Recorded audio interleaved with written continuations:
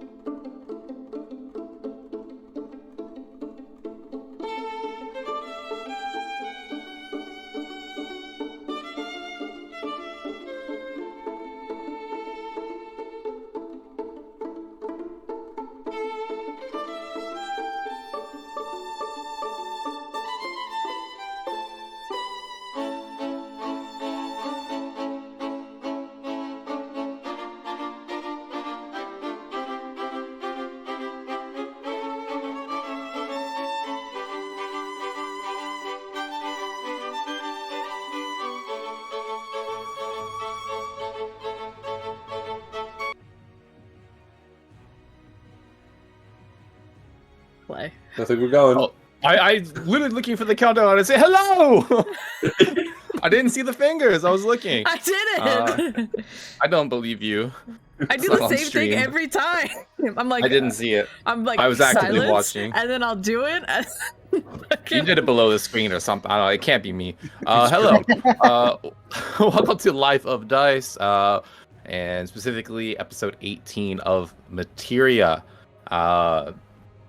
Thank you for watching me awkwardly stare at the screen. Who wants to give a recap of what went down last session?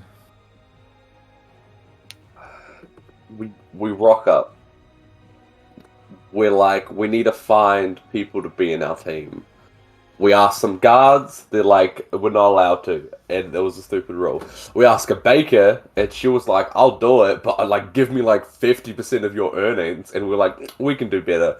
So we ended up wasting our entire morning looking for someone just to go to Lysinta and go with the original plan of having one of the duos join us, until we realized that Sebastian, being completely inadequate in any form of martial prowess, would be better to sideline him and just use both of the teams. Ended up working out great, because you can't bet on a team if you're in the team. Lo and behold, Sebastian no longer in the team, put all of his money on us. So a little bit of pressure for Damon and Nevin to win the thing, but ultimately they did. Elios and E&C also won their finals, I believe.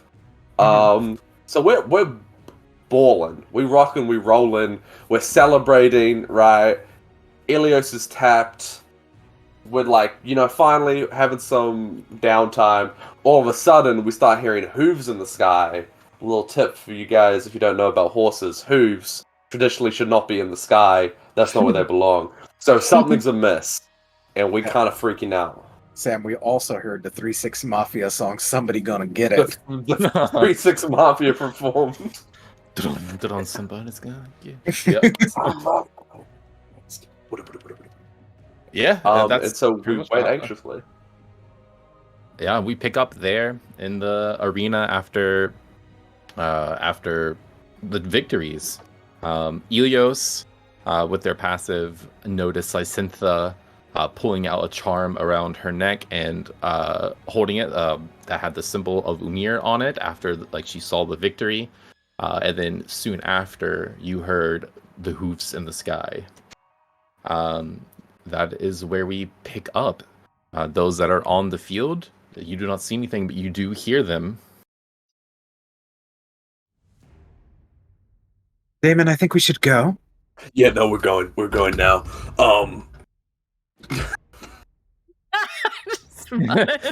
Just start darting out of there. Yeah, Damon's gonna get back on Spyro, and we're going. He's gonna ride up to the kind of side area where Elios and Sebastian are. Oh, we need to go now. Yeah, I just won. We've made 600 gold. Let's go pick it up.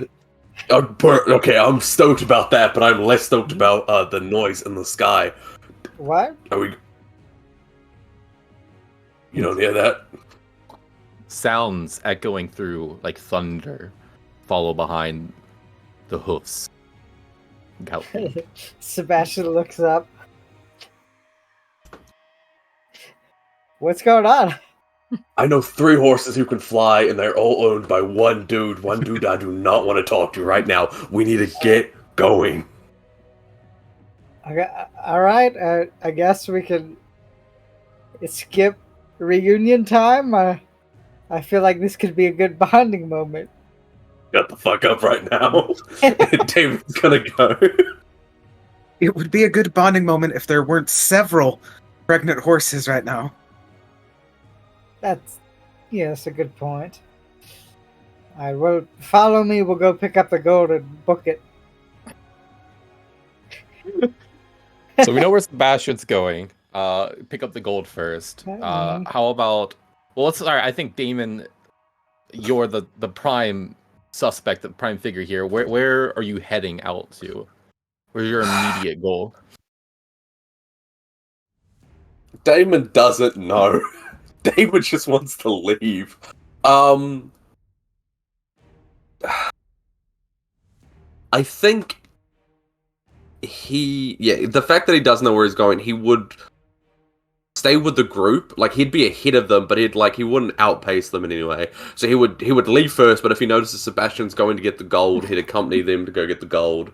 But he's hovering around the group with a general aura of, can we please do this quicker?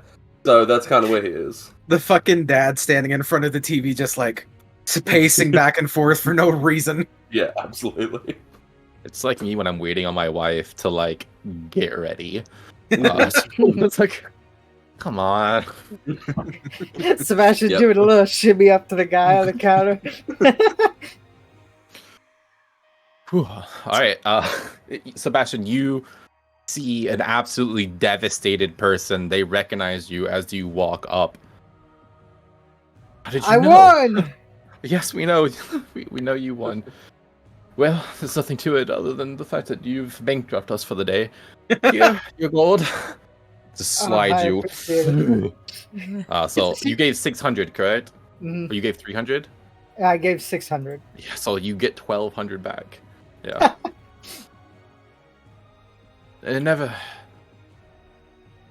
We'll have our eyes on you. Just looks at the group. Yeah, absolutely. Let me tell you, Indigo team is sick today. No, they seemed in perfect form. Hmm. Yeah, let me tell you, C&E were crazy. Throwing those pebbles. Have you seen pebbles do that much The damage? one with the sling Okay, headshots. we're going. David's gonna like okay. move Sebastian. Did Lysintha come with us, or is she still out doing formalities? I think Lysintha does not follow you. She doesn't understand the immediate pressure unless you specifically are like, Lysintha, we gotta split. I would argue that maybe Nevin would be just like, okay, you take care of the formalities and we just book it. What? We're gone. All right, guys, let's get it. Roll out. Again, where do you roll out to? Here's Mayhaps we should go to the beach? I mean, that is another god's territory, so, maybe your dad will stay away? It's our best bet, I think. That's it. This is such a flimsy plan, but it's the Roll best we over have. Can I duck away to cure wounds myself? You can like as you're running yourself. It's like an action, right? So just Yeah. I just don't want to be like noticed by common people healing myself. You find like a moment and just that's totally fine. Also, here's the thing: if the god of oceans and beaches does us a solid, we are going to have to go kill the other god. We're just walking and talking. I just want to state this before we get there. So, as long as you guys are okay with that. I mean, we can... It's either quest or potentially get killed by a horse god. Yes, yeah. Yeah, okay, I'm fine with that. Let's just... How's Spyro doing? Is Spyro stressed? Because I imagine Spyro would be stressed. How's Spyro handling this? Roll me... It's just a straight intelligence check for Spyro. Spyro intelligence check. Hell yeah, what are we looking like on intelligence, Spyro? -4!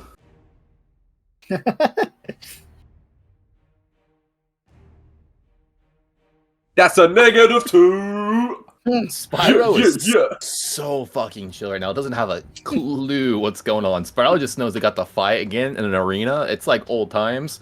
Spyro's just like in the groove. Okay, well, as long as you're happy, buddy, don't worry about it. Alright, if we are going to head to the beach, Dame would like to look over his shoulder above the stadium once they're like sufficiently away. Does he see anything from the cloud? I think at this moment, like in the time that it's taking you to come out of the stadium, you haven't been able to see anything yet, but you do hear like, I keep wanting to say like because of like footsteps, like hoof steps, but I feel like there's a better word, and I repeatedly want to say galloping, I guess. Galloping, sure. You hear the galloping of the horse's hooves. There you go. You hear the galloping of the horse's hooves echoing, and each step, boom, boom, like thunder. Getting closer and closer, like a storm approaching. Oh, fuck, which one's this one? Fuck. Which horse is this? It's not meant for her. I don't think it'd be... Oh, I don't know which horse this is. Fuck. Yeah, Damon's thinking that he's trying to figure out like which horse it is. If this is actually his dad, who is it? And just gutting it to the beach. Yep. You guys start just booking out of the city proper. Lysintha left to deal with, like you said, the formalities of being the team owner anyway. She would be the one who has to deal with it, but you're not there to like, your podium moment, the announcement. You just fucking book before that, so she's gonna have to go through all that. You start heading out, heading towards the beach, going I assume to like a similar spot that you were before, where you had already spoken to one of the gods, right? Yeah, Pookie Nicholas, brother. Yeah, Barab. Mm-hmm. Also, someone said he's like the god of the oceans. He is not that top dog. He's the ocean of waves at best. He's the ocean of waves? Fuck, the god of waves. He's the ocean of waves. He's the god of, the god of waves. Specifically just waves. Like anything that's still, that ain't him. He ain't got no control. Mm-hmm. he's gonna try and take over the god of the sea too. The waves and beaches. Yeah, you use him. His domain is like that area, like right at the shore, basically. That's all he gets. Yeah. But you go there to the shore with kind of what on your end. Do you plan to like gallop into the water and like head towards him? Just wait on the shore for like his and hope for his protection. What are you doing as you get there? Waiting on the shore, hoping like we're on someone else's turf. You can't touch us. Is there like a pier, like a Coney Island kind of like pier, or? There is like a docking area for sure, like where they like a lot of ships and shit go out. So, okay, Nevin's gonna go prone and kind of scoot her way under it, like under the dock. Yeah. So just in the water, in the dock, under the dock, kind of curled up there with all the barnacles on it. Mm-hmm. Sebastian will follow suit, except he'll have Kilgore up in the sky, looking towards the stadium, watching. So I think what happens is you guys like enter underneath one of the piers in the water, hoping for Brob, your bro, Pukashel homie to lend you their assistance. As you look through Kilgore's eyes at the stadium, you see like clouds like getting darker and darker and moving, and you see like a silhouette in the clouds of a horse galloping. As like lightning begins to streak, it like lights up and you can see its outline with another figure riding atop it. I'm gonna be yelling this out to David. Fuck all of you for saying my dad wasn't a cool god, alright? Fuck all of you. As some time goes by, I'd say a good 20 minutes as you're there in the water, it seems like the scale of like this is so enormous that like what seems close is actually quite far, and as it moves like at the pace that a storm would, after about like 20 minutes or so, it kind of gets above the arena, which is far enough away that you couldn't see with your own eyes, but through Kilgore it's not too much of a problem up in the sky. And then one final flash, and you no longer see the figure residing within the clouds as a bolt of lightning strikes down to where you know the center of the arena to be. Oh fuck, guys, my dad's here.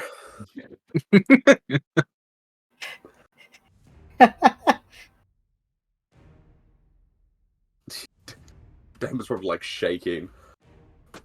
I'm sure we'll be fine. He thinks I'm dead. He thinks Spyro's dead. I'm pretty sure he'd want me and Spyro dead. Here, hide in the sand. This is embarrassing. You guys are literally like hiding. Going prone. Yeah, we just got done with a fight, and we took a little bit of damage, so I don't think we can handle a god right now. We couldn't handle a god when we were at full strength. I know, but Nevin, it's so embarrassing to see you down there talking up to me. Hey, I'll take being embarrassed over being dead. Listen, this is as good as cover as we're gonna get. Mm-hmm. On the off chance Damon gets smited, I'll be over here. Yeah. Fuck. We're just gonna see a lightning bolt come, crack. My dad is a fucking Versatrix. I don't think he could smite people. Did you just see that lightning? Yeah, no, you know what? Saying that out loud. Do we ever think that's the horses? And he commands the horses, which means he's higher on the pecking order. And I'll say this to you, Damon, as you were like scrambling around in your mind, like, I don't think it's that horse, I don't think it's that horse. You don't remember your father ever having a horse with lightning-like abilities or storm-like abilities. Oh, guys, he's got other horses. Fuck. He's got more horses. I thought there were 3. There are more than 3. Oh fuck! There's like the cloud one, and there's the moon one, and then there's the night one. I don't remember there being a lightning one. So does that mean there could be a sun one too? Listen. He stole these horses from a god, and the god had 3 domains. There were 3 horses for each domain. My dad got a little bit angry that he was the horse god, and another god had fucking horses, so he stole the horses. So the horses align with abilities from another god's domain. So fucking, if the sun god has a horse that my dad stole, then fucking maybe.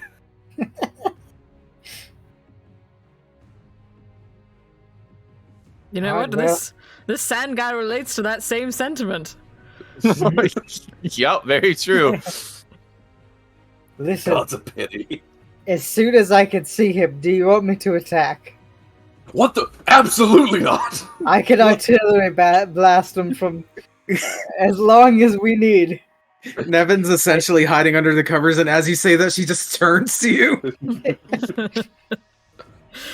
How about you just go eavesdrop? Don't you have your device, your little contraption owl? Kilgore will be murdered the second the god senses his presence. I mean, Don't I let him can't. I sense won't. his presence, Sebastian. Be better. I don't. He's just. He's a mechanical owl.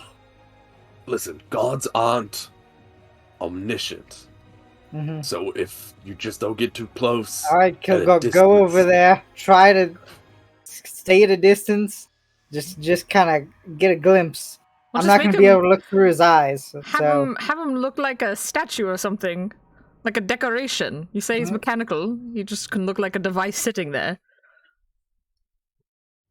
Yeah, I just get within sight range, Kilgore. That's all you got to do. Don't get any closer. And then report back to me. Yeah, I would say take some time for Kilgore to fly back and to you and getting, close enough range to communicate. What Kilgore witnesses... Go ahead and roll me a perception check for Kilgore's. Well, it's going to see something no matter what, but...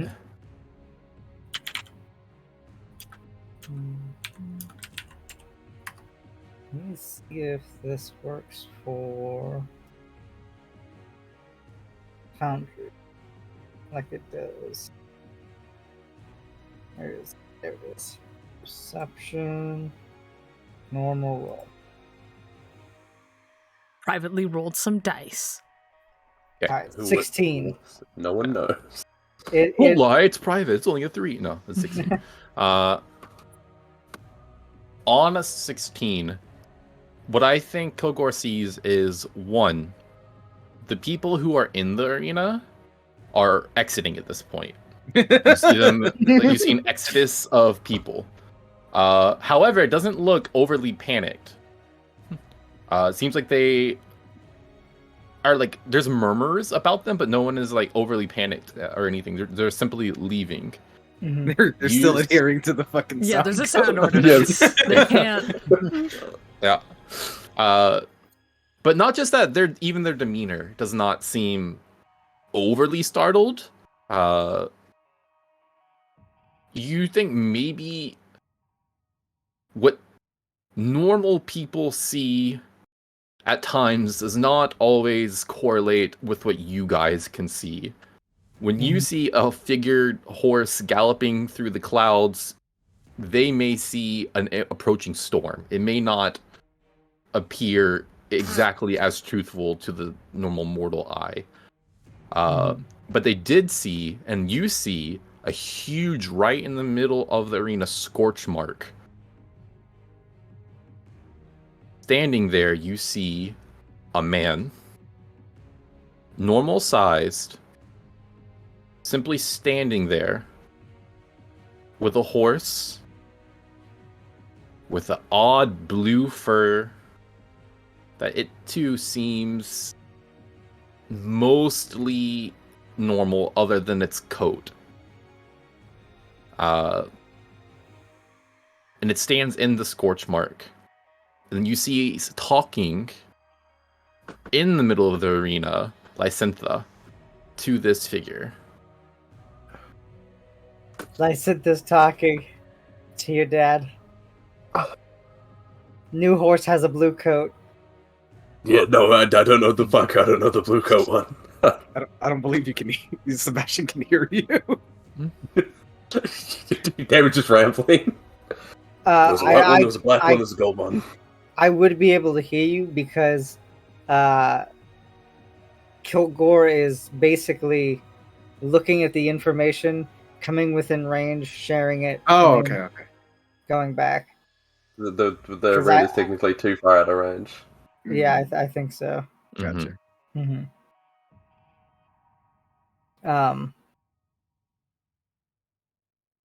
So we'll just hang out on the beach, have a beach day until this all blows over. I keep sending Kilgore back. Nevin kind of like scoots further under the dock. Why is he here? I mean, Sebastian will get out and it was a horse event. stand next to everybody. To be fair, I mean, if ever there was a place for him to show up. My dad doesn't get out of his fucking mini plane for every fucking chariot race. All right. And I will say, just to describe a little bit, the man that you saw, Sebastian, an absolutely hulking figure. Like, even though they took on like a more or less normal humanoid scaling, they probably stood nearly 7 feet tall, with just fucking massive muscles. The second biggest person that you've ever seen, like only less than Cingar, who is literally the god of strength and has a magical belt that makes him stronger. So you see just an absolute like fucking pile of meat, standing in like thick, heavy armor, like helmeted. You can't even like really see their face, though you can see their arms, which are uncovered and just like bulging. God, your dad is jacked. Yeah, he is. Yeah, he's really big. Oh, fuck. Why? What does he do all day? What does he do all day? He doesn't tend to the fucking horses. That was my job. Although since he killed both of his fucking stable boys, maybe he took over that job. I'm not sure. Or maybe he's just as strong as a fucking horse. That's kind of his thing. Yeah, I mean, get it, I guess. How many horsepower do you think he's got? I've never heard of that before in my life. You have seen your father run. He's quite quick. It's like he's quite quick. And as you imagine that, you see now.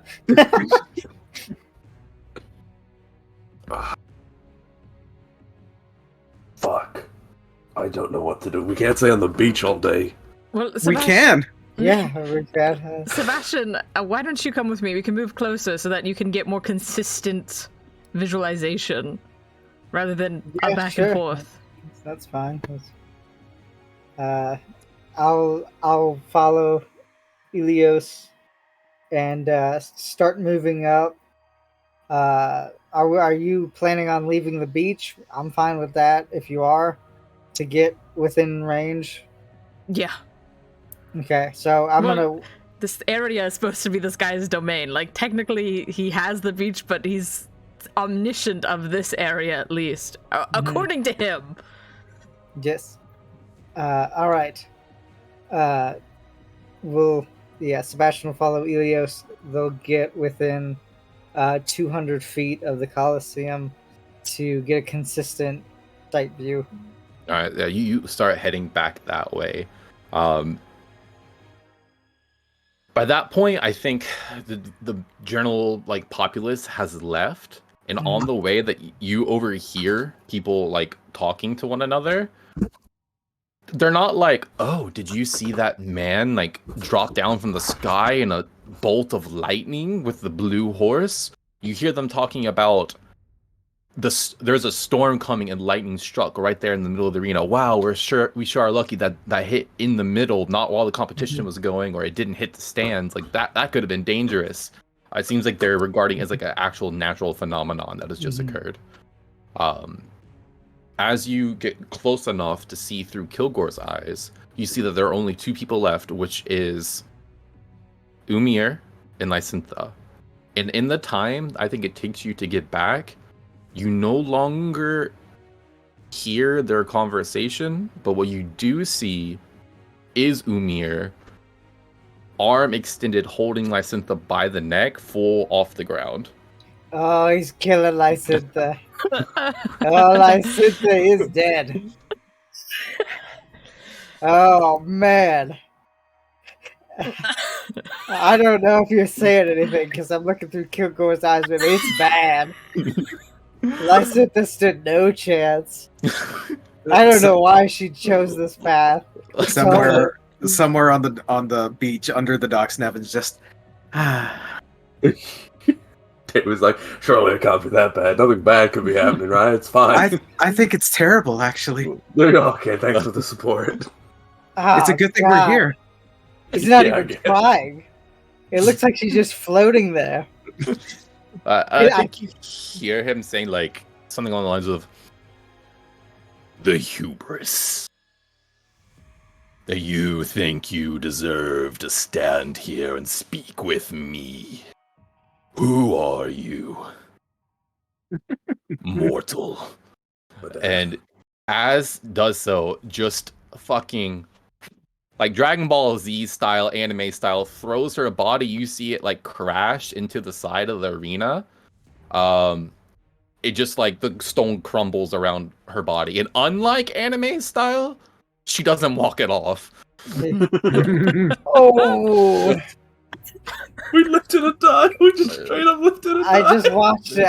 I'm pretty sure she's dead. She just got thrown against that wall. That wall crumbled like paper. But that's stone. Oh god, it's all bloody too. Oh, she looks rough. She's not looking good. Oh god, and she's crippled for sure. No chance she walks out of this. She'll never ride a horse again. Her legs look like spaghetti noodles. It's a good thing Damon isn't here to hear all of this. I'm sure his empathy would get in the way. Right? I cut off connection for that 1 second because I knew you were about to say something like that. No. This is a little bit humorous. I don't know what she expected. Yes, same. This is a terrible idea. I mean, you reap what you sow, I guess. Mm-hmm.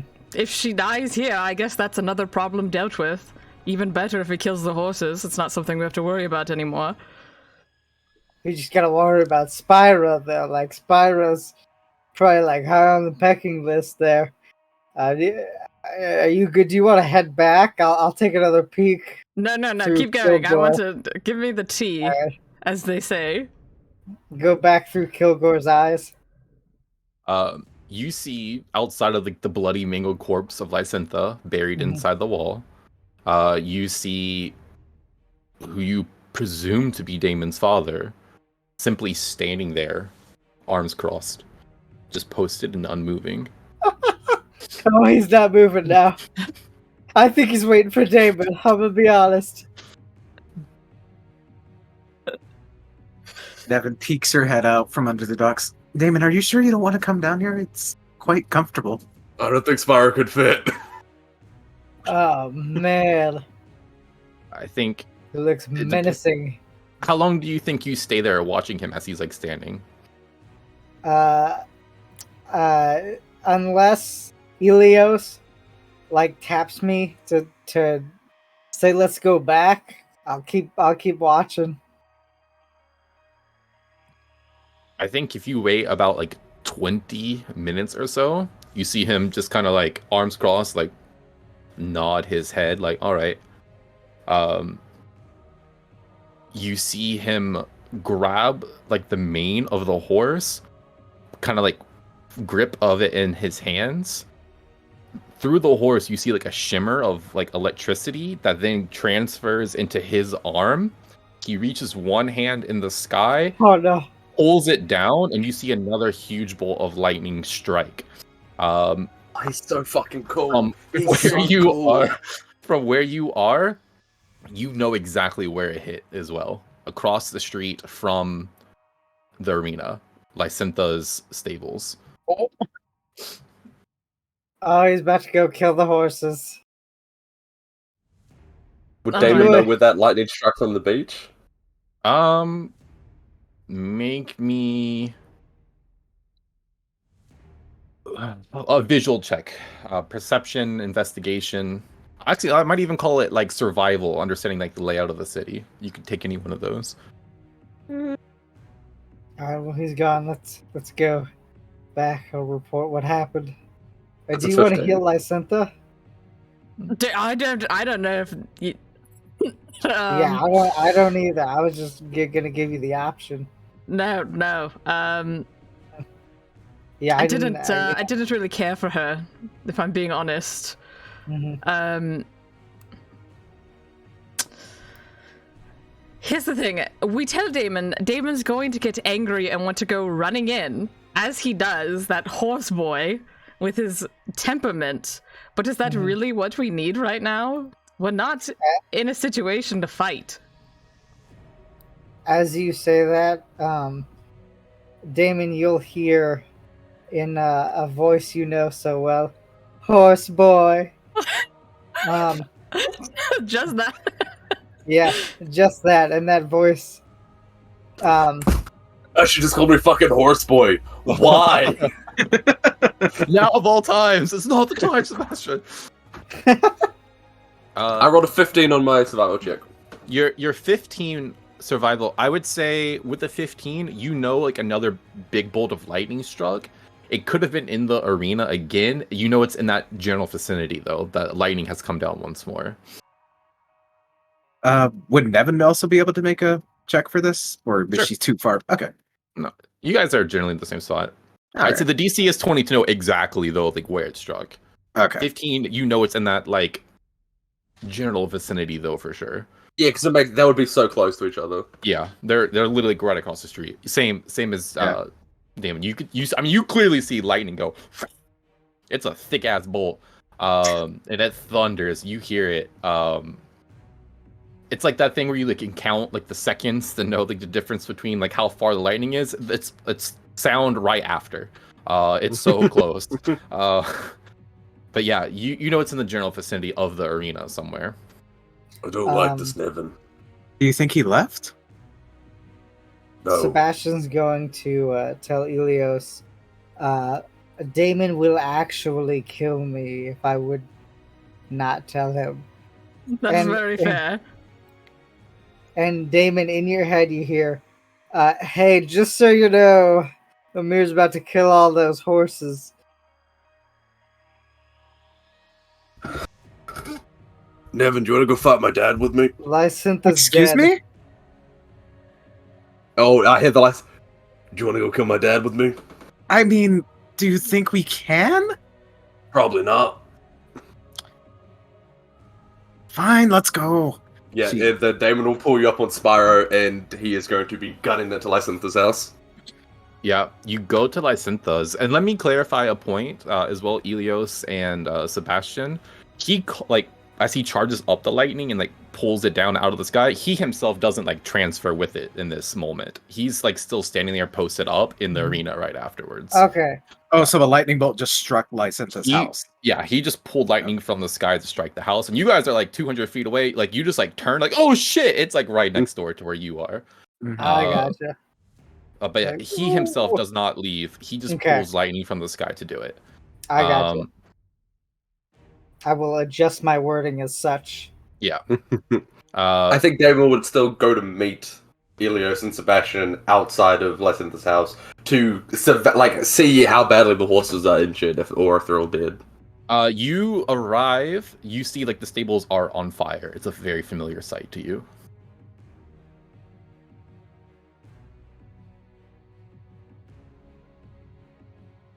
You guys are the magic ones. Can any of you fix this with magic? Damon, I am tapped. I can't do anything right now. Okay, and Damon's just gonna run inside the burning building. as you get closer, you see like this building. It's made of wood, like a huge lightning bolt struck it directly. It's ablaze.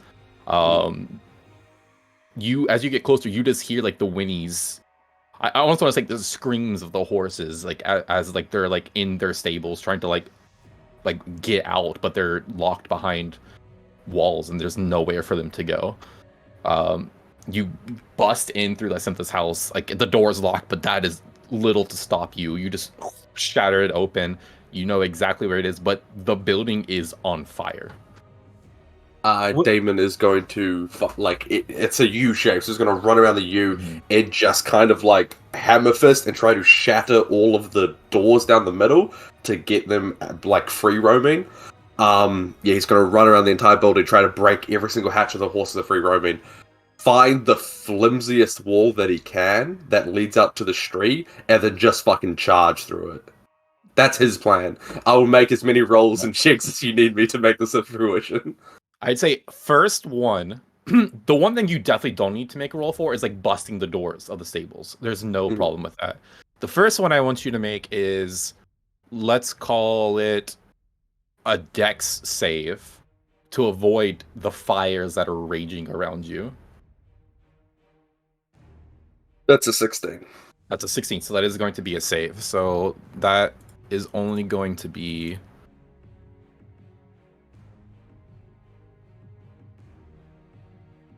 That is only going to be 11 points of fire damage as you get burnt, like running through there.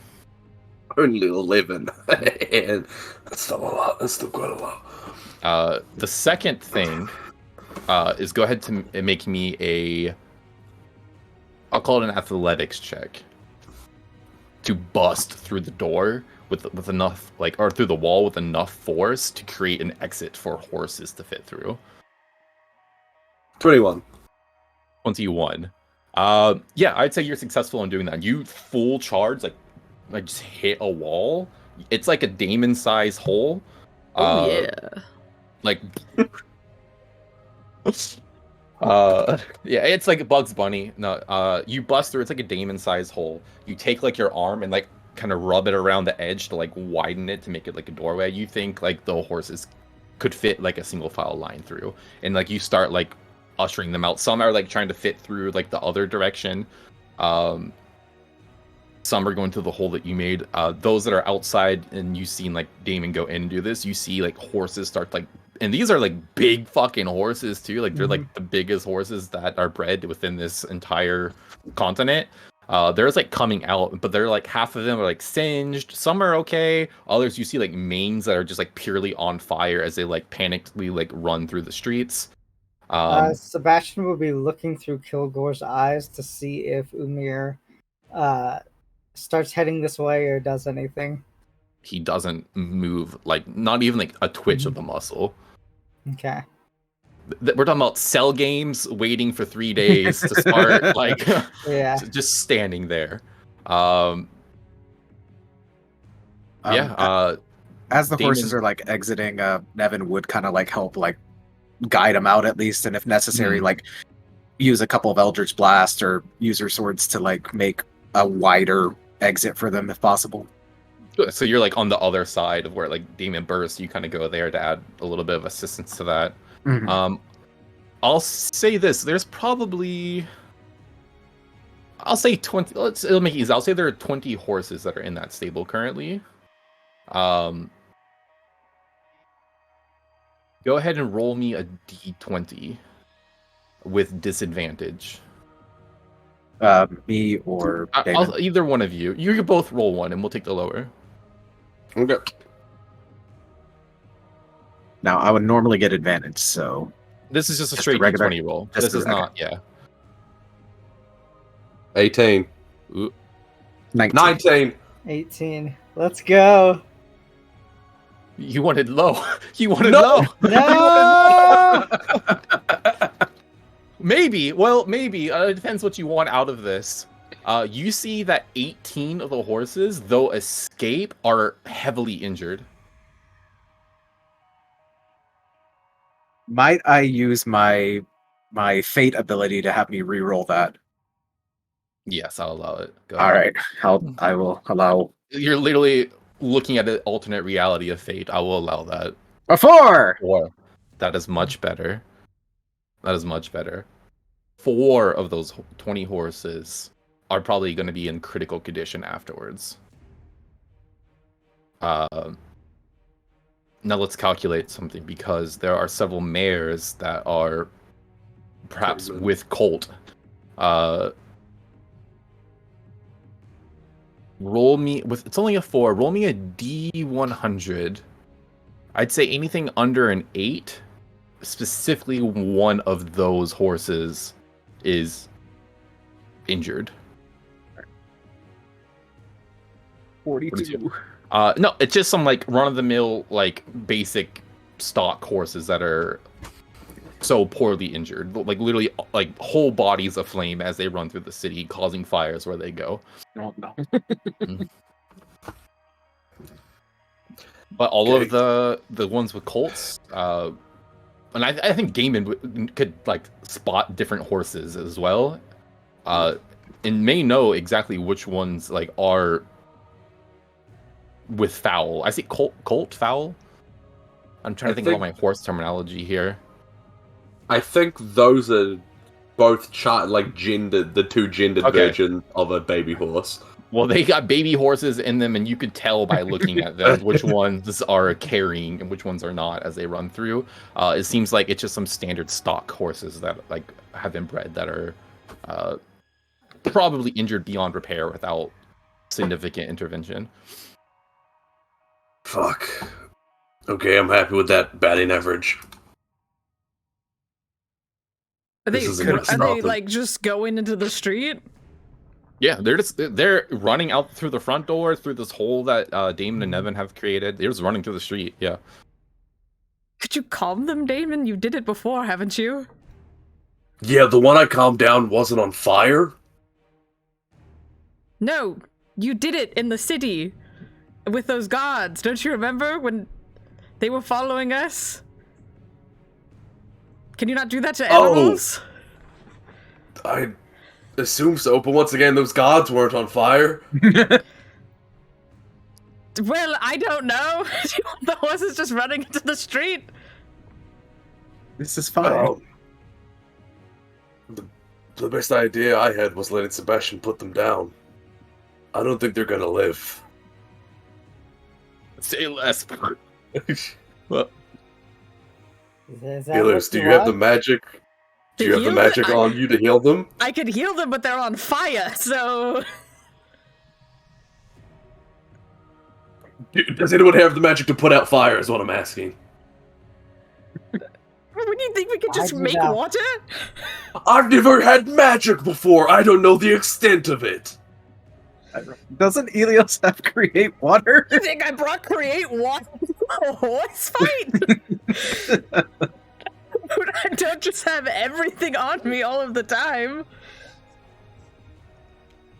Damon, I will end this suffering if that's what you wish.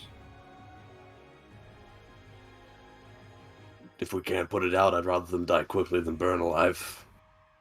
Okay.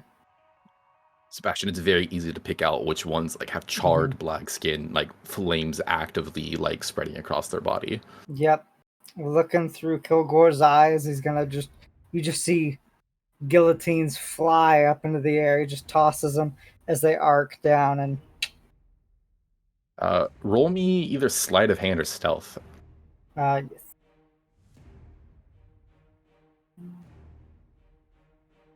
Actually, I think... I'll say with advantage because there's a huge fucking commotion going on.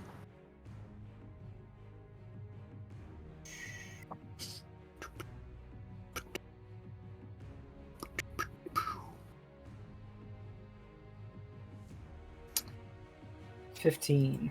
15, okay. Yeah.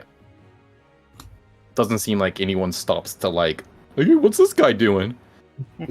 I think they're much more distracted by the like fire that's raging, and you also start to see like normal citizens grabbing like buckets of water and stuff. They're like, shit, like we can't let this fire spread past here. Mm-hmm. And then after doing that, gonna look back. We'll just keep an eye on Umir. Getting ready to let anybody know if Umir is moving towards us or is about to strike again.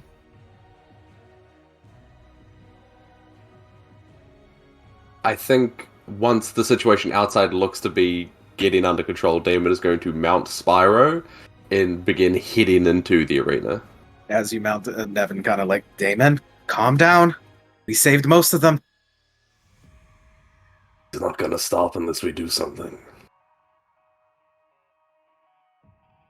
Nevin's going to look to the rest of the group and just be like, she's going to climb up on the back of Spyro and look very upset, but she's going. I can ask him just to leave.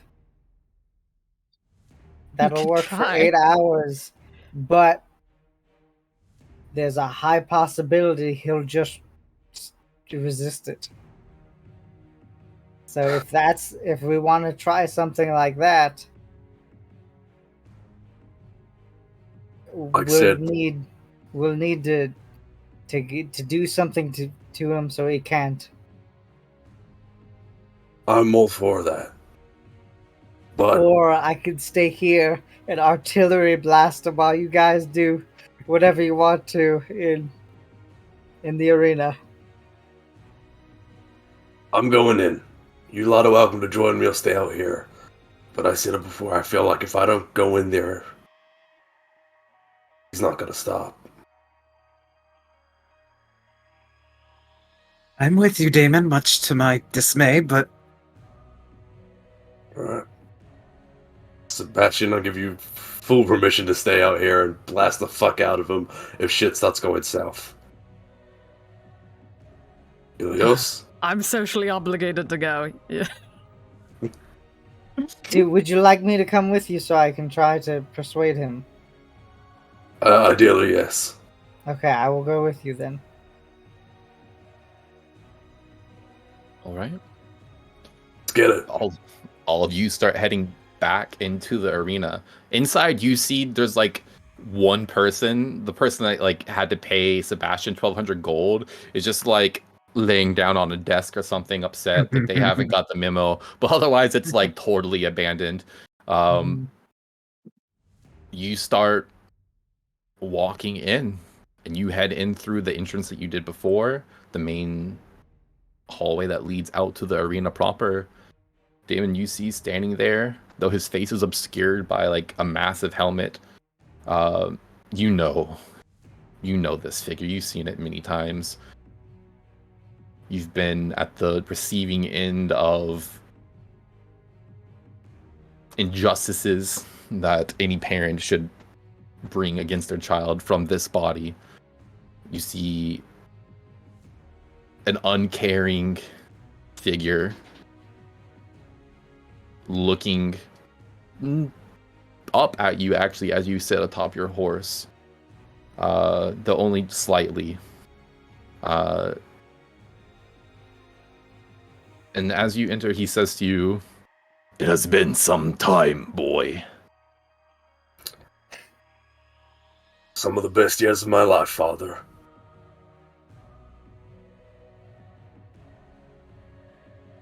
It seems you have been busy since you left. I guess you could say that. Things have been getting pretty busy in general.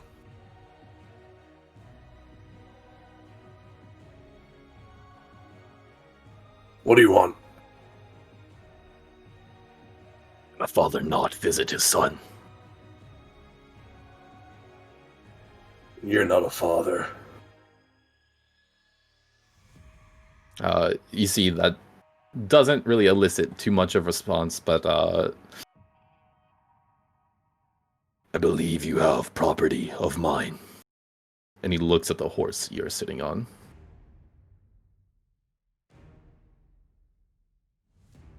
I think you are sorely mistaken. I don't Last believe night- I am.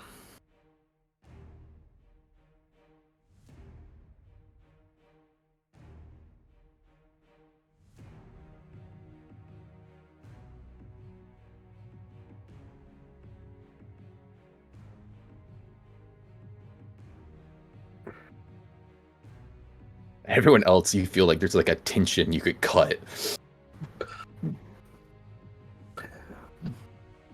I remember you tried to kill me and this horse. What changed? You assume I'm not here to do it again. If you were, I wouldn't. You assume you'd be so polite as to ask for it back. I will not be asking for anything. But boy, you have made a name for yourself. Word spreads. Champion of Versatrix.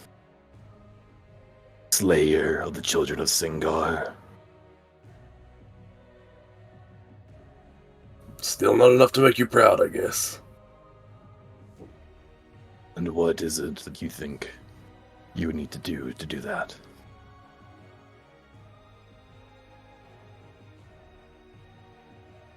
I think what I discovered is not exactly what I need to do, but rather that I don't want to do it at all. Now, if your plan is the same as it's always been, I'm not letting you have this horse, Father. You can come and take it.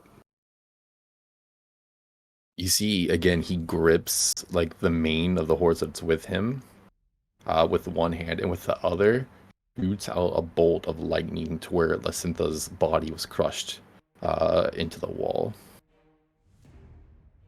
You know what happens to those that displease me, do you not, demon? Experienced that displeasure for many years. If you will not give me the horse, boy, then I will take it.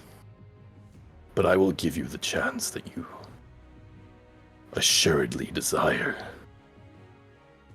You and your compatriots here, for I know you are not strong enough to stand on your own 2 feet.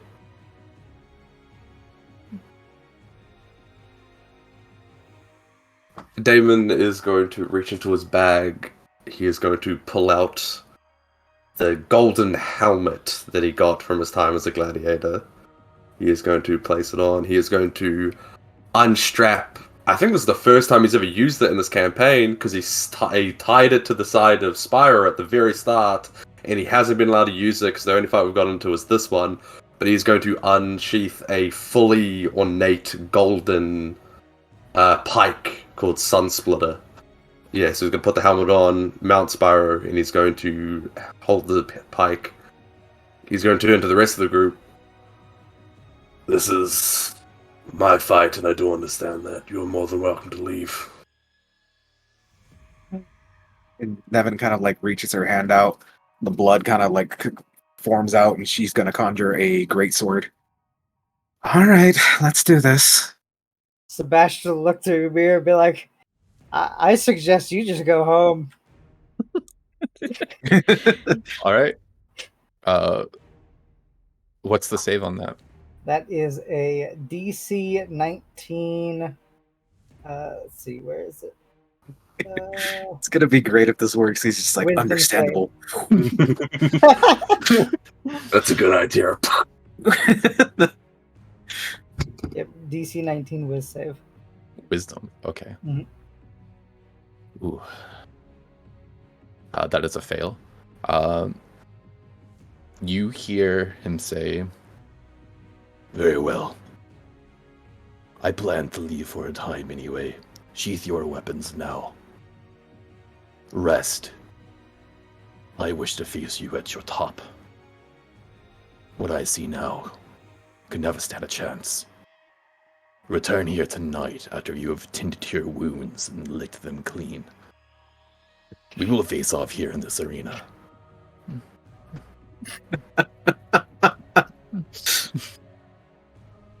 It's Sebastian's like, Just the PogChamp face. Yeah, Damon's going to sheath Sunsplitter and stay atop his mount. Damon, you see he mounts the horse in an incredibly like fluid motion. almost too big for this horse. But as he does so, you see it like charges with like electricity, and his form begins to expand again to about not like huge, but about like 3 times the size that it was, and the horse as well. He's too I will big see for the you then, horse, so boy. he's side saddle. Yeah, His legs are just Sure. kicking as the horse is going. it's not. It's like one of those like little stick horses, you know, like so his feet are on the ground as he's mounted. He's got to pick his knees up to sit properly. No, but the two of them both begin to like grow, and then as he's like again gripping the mane, like the electricity like flows through him, and then with a bolt into the sky again, followed by like a loud booming thunder. All right, Elias is gonna head over to Lysintha. How buried is she? How is Elias strong enough to pick up this rubble, or? No, absolutely not. Damon. You turn over, Damon has taken his helmet off and is like vomiting in a corner. Put this shit together. Get over here. Damon run over. Okay, she's Damon's like, I peed. I shit my pants. Good thing I don't wear underwear, it's canonical. Yeah, no. There's just a pile. Damon will start lifting the rubble off of Lysintha. You see that there are several pieces of Lysintha in various areas, charred by the lightning strike, busted apart in the rocks. It is a mingled bag of organs and shards of bone. A pile of Lysintha, if you will. Mm. You can't fix this. You can't fix this, can you? No, not really. Nope. Damon, I'm gonna be real. This sucks. Yeah, it does. I was so stoked when I got to leave. I was so stoked. Guys, I did that. He's gone because of me. I did that. You're welcome, by the way. Yes, we're very thankful, Sebastian, but we have an elephant in the proverbial room here. He's coming back. At least we'll be in a better spot. Maybe I could just ask him to leave again. We can't live in a continuous cycle of him showing up in the morning, we suggesting he leave, and then go about our day. Are you ready to fight? No. Understandable. Tell me when you're ready. Just let me know, guys. All right. First things first, Lysintha is dead. Unfortunate. Real dead. We should take our horses. We can try purchasing a boat large enough to keep all of them, and we can try transporting them to our homestead. I believe I got 4 spaces left in my stable. How many? We can make more. Are we taking all of the horses? We can, unless Might at as least well. the pregnant ones. We can at least keep the ones with children, and the others can run free. Yeah, that's what I'm thinking. This is a desert, though. They're gonna die. Someone will take them in. That's like if you just saw a horse galloping outside your house, you're like, fucking free horse. You know what I mean? I don't think they're exactly gonna have a problem finding Oh home. yeah, let me just go out and tame that horse. I was thinking No. more we could send them to the homestead, keep the pregnant ones, and send the others away where they're a little bit safer and not in the desert. Who says we need to definitely send them away? We could just sell them. Do you know how We much could. profit we can make off of that? First of all, no one knows Lysintha is dead right now. We can take advantage of that. B, we are part of her team, so to some degree, we seem like we hold somewhat of an authority to her business to some degree. There is that one guy that worked for her, but I'm sure we can use Sebastian to like mentally command him. Damon, did you save him, or was he still in the horse room? Was he in the horse room, Clay? You didn't see him in the building. I didn't see him. No! I sure hope he got out. I don't think it was working today. It's fine. He's Regardless. he's only there to watch them fuck, right? Like he's not a stable hand. We're He's fucking a specifically- full-time job. He does he does clean up the stables and stuff too sometimes. But you think Okay. there's probably a good chance that he was in the like arena today. Okay. Like your But- team was actively participating in the thing. You assume he was probably helping behind the scenes with like getting the horses and things like that done. Yeah, God, so did you guys see how big those horses were? I had to clean their shit. I need you to comprehend how much shit that is. Proportionally. It's a lot. It was heaps. all right. Well, I mean, listen, Damon, you're the horse boy. So what do you want to do with the horses? Okay, if we can spend today arranging transportation back to Archimedes. Is Archimedes a bay city? Yes. You can't access it by ocean, yeah.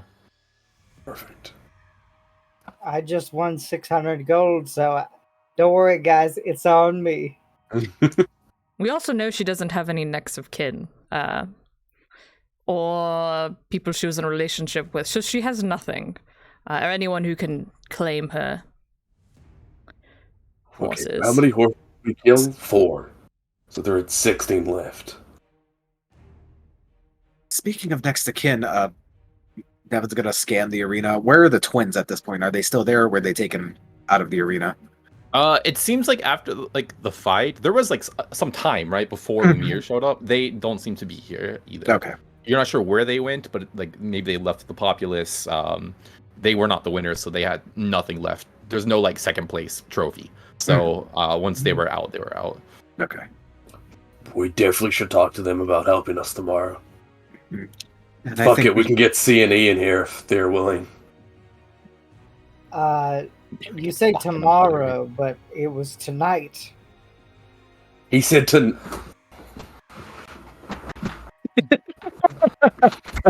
We're going to rest and recuperate and then fight him. Do we have enough time? Okay, this is like more a question for the DM. Do we have enough time to organize transport and then sleep? Or do we have to like sleep now and we're gonna wake up and act like and it's fight night? I'll say you have like an hour of wiggle room. You have time to do one major thing. Alright. If you plan to fully rest. Do you Okay, need to you long three- rest? Or do you need to short rest? No. Because you have 2 warlocks and a fighter. Don't you get your stuff back on a short rest? I get my Are you- stuff back on a short rest.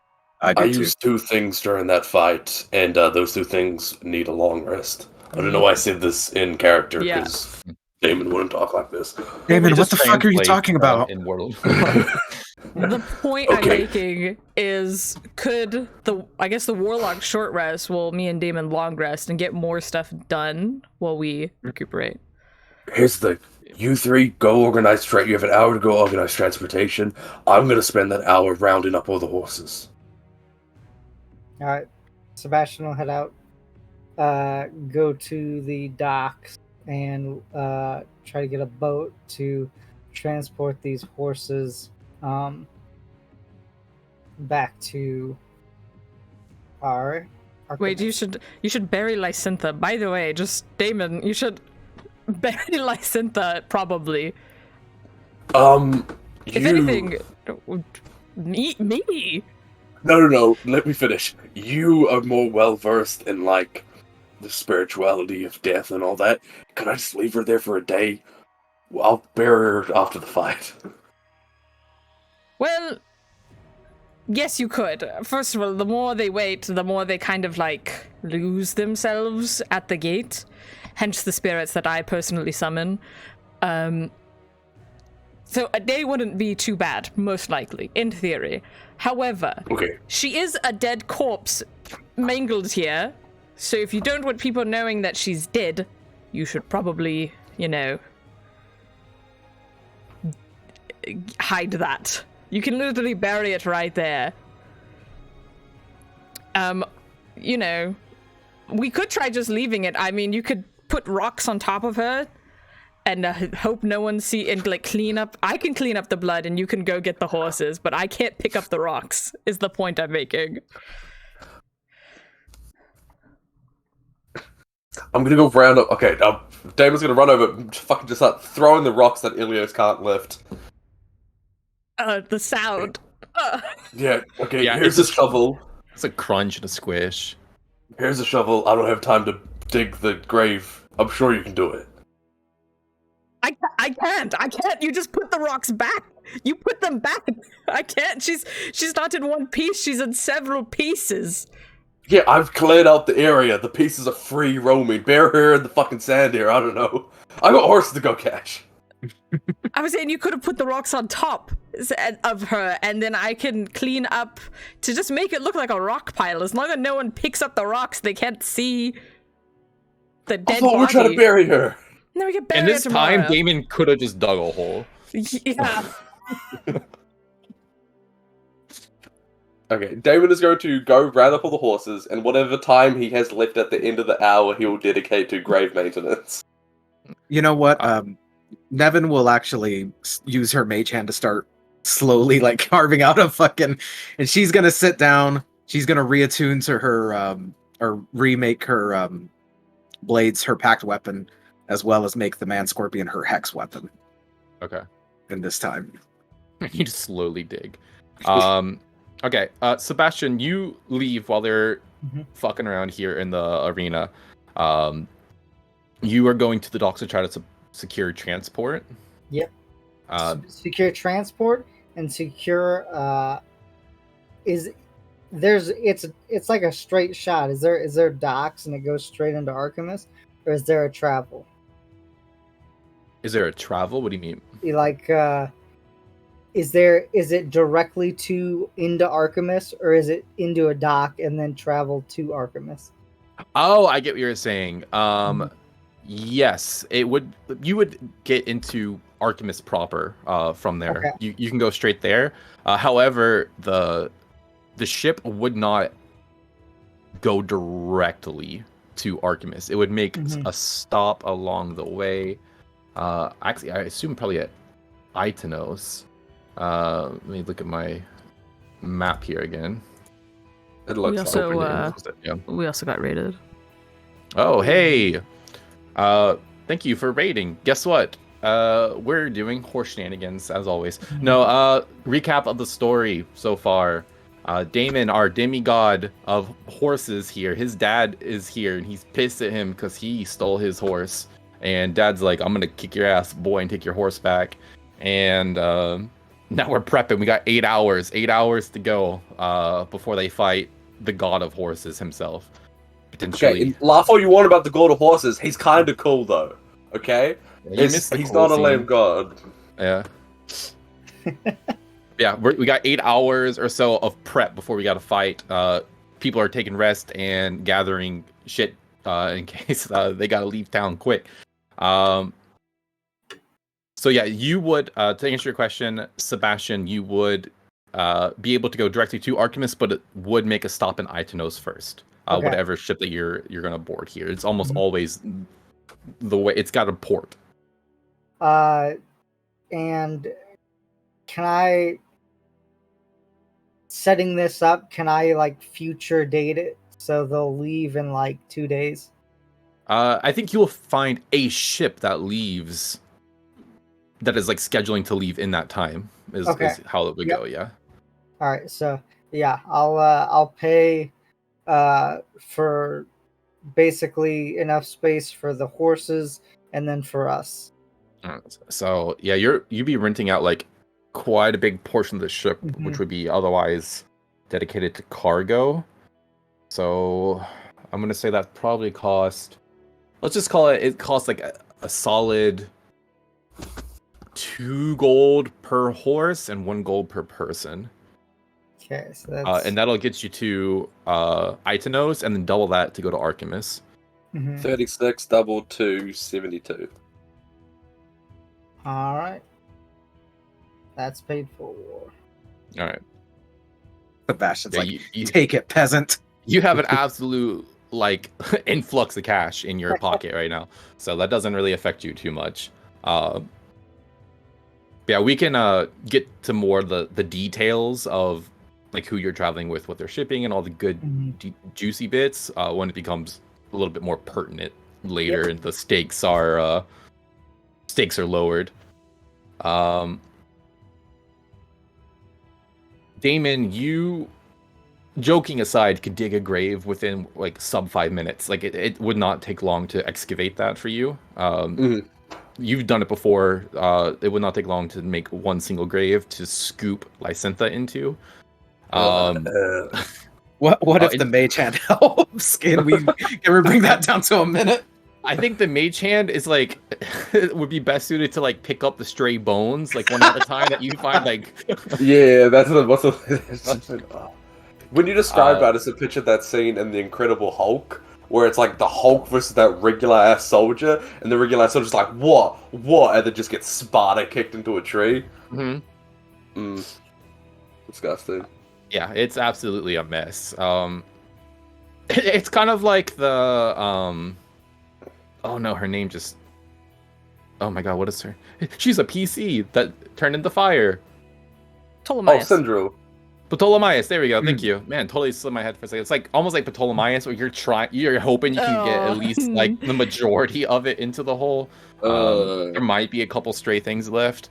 Okay, Toys. Damon's gonna excavate that in like 5 minutes, and with the help of the mage hand, get the majority of the chunks into the grave. And that time as well, Ilios, you see like the blur of a dartling come to take Lysintha's soul away. What did I tell her at the table? All of that money, and she died. She literally died like 2 days after I met her. Yep. What does that say about you, though, Elio? I literally told her, I'm like, hey, my dad doesn't like these horses. He's probably gonna kill you for these horses. She was like, that's a risk I'm willing to take. Then she fucking walked up to my dad, like, hey, how's it going? And Elios, you saw her grab the amulet, like actively grab the amulet. And you sure know, did. like, a way to like gods are not all knowing. They don't see all, hear all. But when someone is like directly like calling to them, praying to them, they get like a little, I know what's kind of happening here. And they can kind of listen in when it's pertinent. So I don't know, a little something was going on there. Yep. Okay, I got 16 horses to round up.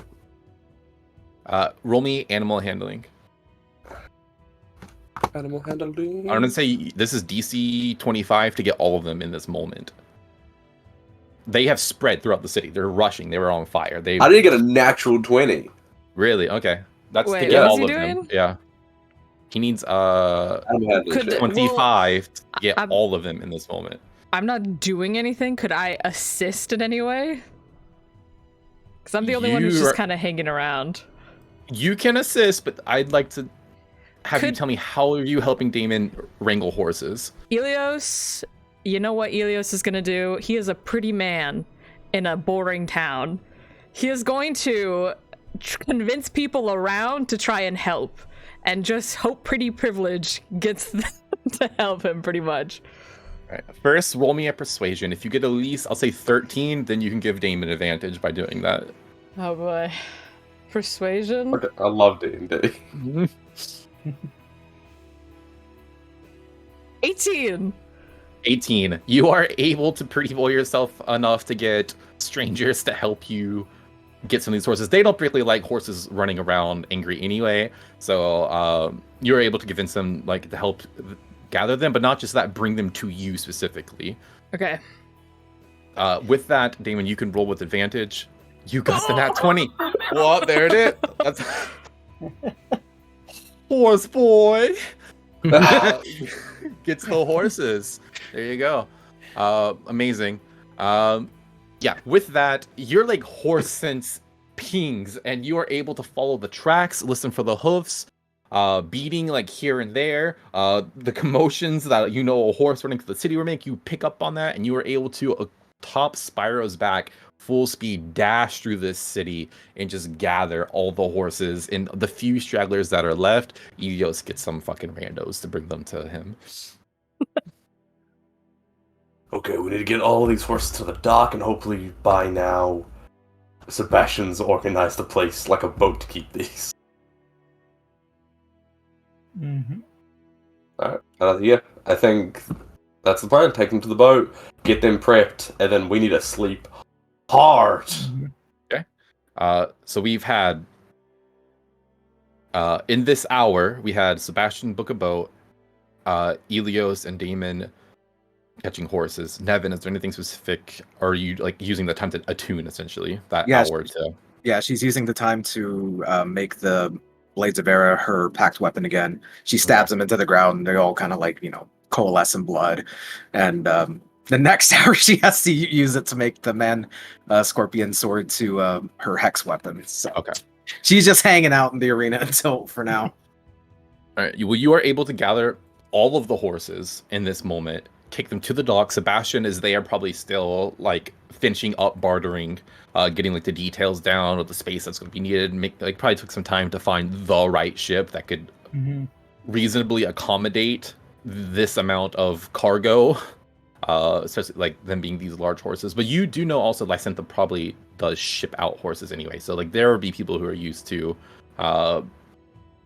dealing with that, though maybe not this many. But yeah, you are able to get the horses there, load them up on the ship. I'd say you probably have to pay them like another like 5 gold or so to like keep the horses for the 2 days that you're gonna still be here. But that's all taken care of. That leaves Damon and Elios. If you're gonna rest, you gotta go rest somewhere. What in Lysantha's house? Did the whole house burn, or was it just the stables? After like the commotion dies down and like the people of the city put the fire out, there's like the shell of the building remains, but it was a wooden structure largely where the stables themselves were, though the house part itself was more of like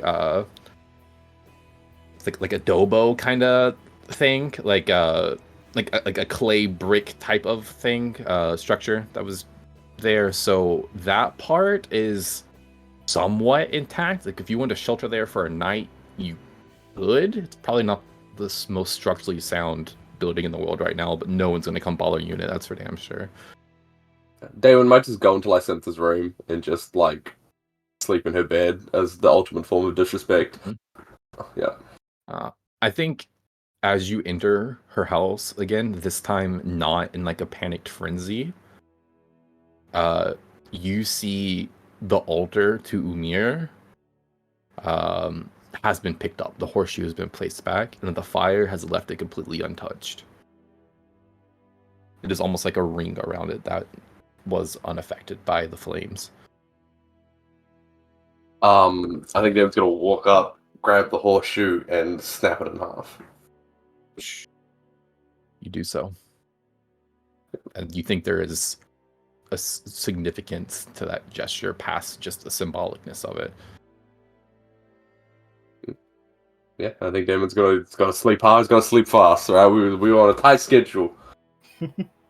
Well, I don't know if Elios wants to sleep in a fucking burnt out shack. He'll go to the library. And is the person that he paid off working? Or is it a different person?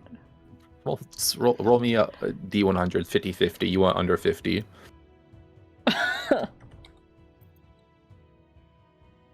25? Yeah. All right, I'm really, just gonna... nice to see you once more. Yeah, I was looking for accommodation. As a fellow scholar, do you perhaps somewhere I can stay just for the night, for a few hours? Just for a few hours? What is it that you're wishing to do? Sleep for 8 hours straight. I just won the, tournament and... Well, if it's accommodations that you're requiring, you may take one of our armchairs here and rest. Or if not, you could always come back to my home. I'd be more than happy to put you up for the night tonight, I suppose. I can just sleep here. You sure no one's gonna, steal my stuff? Can't guarantee that, but we live in a pretty safe city. You know, I don't have much on me anyway. I'll just sleep in here. I quite like libraries. Yeah, it's got that old book smell. Yeah, they just have like armchairs, like really comfortable armchairs, like here and there that you could sit in, like upholstered and full of like animal fur.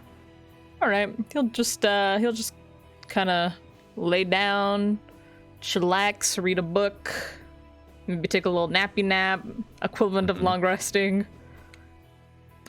Yeah. I gotta Which It's one? probably Nevin? not like a full deep sleep. You guys, you nod and you enough to like replenish your bodies. Yeah, Sebastian is at the docks wondering where everybody's at. Like, I just bought spots on the ship for us so we could sleep. That's. I mean, they would have brought the horses to you, so like you would have seen them. Oh, They did bring the well, horses there. Yeah. Well, I assumed everybody, or I would have. Sebastian wouldn't have told them. He would have assumed that they knew buying enough like space on the ship for all the horses and us to travel in 2 days, that there was going to be somewhere for us to sleep. So he wouldn't have said anything. But yeah, he'll sit there and be like, okay. And I was like, I will. While Nevin was doing her own ritual thing, I imagine I could have taken a short rest while that was happening, right? Yeah, for sure. All right. Yeah, she would go to the docks actually, and go up to Sebastian and be like, where's everyone else? I don't know. I assumed we were all gonna sleep on the ship. I bought tickets for all of us. Did they think I was just going to send the horses by themselves? Okay, well, all right, let's go to sleep, I guess. So much. I'll say if there's anything else that the warlocks are doing, if you're not long resting, you have a chance to like get one more kind of thing done before shit hits the fan. Okay. Go ahead. I'm still thinking. Okay. Only thing Nevin would do is she would she's actually going to leave Agni and Rudra on the ship. Tell them this is going to be dangerous, so you two stay here. And she'll leave them there. Yeah, you got to pay for space for the wolves as well. I totally forgot about that. And then also, you guys have your own horses and camels. What are you doing with those? That's fair. Yes, that is fair. 4 more gold for both horses, and then 6 more gold for the war horse and 2 camels. And then for the wolves as well. Mm-hmm. Mm-hmm. So 2 for wolf, 2 for wolf, 2 for horse, 2 for camel, 2 for camel. That's 10 gold extra to take. I'll pay for the wolves since obviously, We'll just sell the camels. I don't think we're going to be fucking needing them outside of the desert. Yeah. You're going to take the time to find a buyer? We're not going to sell them right now. I figure Okay. we'll just... We can do it tomorrow. Assuming we survive. I got a question because Elios got to see the blue horse, right? Yep. Could he? Does he like recognize it from anything he's read, or? Or like, I mean, would he know what species? I mean, technically it's a horse, but like, does he have any idea of like what it would have been as he's laying there thinking about this horse? Roll me Arcana or History. Okay. A 24. 24. You heard Damon say, Damon actively said this, that there are 3 horses that are like the domains of a god. Just earlier Damon said this, right? So you know that there's like the sky, the moon, and Night. Night. Thank you. And that it comes from the specific god Ayano. Okay. This horse very clearly had some sort of elemental power as well. Just like the other 3 horses, this one also very clearly has some sort of elemental affinity to it. Seems to be lightning, as Umir was able to channel its power to call big bursts of it. And you know specifically there is a god of lightning who is a child of the gods Cavil and Iano. Okay, so Elios knowing this, would it be a wrong assumption for him to assume that this horse, its original plane that it's from, is most likely not the material? Probably its original plane would be the elemental plane? Almost definitely its original plane is elemental. Okay. That's what I needed to know. Thank you. I think I know where that's going immediately. What do you mean? But yes, its original plane, where someone to try to send it home, is the elemental one. And you can assume though that for somehow this is related to the god A3. Okay. That's all I needed to know. Thank you. Guys, okay, so that being said, keep in mind, not only is this horse lightning based, it is passionate as well and likes feast, because those are the other two domains. So watch out. It's a very passionate horse. That or there's 3. Oh, that would make way more sense. So there's a lightning horse and a really passionate horse out there somewhere. And the one that just fucking eats. Everyone's just fucking hungry, dude. Quick point of order. Umir said he's going to be back at night, so I'm assuming that's after the 8 hours for suggestion, right? Yes. Okay, so Foresight would be gone by that time, right? Correct. All right, just good point of order. You have the option, if you're not doing anything else, you could have done a long rest too, though you would not have had 2 hours for different attunements. So that's a you call how you want to play that. I'm going to attune to both. Okay. So, Foresight will be gone. Foresight will be gone. And then since I'm just taking a short rest, you know what? I'll go sell the camels. Go find a camel buyer. You can find a camel. Those camels are needed here in the city. Though there hasn't been a lot of travel lately. Like, people use camels around here more than horses, for sure. What does a camel sell for in D&D? Is there an actual price for camel? Probably. I think so. I think there would be. It's just gonna be 50 gold. 50 gold for a camel? Yep. I'm gonna try to haggle it up to 75. Okay, well this is so what I'm gonna say is they're not gonna give you 50 gold. You're gonna buy it from like a horse seller for 50 gold. Someone who's buying a horse like off the street. It's like a used car, right? Like you don't pay the sell price. So they're gonna default pay you 25 gold. Roll persuasion. Anything over 10, I'll say, is the difference per camel. Okay. Here we go. This is my thing. 18. Okay, so they'll give you 25 plus 8 per camel. Okay. 33. Quick math.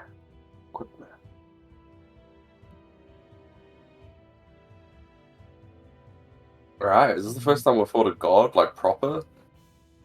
It's gonna be... You had a faux wrestling match with Johan, but Your boy Johan. Not everyone was like full stops, like kicking ass, you know.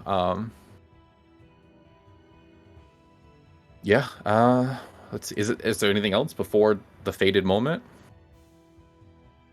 Nope. The one quick last thing, if possible, Nevin would try and find the twins and see how they're doing. Yes. You go to the estate where you found them, and you find them like themselves are like essentially taking a short rest, like tending to the wounds that they received in battle. They see you approaching, and they kind of look at you knowingly to an extent. They understand a bit more than the common populace what just went down. Okay. Let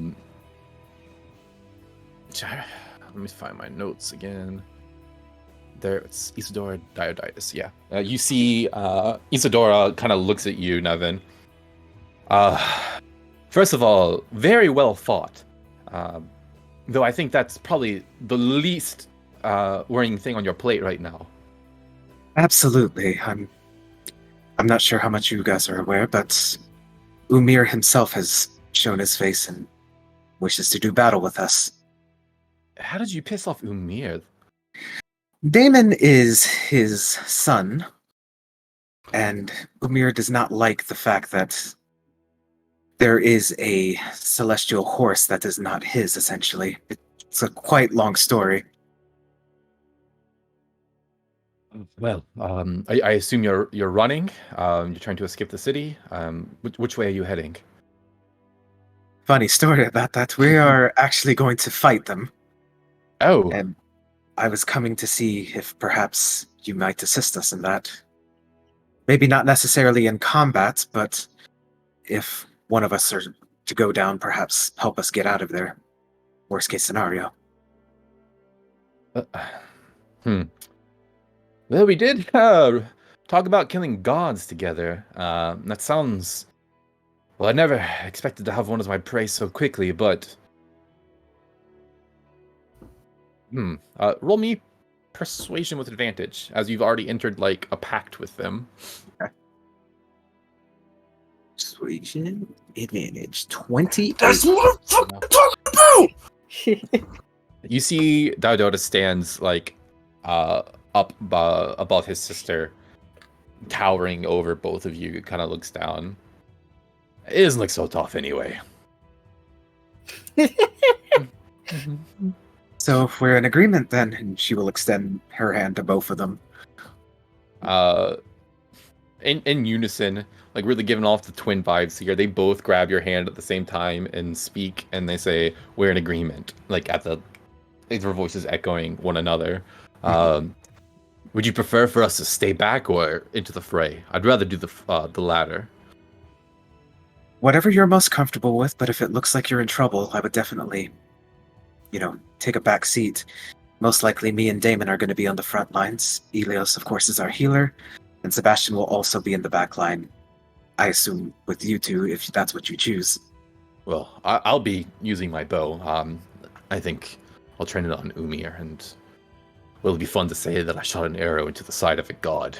This here will be probably right next to you, if that's the case. She nods like, I'd prefer not to die this quickly before getting things underway, but I'd prefer for my allies not to die either. I think we'll go much further together. If this is what we have to do, then this is what we'll do. And she kind of looks to both of them, and in a very sincere fashion, she will say, I've got both your backs. I'll do my best to protect you two. We'll assist you then. This is what it is to be allies, but do not forget the favor. Of course. Rest well. Yeah, they are also gonna take this time to rest, essentially. With that, then, I'll change my encounter actually, and I'll add them to it. Hey. Woo! And I'm going to give you guys the sheets. I'm not going to run the sheets. So someone. GC man, you got it. You ran them before. You can do it again. What? No, I didn't. You didn't run them. Oh no. damn it! You ran ENC. Hey, Yeah. let's get them. I'm already running Spyro, so and I can barely remember Damon's abilities when I'm just playing him, so I veto myself from this option. Up to you, GC man. If you want them, you can have them, or I can take one. I really don't. All right. Take one. Then. All right. Listen, We'll if split need one. be. This is the caveat of you having them as your allies in this fight. You will control them, not me. If you don't want to, they're not helping. That's fair. I'll have a notepad with keyboard shortcuts ready. All right. Here, let me get their sheets ready though, and I will give them to you. Mhm. I guess with that, it's a little early. Do we want to take a break though? Because I think we're gonna get into the thick of it. Yeah, I You think gave that would me be- anxiety shits, so I need to shit Okay. my pants real bad. Yeah, I'm That's down a good straight. place in the stream. Let's pause that and let's take our break and we'll come back. All right.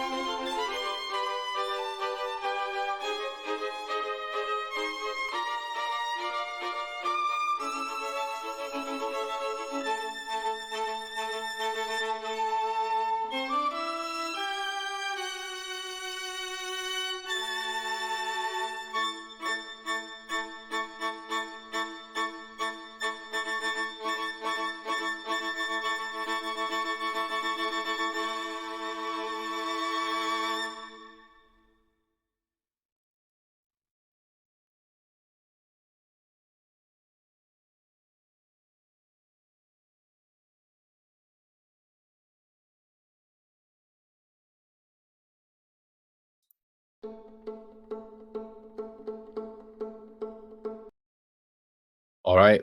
Thank you for waiting. We've taken our break. We now come back prepped to fight the god Umir, who is said to return to the arena this night to face off against his son for possession of the horse that he claims to be his. They have gathered, the party has gathered, they've rested, they recruited 2 allies to help in this fight. Any last things that we're doing as you all gather outside the arena here?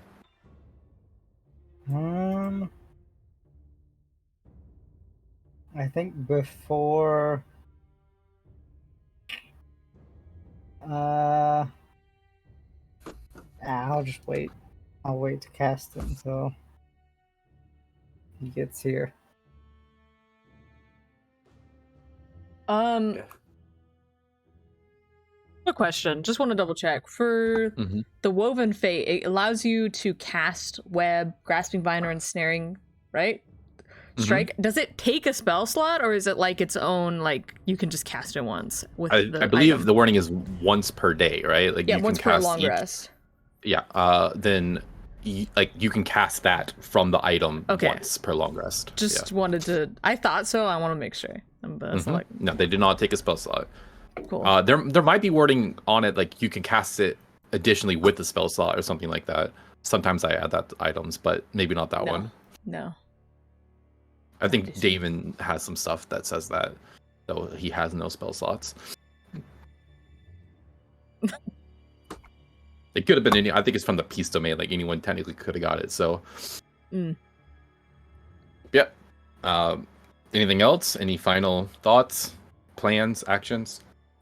I will just have Sebastian hold his action to cast Summon Aberration when Umir comes down. Okay. That can be done. Let's see. And it will be a Beholder Kin. Yep. That's the one thing I was like, I knew I was supposed to do a thing. Which one did I not do? And it was that. It was get a Beholder token ready.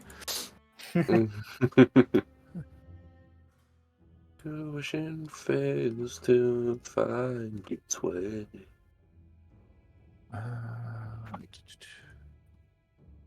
David's theme song would be the Great Kali's music. Which one? The Is one. it New Japan one. What? Did he go to New Japan? Wait a second, I didn't know this lore. Yeah, Great Kali was... If you watch him in New Japan, that's when he could actually move. Like, he was mobile. So what you're telling me is you don't have the bad Photoshop tiger. The tiger is the New Japan one. Is it? 90% sure. Sick. Oh, wrestling. I have no idea about any of this. That is not it, Sam. JK. There could be no different. There could be like a further difference between the two. This is his New Japan one. The New Japan one does kind of slap though. Yeah. All right. Anything else? You're holding your action to summon the Beholder. I assume you enter the arena itself? Mm-hmm. All right, then I'm going to go ahead and put you on this map. Could we take like a few seconds to like place all our ranged people? You can play. Umir has not appeared yet. Right. You are in the arena. You have a chance to go where you'd like to go. I think Sebastian and the dude, the male twin, should take. You should be able to control their tokens as well.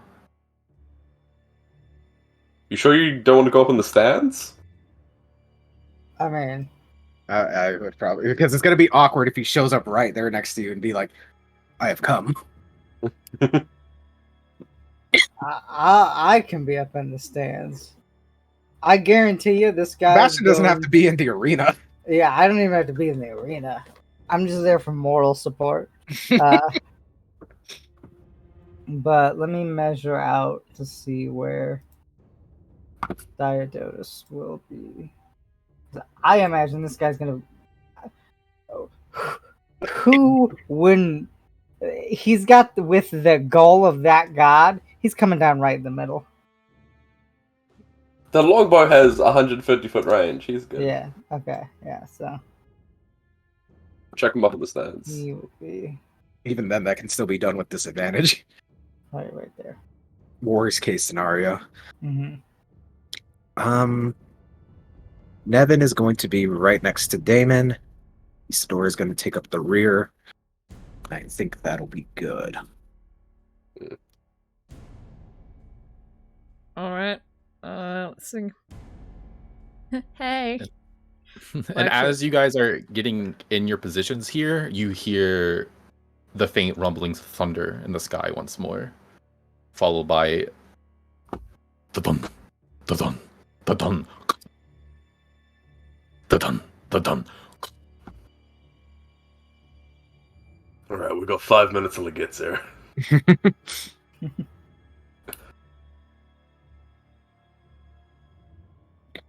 How confident are you in this, Damon? Damon's gonna put on his helmet, grab his pike. Not at all. Oh, Sam, while you were gone, we elected to give Isadora the man scorpion helmet to improve her AC by 1. So, yeah. because I think you were holding on to it, so just so you know. Yeah, absolutely. Yeah, Damon would have handed those out easily. all right.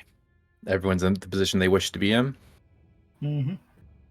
Okay. I will have my beholderkin when he comes down, like basically right there. Just in case you want to put it down Oh. early. We'll do it now. All right. The lot of you stand there, waiting, watching the sky as the thunder rumbles forward. Now night, darkness has overtaken the arena. Only lit by the lightning above your head. And as it approaches and comes closer again in a flash in the same spot, making it even darker, a mark, lightning hits the ground directly in the center. Oh, he's so cool. And and you see your father Umir standing there in his armor, atop his horse this time, also grown large as you saw them when they departed. I must say, boy, I'm surprised you did show. I thought you'd be a coward. Run. I would have found you, though. I'm sick of running. Steal another god's horse, did we? It's not theft to take what is rightfully mine. They create these beasts in the image of what I own.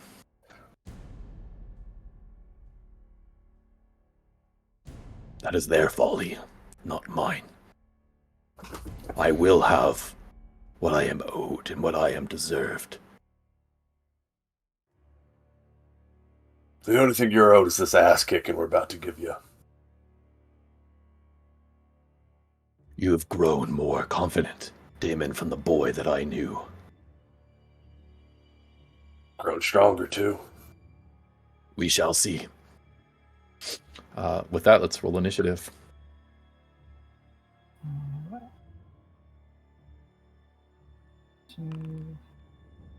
And then, do you want my beholderkin to just go right after me? Yes, that's the easiest, I think. Okay. Yep. Oh, I didn't think about that. +4 is Dex. My initiative did not go through for some reason. It didn't roll, but yours is up there. You got a 22. Same thing happened with me. It didn't. I got a 5. So Okay, cool. This one is for Isadora. Diodotus got a 15. 14 for Isadora. 14. Hey, that's their ACs, I think. Mhm. Yeah. And Elios, what did you have? 16. And Sebastian? I had 18. 18. Mhm. Okay. And let me roll this one. Dude, he came down on his horse, right? He did. He is mounted. Is he Get rid of considered a huge creature, or what's his size? He is considered huge, correct? Okay. Just asking. Teehee, don't worry about it. 16. Damon, what were you? 5? Yeah, not good. Damon's nervous. I mean, it makes sense. Okay. As he says, we'll find out just how strong that you've become. He brandishes his spear, holds it at his side, no saddle on his horse, barebacking it, but holding on like tightly to the mane. You've seen your father ride a horse before. The way he controls it is literally by like grabbing its like mane and like jerking it in the direction that he wishes it to go. He stands there and he does like a little trot around in a circle, like eyes you, like turns his head as he does so. We now officially enter combat. Nevin, you just barely are first. Oh boy. This isn't what I wanted, but okay. Bonus action. I am going to cast Hexblade's Curse on him. Okay. So let me throw that out there. Ba-bam. And then as my action, I am going to cast Blink. Okay. All right. And she is going to 5, 10, 15, 20. That's action, bonus action. She's going to stay there, and then I have to roll my d20 for Blink. Okay. She is gone. You see that she kind of like falls backwards into just like a pool of blood and just kind of... And she's gone from the arena. All right. Can you see your token if I do that? I cannot. You cannot. Okay. If you right click it, do you have the option to make it go like transparent, like top right corner? Top right corner? Yeah. It might just be a DM thing. No, I don't see that. Okay. I just see I'm like just the gonna- status marker. I'll just put a status like symbol on it, invisible. There Oh, we go. that does a thing too, right? Oh, That's yeah. a blue for you. Yeah, I There can we still go. see it. Yeah. Hey, Cool. let's fucking go Foundry. I That's love kinda the fire. things it does. What's that? I said that's kind of fire. That's really Hmm. cool. So Nevin is not technically invisible, but has gone to another plane of existence temporarily. And directly after that, Umir trots around the circle, looks at you, Damon. I shall deal with you, boy. But first, I will make you watch as I take away everything you love. Your horse, your friends. You shall know pain, and it shall mold you. If you have any chance of standing against me, this is what must occur. He is going to 5, 10, 15, 20, 25, 30, 35, 40, 45. Yep. Is going to, on top his horse, charge forward.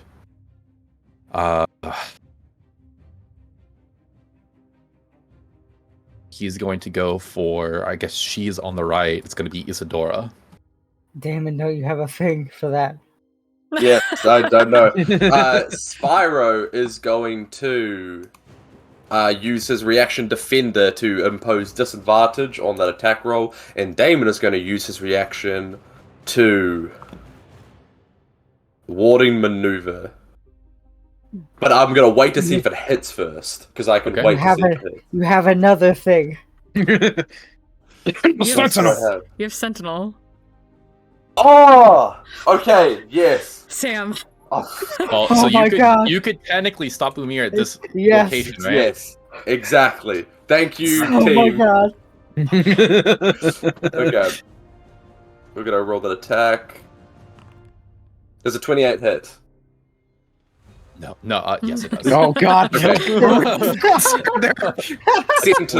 Sentineled. In place.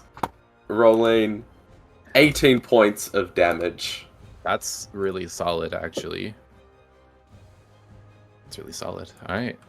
18 points of damage as he rocks up and you hit him or his horse. Your The horse is moving. So if you're stopping his movement, you need to hit him. If you stop the horse, it matters. It does. It does matter. Yeah, Damon's kind of like Aquaman, you know what I mean? Like, he likes fish, but he's gonna eat fucking fish and chips on the weekend. Like, Damon doesn't mind hitting horses, you know what I mean? Okay. He obviously loves them and treasures them, but he'll fucking smack a horse upside the head if he needs to, so he will stab the horse. So you stab into the horse. You get a clean purchase into it, and it stops moving. Please make me a dex saving throw. Does this have anything to do with me getting unmounted? Nope. Okay. So regular saving throw, that is an 11. That is an 11. Let me see what's here. That is a fail. As you hit this horse, you feel lightning course up through your weapon from its body into yours. For 7 points of lightning damage. Okay. That's However, not that bad. The horse has stopped. Umir looks down, is jerked for a second. Just lets out a loud sigh like that. Let's see. What is his range here? He only has technically 5 foot of range with his spear still. He is going to look at you. Foolish boy. Is going to try to hit you instead. Sure. He's going to make first on attack with his spear as the horse stops and you kind of pierce into it and get jolted for a second. You see he takes his own spear and goes to shove it straight through you, Damon. That is a 31 to hit on the first one. Yeah, there is can't reaction that, so I'll take that. Second hit. That is a 26. Meets it or beats it, kind of a thing, yep. Okay. Third hit. 31 again. That was good rolls. I didn't roll anything below. I think I was a 12 there. On that last attack that hit, Defender from Spyro, it's going to be a disadvantage, so could you roll again? I will. That is a nat 20 on the die. I don't think it uses the new roll. It's disadvantage though, right? Yeah, it's a disadvantage. So I was hoping in retrospect. Okay, so yeah, all 3 hit regardless. That sucks. No, that sucks balls. That sucks balls. That does suck balls. I agree. Cool. Let me calculate this. Oh, it's a hard way to start. 6, 7, 8, 9 dice.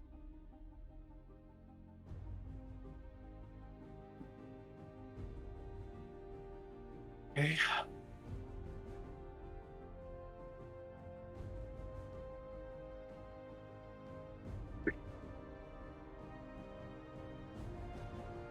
That is 62 points of damage, Damon. 62 points of damage. Fuck me. 62 points of damage, but those are 3 sets of attacks, so I get 9 points back. Correct. Okay. Correct. So 62 minus 9. is 53, which honestly, if I'm being honest with you guys, still isn't great. You guys want to see something fun? You guys want to see something fun? Let's watch it. You stop him here, and he just mercilessly stabs it into your chest directly 3 different times, hitting not your heart, right next to it, deliberately 3 times.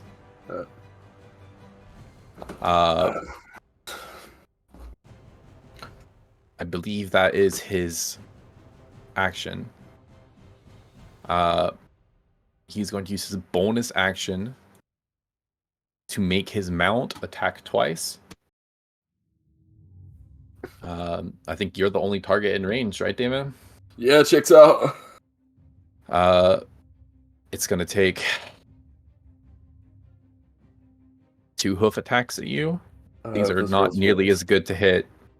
That is on the first one. First one, I think it's a 19 on the first one. 19 misses, then the second one misses as well. So you see it like rears its hoofs up as he like stabs into you. It bashes both hoofs on your chest, but it is, you are like already like held in place by the spear in your chest, and it just does nothing to knock you back. Bounces off your armor and your abs. That is his. They're the same thing, Clay. They're the same thing.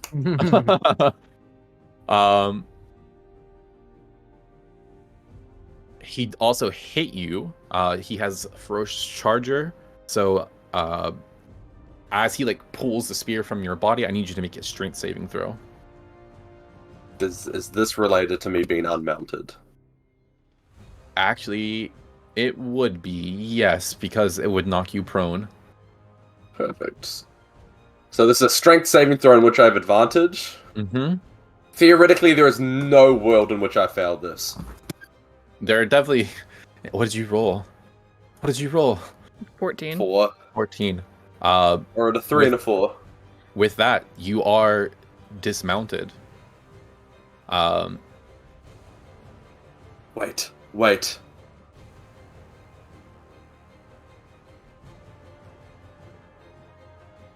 No, never mind. Don't wait. Oh, I thought I couldn't be dismounted unless I was incapacitated, but that is incorrect. Mountain Combatant doesn't have that. JK, yes, I'm on the ground. Okay. So, here's... What is that? Please go ahead and take off another 26 minus 3 damage, 23 damage. Damon's down. So here's how this plays out. He runs to attack Isadora. Full charge, full speed. Gallops forward. You stick your spear into the horse to stop it, but the sheer force of it takes you off balance. He then stabs his own spear into your chest as his horse rears up and tries to knock you down with its hooves. 1, you start to fall down. 2, he gets it before you even hit the ground. 3, and as you fall back, you do not get back up again. And that is Umir's turn. That was unfortunate rolls on his attacks. They were all quite high. That brings us to initiative 20. Lair action. You see as he holds the mane of his horse, it charges again.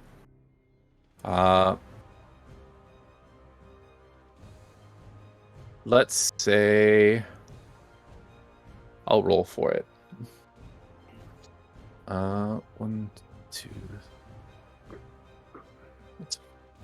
We got what, 4 combatants that are up right now? Is that correct? Mm-hmm. Including Spyro? Technically Spyro's there too. Yeah, so Around that area, or in the arena. oh, inside the arena. Yeah, so what do we have? We have There's Spyro, Elios, Isadora, Dioditis, Sebastian and the Beholder, right? Yeah. Okay. So let's see. 1, 2, 3. That's going to be Diodytus then. I need him to make a dex saving throw. All right. The Spangled Smite is a layer action. It is a DC 15 dex save. 4. It's a 13. It's a failed save. That is a failed save. Okay.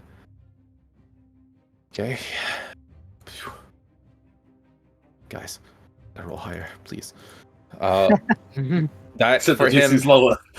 that is a 15 is not that high for you guys. It is for your NPC, but yeah, he is an NPC. that's 14 Or wait, damage doesn't he have advantage since they're linked? on saving throws. I think Let me so, or is confirm it this real maybe? quick. Yeah, it could just be for status effects. Yeah. It might just be status effects. Creature affected by a negative. Creature affected by a negative condition other than unconscious shares the condition.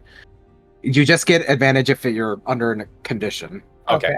So then that's going to be, I think I said 14 damage, right?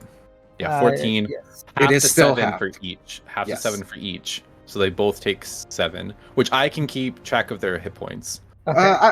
Well, yeah, that's fine. If you want to I do have that. it in my tracker. I have, so it's really Oh, easy okay. for me to just pop 7 for both of them. Yep. Perfect. Also, their initiative is right next to each other, which makes it really, really easy. Okay. Oh, actually, I lied. What is their what is Isadora's HP? 68 total. It's down to 61 right now. 68. So I gotta override. And what is Diodytus' max HP? Diodytus' max is 52. 52. Perfect. Okay. Taken care of. That is a lair action. After that is Sebastian. All right, that's gonna be 2 Eldritch Blasts flying through the air. Blast. Normal roll. First one's a 26 to hit. First one's a 26 hit. That does hit, definitely. Yep. All right. And then the damage for that one is 13.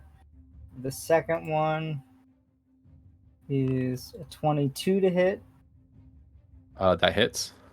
Okay. And that is 13 as well. Okay, so 26 damage to Umir. Mm-hmm. You see, as you hit Umir, and the 2 bolts start coming at him, he takes a hand, swats them down into his mount instead of himself. Oh. Ah, that's messed up. He's like inverted mountain combatant. That's fucked up. Oh. Oh no.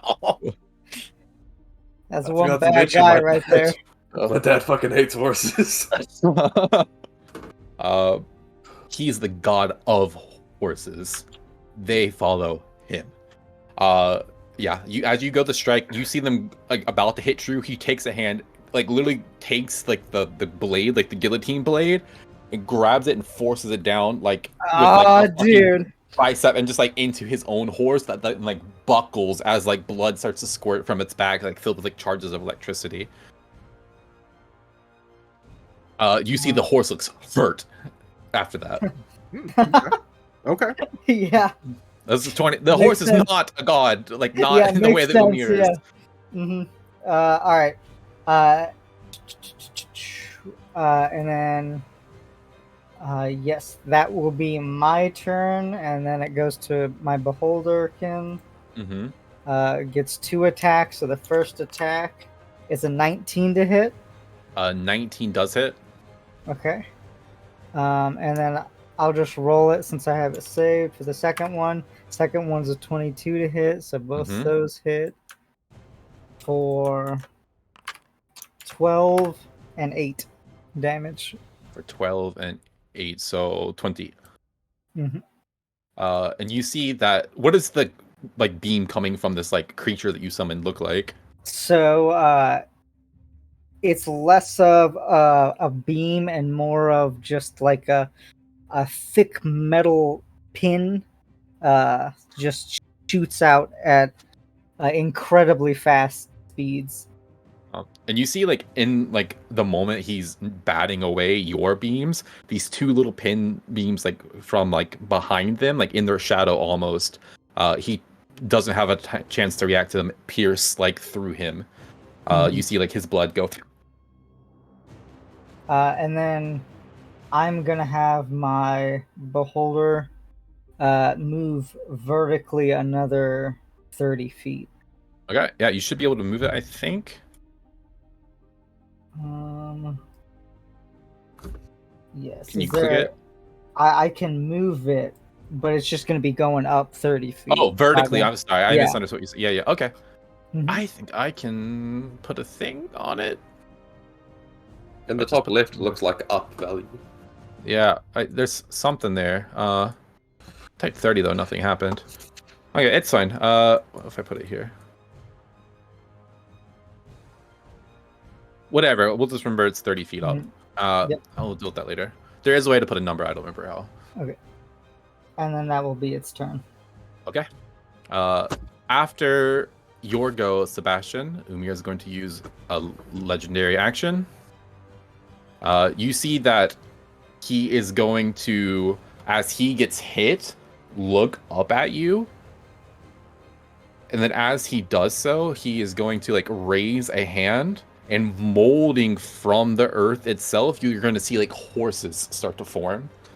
He's going to conjure animals, and he's going to summon 4 horses around him. Oh no, it's Joey all over again. I've already rolled the initiative for when they will go, so they're on the board there. That is his legendary action. Helios. All right. All right, healer. You got this. Carry the team. You got some work to do. What's half of your max HP? Half of my max would be 35 plus 3, 38. So your half max is 38. Yeah. Okay. Ilios is going to channel divinity. He'll kind of kneel down, put his hand on the ground, and try to like suck out as much energy as he can, and you're gonna heal for 35 HP. And then I am going to use my bonus action to 3rd level healing word you.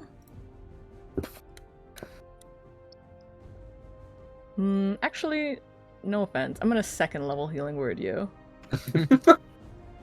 You don't need to get me to max. Not to metagame, but Damon can self-heal a little. So you heal another 15 HP. We're looking better.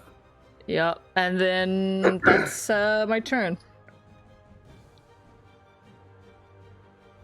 All right. At the end of your turn, he'll take a secondary legendary action. You see he kind of like tenses his muscles and like pulls on the hair of his mount, and it like yanks back violently, lets out like a loud neigh as it courses full of energy as well, and it like starts to like shake and vibrate with like electrical power. He cast freedom of movement on his mount, so it cannot be stopped by your sentinel anymore. Lame.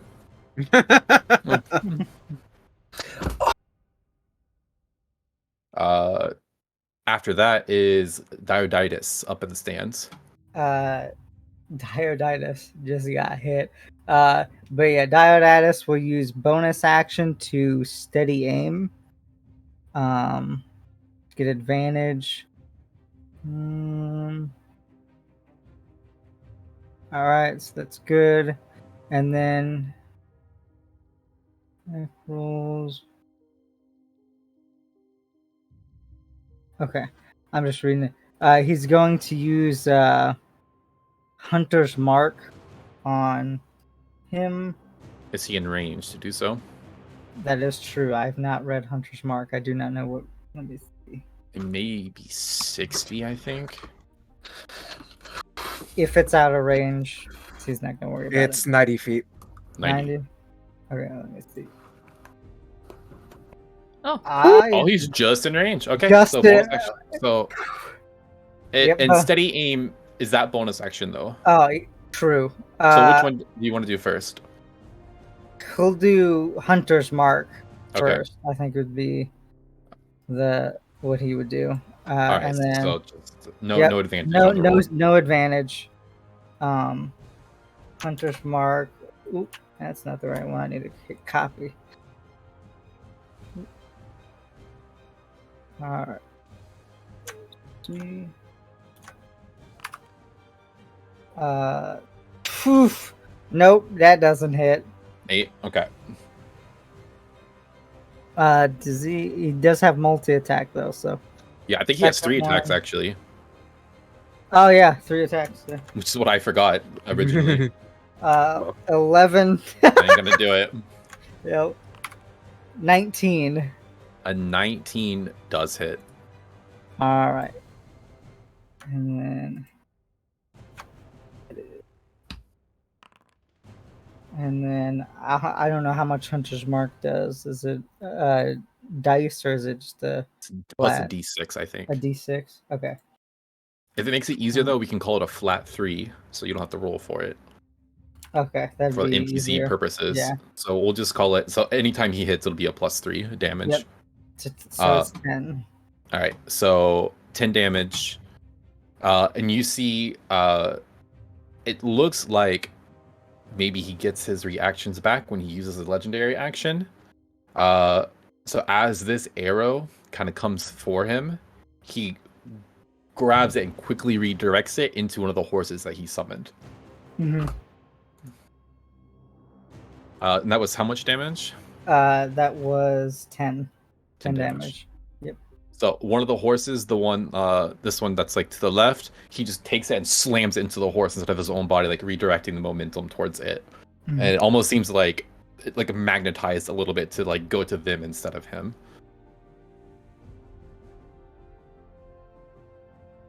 Anything else from Dioditis? I think that will be it. All right. After that, is he's going to take his third legendary action. Guys, we're fucked. Let's see. I think you're not his main target. He's going to. He only has one left, so he is going to maybe cast another spell.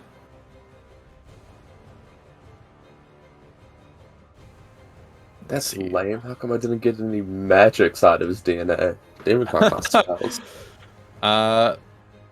Actually, no, he won't.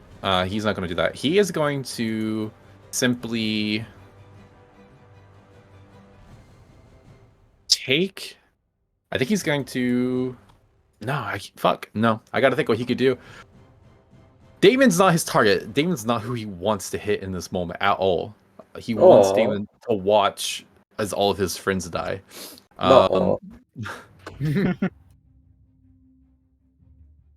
I think a spear can be thrown. That's what he'll do. He's going to take his spear, seeing Elios healing Damon, and is going to chuck it at Elios. My boy. That's what he'll do. See if that hits. It might not. That's a 19. It misses. A 19 misses. You see, he like kind of stutters and like doesn't know where he wants to throw it. He sees Damon right next to him and realizes that he could, if he did it, like went after Damon, he could stab twice. But instead decides in this moment to throw it at Elios. But because of his own hesitation, it kind of right by your side and buries into the ground next to you. That's his next legendary action. Isadora is up. Okay. First thing Isidore is going to do is bonus action Hunter's Mark on his mount. Okay. And then she's going to take her javelin and toss it at the Okay. horse. All right. So, let me get that.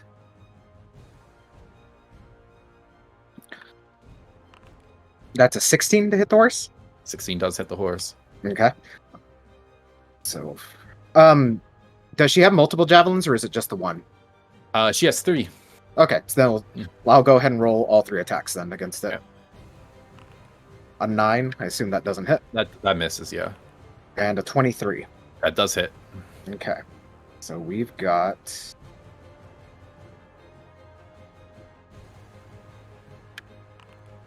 6 points for the first one. Okay. 6 for the second one, and then she gets 2 Hunter's Marks on this. All right. 2 and 4. All right, so 6.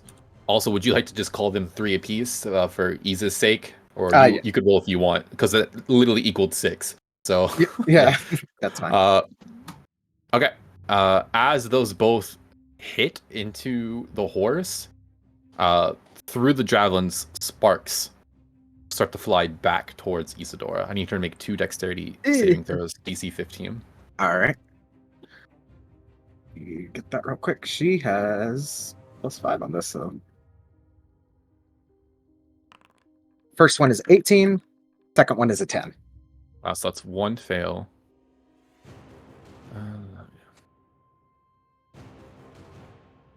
For 8 points of lightning damage.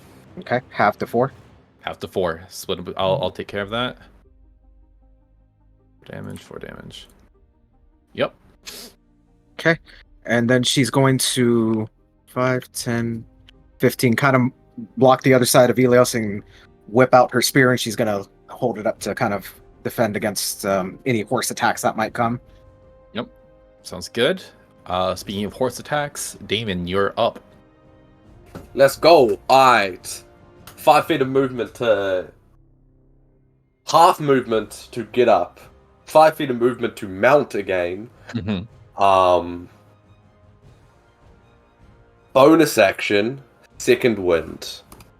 So, Wolverine like healing factor as the 3 holes in his chest begin to close up even more as he kind of just like grunts and shakes it off. Hopefully this is good. 10, we'll take that. Oop. Now he's got his action. Let's get this bread, gamers.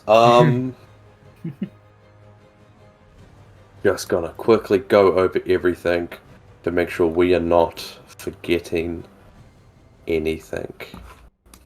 No. Alright, 2 pike attacks, here we go. Does a 19 hit? A 19 does hit. Perfect. 14. That doesn't get it done. And then you allowed me to use the Polar Master bow. Oh, but that's a bonus action, which I can't do. Oh yeah, because you second one did. Uh-huh. So that's 1 hit. That is 21 points of piercing damage on Umir. You see, as that 21 points of damage goes to pierce him, he takes it, your pike, shoves it down into his horse, and you feel your pike sliced all the way through the horse's head. It crumples beneath his body, and then, without missing a beat, Umir simply stands on the ground as the horse collapses beneath him.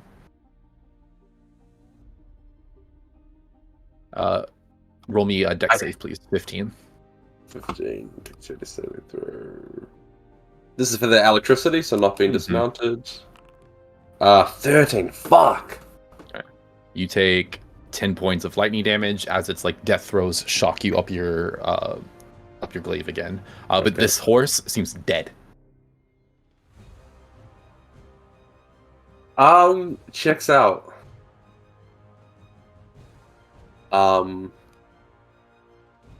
I think Damon's just gonna yell out, "You are a fucking coward!" And then action surge for 2 more attacks. Yeah. As you say that to him, you will learn Power comes from using those that benefit you. 14. No! Damon, come on. And then a 27. 27 does hit. Alright, so that is another 21 points of damage. Another 21 points of damage. Okay. Yep, that hits into him. And I think that's action surge, bonus action, and movement. I think Damon's just gonna get Spyro to move here to fully block off the group. And then we get all our reactions back. Question: I know technically rules is written. If Spyro is acting as my mount, is fully under my control, on his turn, all he can do is disengage, dash, and that's it. Are we gonna go rules is written, or can he get a hoof attack in there? You know, this is the horse battle. Take your hoof attack, Sam. If ever is a time for Spyro to hit with the hooves, it is now. Alright. It's not that good. It's a +6 to hit. But he gets two of these, and he has improved critical, so it's a crit on a 19.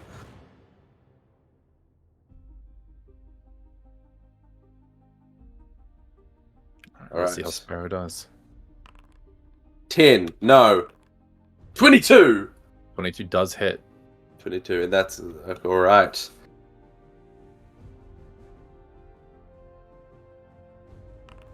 And that is a 12 points of damage as Spyro rears up and just fucking hits him in the chest. You get a glimpse of your father's face beneath the shadows of the helmet, and as a horse rears up to attack him, pure fury radiates. Mm-hmm.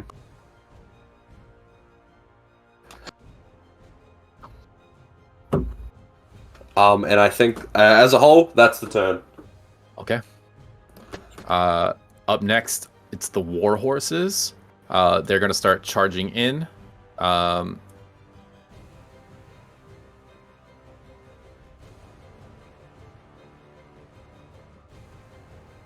this one's gonna have to go for Damon here.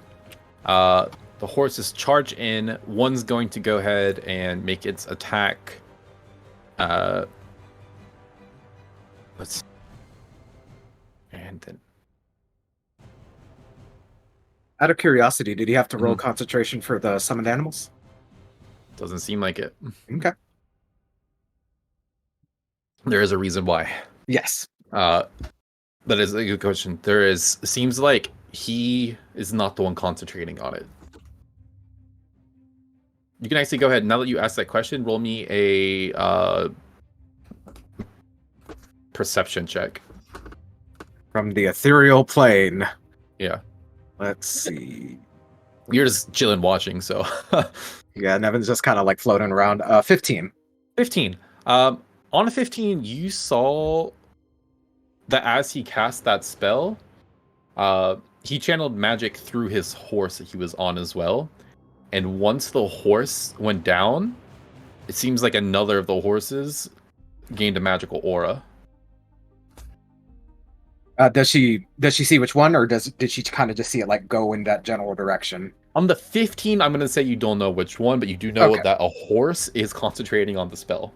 Okay. That is fucking hilarious. Good to know. He is using as a conduit. Its mind as a conduit to maintain concentration for him. That's really cool, though. I like that.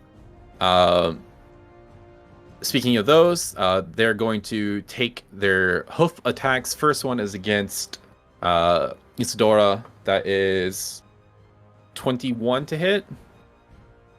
Yes, that'll hit. You gonna do something about it? No disrespect to the group. I'm probably going to save my reactions until Umir hits, because I think he's going to pack a bit more of a punch. That's fine. Yeah, because that's 6 bludgeoning damage. So 3 each. I'll mark that. One is going to be... she also needs to make a strength saving throw, though, or be knocked prone. Strength saving throw. Okay. That's a 20. That's a pass. Okay, next one's against Elios. She does need to roll a concentration check, though. Okay, Is it that's fair. disadvantage as well because of my woven fate. I forgot And you're that not when gonna the hit god it. attacked me, but he missed anyway. All right, that's fine. Yeah, that's a total fucking whiff. You are able to dodge out of the horse's hooves. Let's see. Next one's gonna go against Elios as well, also with disadvantage. That's good on the first one. Let's see what the. DC man, you have to roll concentration on Hunter's I Mark. rolled Do I? 15, or sorry, a 25 and a 26 to hit from the Oh my horse. God. The damage itself doesn't matter, but that is unfortunate. Could I use my woven fate to turn that into an 8? You can turn that into an 8. 8 plus 4 is 12. That will not hit. Yeah. Perfect. Last horse is going to attack against Damon. That is a 16 to hit. Misses. All right, that is the horse's turn. That brings us back to the top of the round. That is Nevin. Nevin kind of just comes out of her blood pool, looks to the group and says, "One of the horses is concentrating on his spells," and then she's gonna start laying into Umir here himself. Okay. Oh, I'm got Isidore. Okay, so first one is natural 20. Let's go. Kick my All dad's right. ass, Nevin. All right. So first things first. Get that smite damage. That's 24 piercing damage. And she is going to use her final warlock spell slot to Eldritch Smite this motherfucker. Gonna hit, and he has no reactions left because he hasn't taken a legendary action. So he's gonna fucking hit hard. 55 points of damage. 55 points of damage. And he's knocked prone. Just Oh, automatically. Yeah, and an additional 3 for the Hexblade's Curse. And 3. Holy shit. So Damn. 58 total for Smite. Please narrate what happens here. So as Nevin kind of like reappears from her blood pool, hearing his comment about power, she's going to like extend the blade with blood as much as possible. Like it looks like Cloud's Buster Sword essentially. And she looks at him, she's just like, "I'll show you real power," and You fucking Omni slash his ass. Whew. Damn, yeah, that's a hit, and like it just buckles his knees then as he like falls to the ground here. Holy fuck, what a hit. Okay. Here's my second attack. With Okay, advantage, and prone. because he's prone. He's prone. God, no, I didn't plan for this. That's a 21. That hits. 17 points of total with the Hexblade's Curse. Yeah, okay. And bonus action, one more time. 25. Mm-hmm. 16 points of damage with Hexblades. You come in there and you just start carving him up. Ooh, okay. Ooh, And okay. And then I also get to roll my d20. You better fucking hope you disappear. She just goes backwards and goes back into the ethereal realm. I should have unetherealed you for that tap, but yeah, you're back into the... You see, like, you knock him down, and he just looks around, and he's got nothing that can see into the ethereal. That's not an Umir power. He doesn't have... I would also like to mention, this is just wait. extra. Okay, Go ahead. No, you go ahead. I got so excited about that my Fitbit yelled at me that I'm burning a lot of calories. Can I say something? Can I ask something really quickly? Was that +3 added to the 55 and the 24? The +3 is the force damage. That's fixed damage. Was that added to the... Okay, so that was added to the 24, the 13, and the 14. I'm trying to do the math on how much you just did. Yes, correct. That's all. That should be total. That Around should like be a correct. 80 or so, right? Mhm. I will tell you... Maybe more.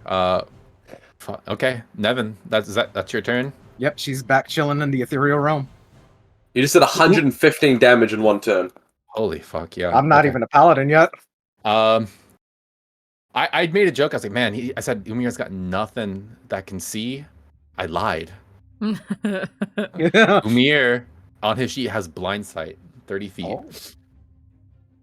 Oh, but you're not. But I'm in the You're not ethereal realm. there. You're in the fuck. You're not invisible. You're fucking ethereal. You're fuck. So he can probably still see me, but he can't do anything about it.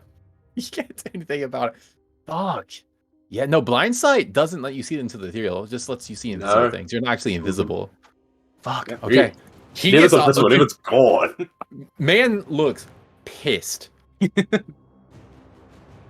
On his turn,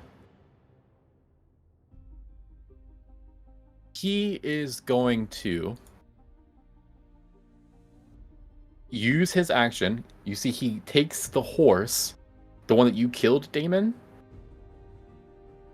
Essentially, like reaches out a hand, like the lightning horse sucks up the electricity and the essence and the power of it, shoves it into the horse that's standing right next to him, and you see that its body transforms blue and takes on the form of the horse that you had just slain.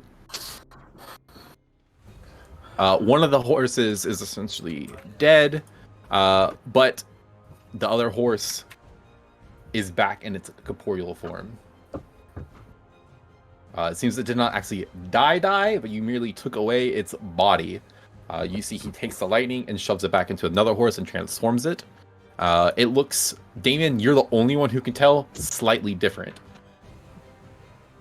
It is not the exact same horse. He has somehow taken a power and inserted it into this horse. That is his action to do so. He's going to use his movement. You can move through allies in D&D. He's going to essentially come over here and pick up his spear that was thrown at Ilios. Moving by his horses. And then he's going to, as he does, he like gets up angrily, literally like saunters over, picks up his spear, not even caring that there are other people around, and just simply walks back and stands back in front of Isadora get a attack of opportunity? Sure, she can take one. Yeah, she's gonna take this, you bastard! You get the sense that he doesn't care, but I mean, any damage is damage if it hits. And he's Is just this cocky horse if it gone? hits. 21. This horse, he is on. Yes, this horse is gone. He is on this horse now, Okay. essentially. That's 15 points of damage. That's actually pretty good. Fuck. Okay, so that would mean he was here when that happened. 15. Fuck, that is pretty good. He will have to use his reaction for that turn, and he's gonna redirect it into the horse that's standing next to him, which is enough to kill it. Oh, It's Sentinel, so Wait, he's no, not it's not. stuck there, is he? Control Z. So say it again. He's not stuck there, right? That's not a Sentinel attack. no, that's No, just the no, regular it's not a like, attack. attack of opportunity. It's actually ever so slightly alive. I lied. Okay. It is ever so slightly alive. Isadora got hyped about seeing what just happened. It just... Yeah, fuck, yeah, okay, yeah. There's one horse left. And that horse has to make a concentration check. Okay, that is actually a pass. Alright. It was a 14 on the die. So the horse is concentrating. You see Umir just kind of casually, like I said, saunters over, hops up on the horse again, and again, just does like a little like around, and stands back up next to you, Damon, but it has used his action to transform the horse into another lightning beast horse. On that note, brings us to the lair action. I'm going to roll a die to see who lightning is striking at as he rides his horse around. That's 3. I'm just going to count. I'll go left to right on the map, which would be Damon. So please make me a dex save. 15. Is this like a single target thing? Yeah. So it's just in me. Gotcha. Dexterity saving throw? Mm-hmm. Natural 20, 22.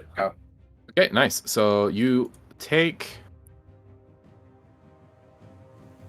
12 divided by 2, 6 lightning damage. Half to gain from 3, so that's just 3. There you go. I'm remembering my abilities this fight. Go. It's the one to remember them.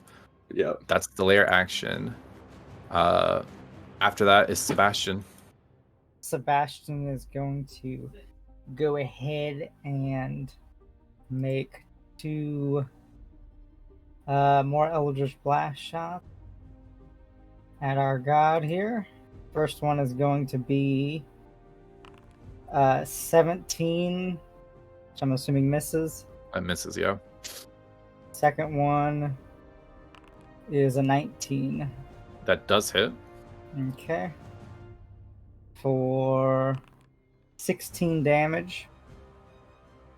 Damon, you see your father looks pissed. He didn't like... Well, 2 things that happened he really didn't like. First one was Nevin absolutely just fucked his shit up. Didn't like that at all. But the first one that you saw that really pissed him off was when Spyro attacked him. Umir has an ability to redirect damage to any horse within 5 feet of him. He already used his reaction though, didn't he? Not since his turn. Yeah, right. For the Yeah, he had to use the reaction to redirect the attack to the horse. That was his turn, wasn't it? That was his actual action. Yeah, it was actual. Mm. No, sorry. His turn you're passed, right. so he got his turn passed. Yes, so wouldn't he have his gotten it back? turn. No, that was on his turn. You're right. He doesn't have it yet. He has to use a legendary action first to get it back. You are correct. Go ahead and hit him. He does not have it back. You are correct. 16 force damage. And then that will be his turn. After that, the Beholder going to attack.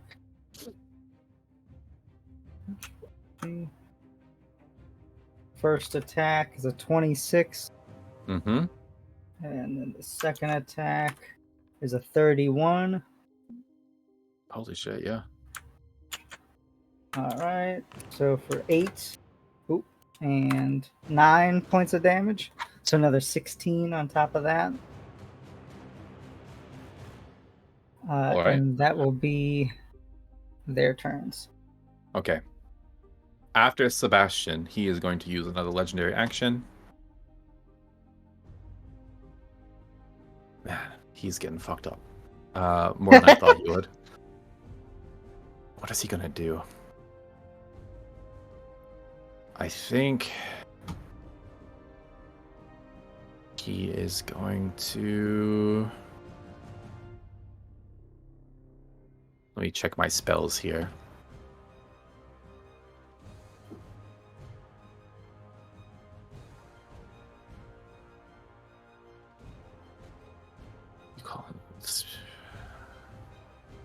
He is going to use an action to cast the spell Wrath of Nature.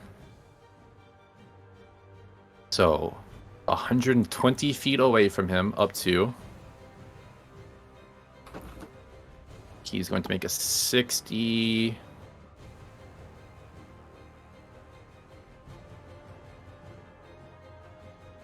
foot.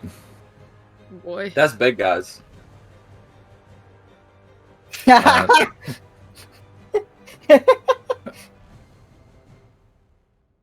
Fuck you in particular.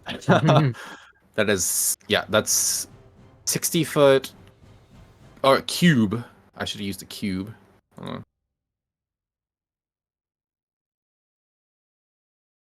There you go, 60-foot cube. And what is it gonna do? Let's turns each.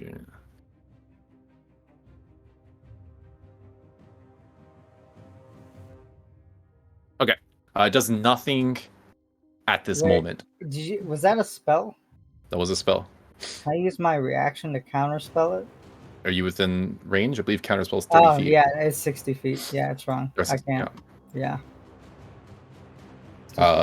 Otherwise, yeah, you could have. But yeah, because that is straight up a spell. But you see as he does some kind of spell, in the rocks and like the stones that are holding the stadium start to like shift and crumble where you're standing and become very like rough.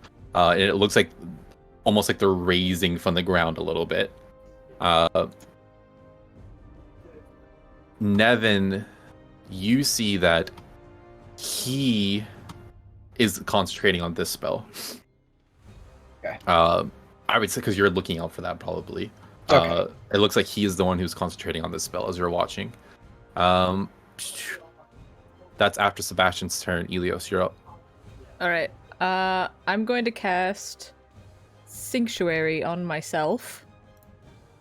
And then I am going to how hurt is it Isadora's or whatever her name is? Isadora, she's kind of hurt. Yeah, Isadora is. She's 54 out of 68, so it's not the worst.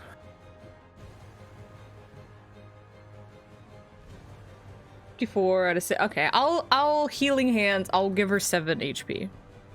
Okay. Does I'm looking it up right now. too?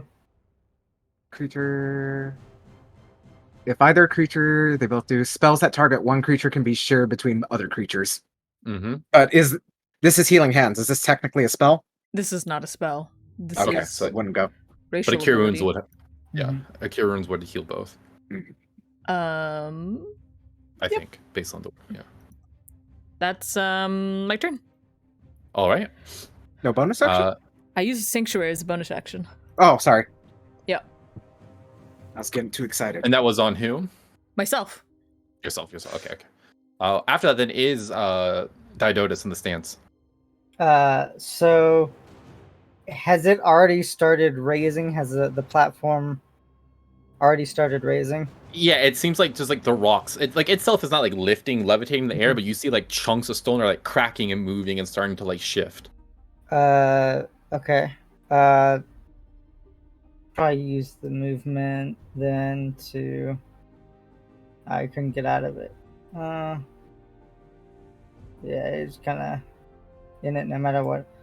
He'd use his movement to move right on the outskirts. And then bonus action, steady aim. Then we're gonna do 3 shots with advantage.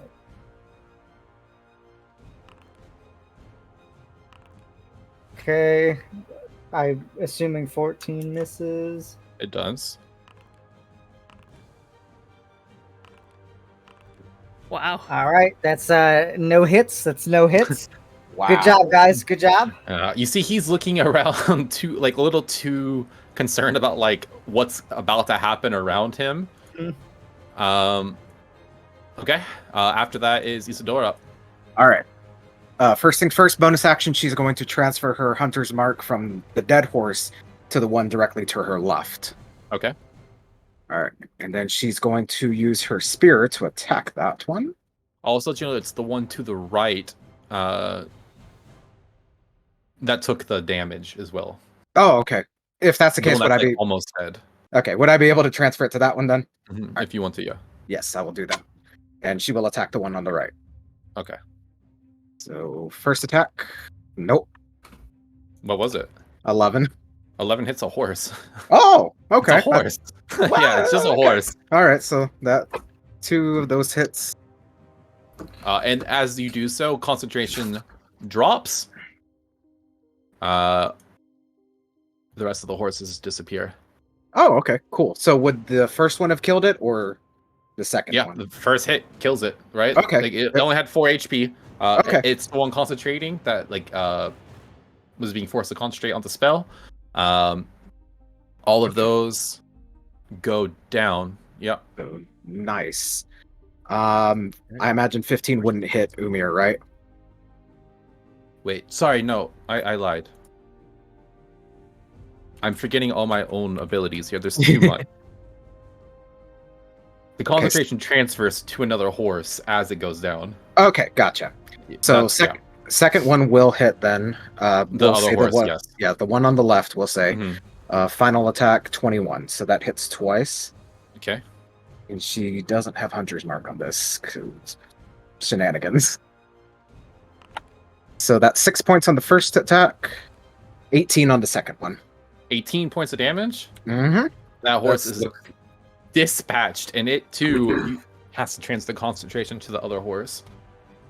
All right, It's and basically maintaining its own existence right now. I'm trying so fucking hard right now.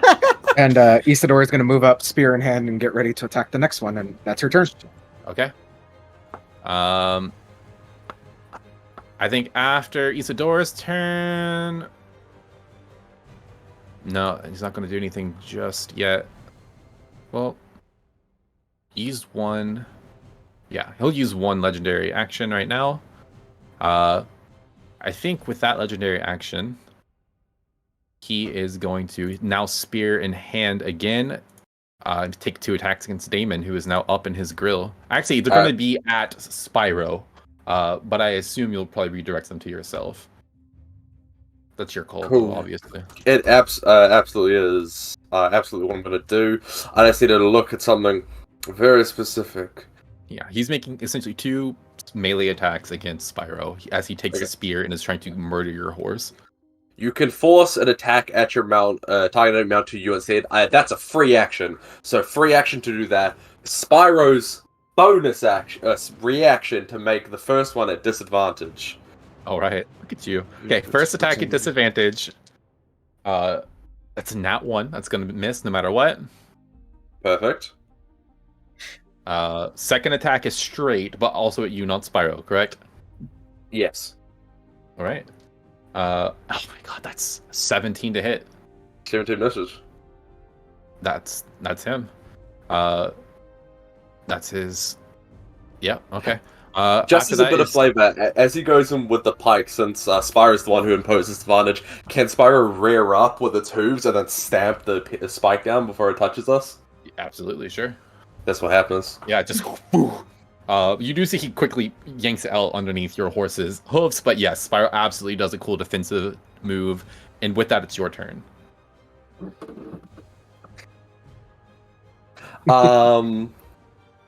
Okay, Spyro is fine.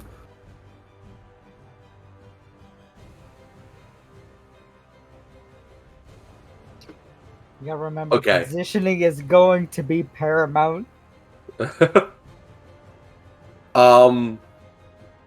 I think I'm just gonna have to stay here. Okay, first things first. Where else would I move, GC man? You have a range. Your weapon has range, right? Yeah, but if I move out of his range, I risk getting an opportunity attack, and this guy will molly fucking rock me. Okay, I mean it's you're about to molly rock yourself. I'm just saying. Actually, you make a good point. You know what? I'm a fan of the point you've made. Damon is going to move here. Okay. Which means that if he tries to get in anyone's...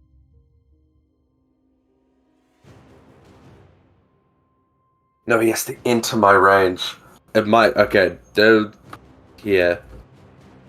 No. Here. Damon's... Okay, listen.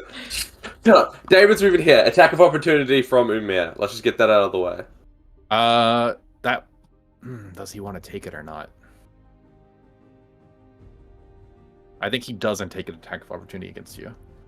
Okay. His reaction is valuable. Okay. Before...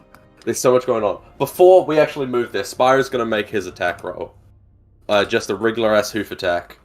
That's a 10, that misses. That's an 8, that misses. Never mind, Spyro's useless. Forget about him. Damon's gonna move there. Now, Damon is gonna use his 2 pike attacks. 17 to hit? 17 does not hit. That's tragic.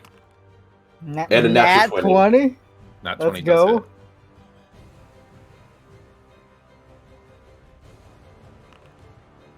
hit. $22 points of damage.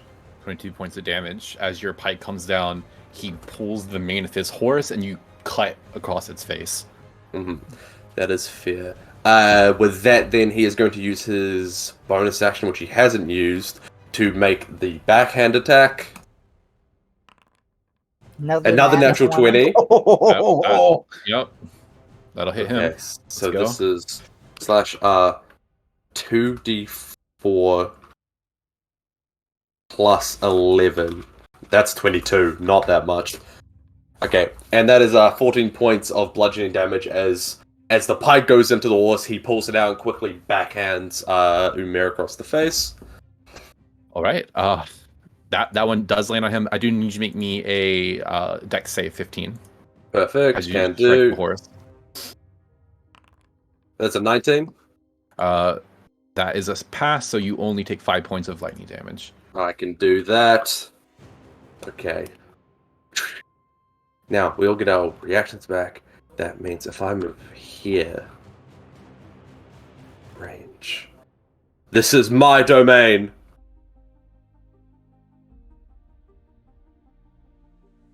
Okay. Perfect.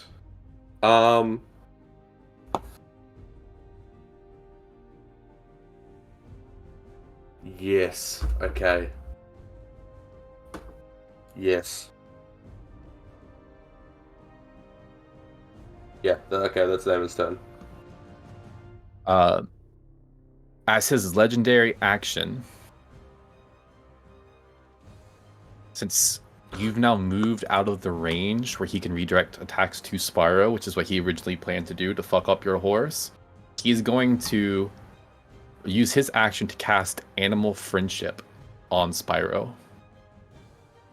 No, Spyro! The beast's intelligence is 4. Yeah, it doesn't make a save. I don't think it makes a save.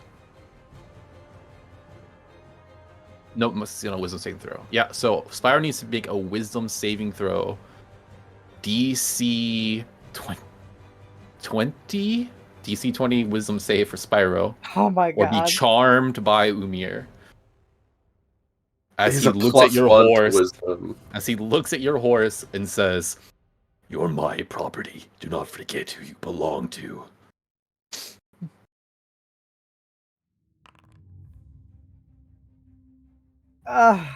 From the ethereal realm, Nevin uses her fate domain.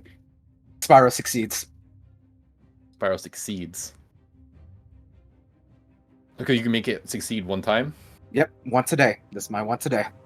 Spyro is not charmed. Hello, everybody!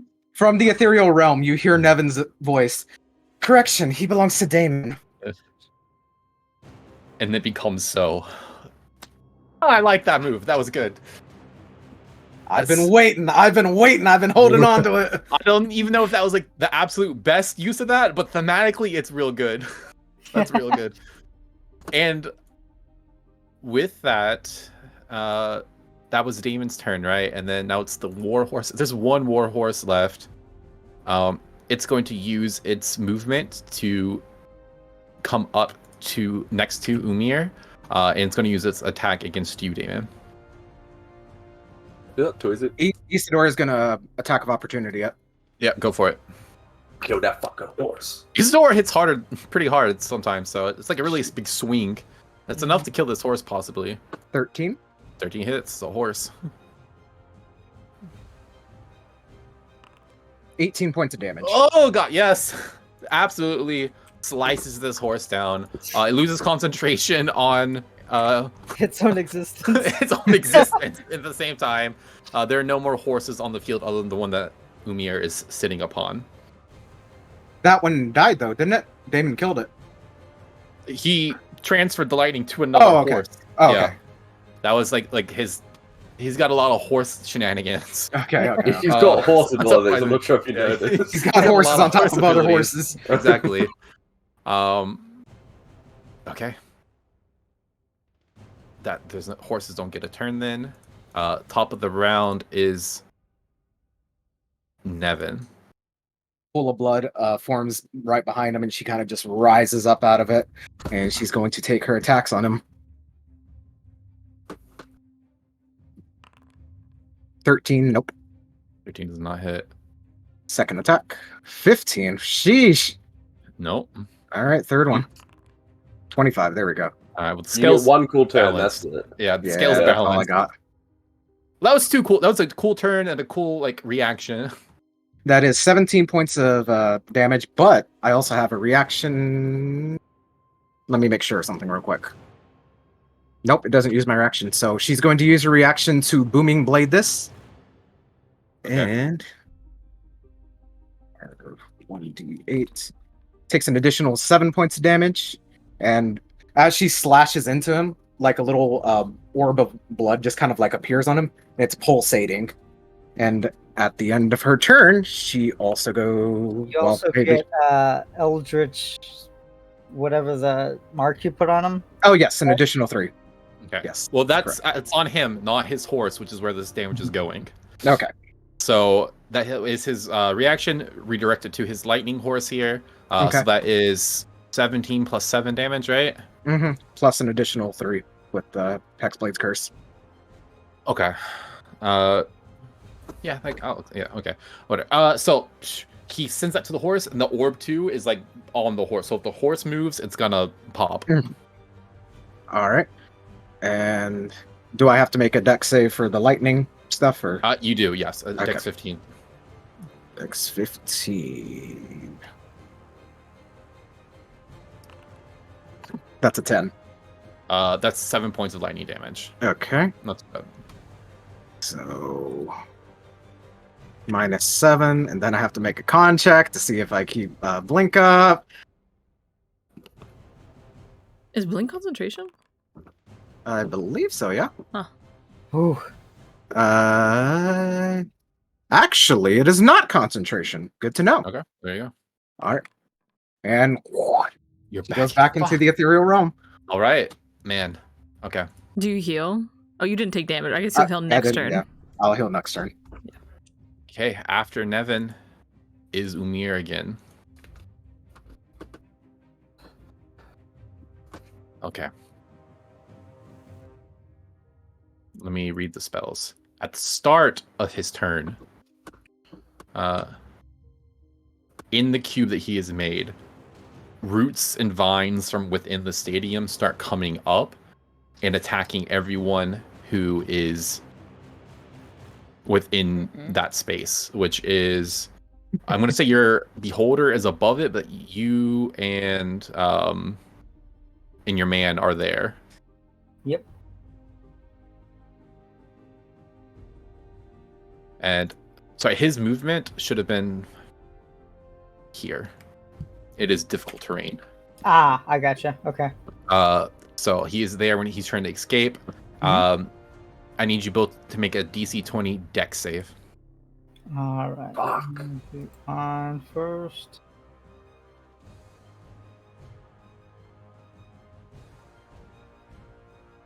And then, oh, there we go. 9. And then his dex is +4. +4. 14, so we both fail.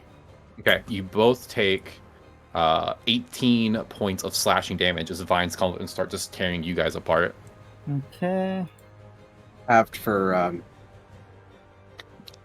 not that's right. Isidora, the other Mhm. one. Well, they The both other get one. half, so Yeah, Diodotus. So they both get 18 divided by 2 is 9, right? yeah. I'm gonna use for mine Misty Escape Okay. and Oh, teleport. that's right. You had that. Yeah, that's good. Right. Difficult stream won't matter. Here. And I'm gonna be invisible as well. Perfect. And a lot of people he can't hit.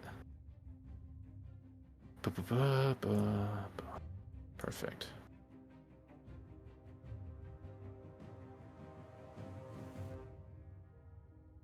All right. Invisible as well. That's just the start of his turn. He doesn't actually have to do anything for that. Mhm. He is also now going to use his bonus action to cause loose rocks in that area as well, to launch at a creature that he can see, and there's only one there now, so it's going to be against Diodotus, so he needs to make me another, or he has to make a ranged spell attack, so he has to roll to hit. Mhm. Let's see, it's decent, I think. I don't think I put down his ranged spell attack. I mean, I've fucked up on that. How do you calculate ranged spell attack? Proficiency plus spell ability score. Okay. So he's got a plus 12 to this. That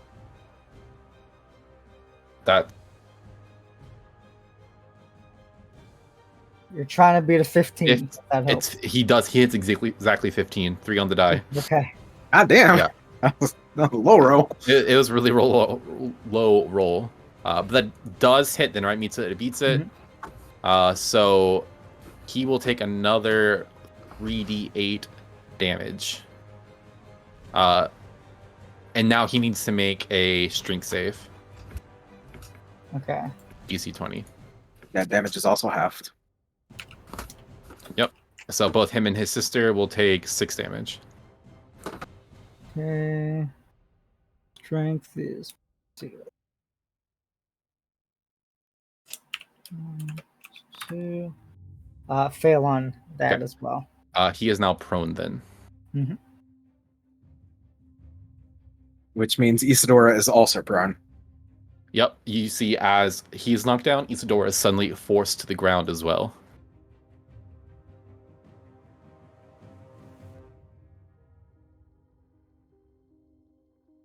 Which is here. So both of them like feel the weight of rocks rocking their shit and just fall to the ground. You see out of nowhere, Isadora just goes and like collapses. Okay, that's his bonus action.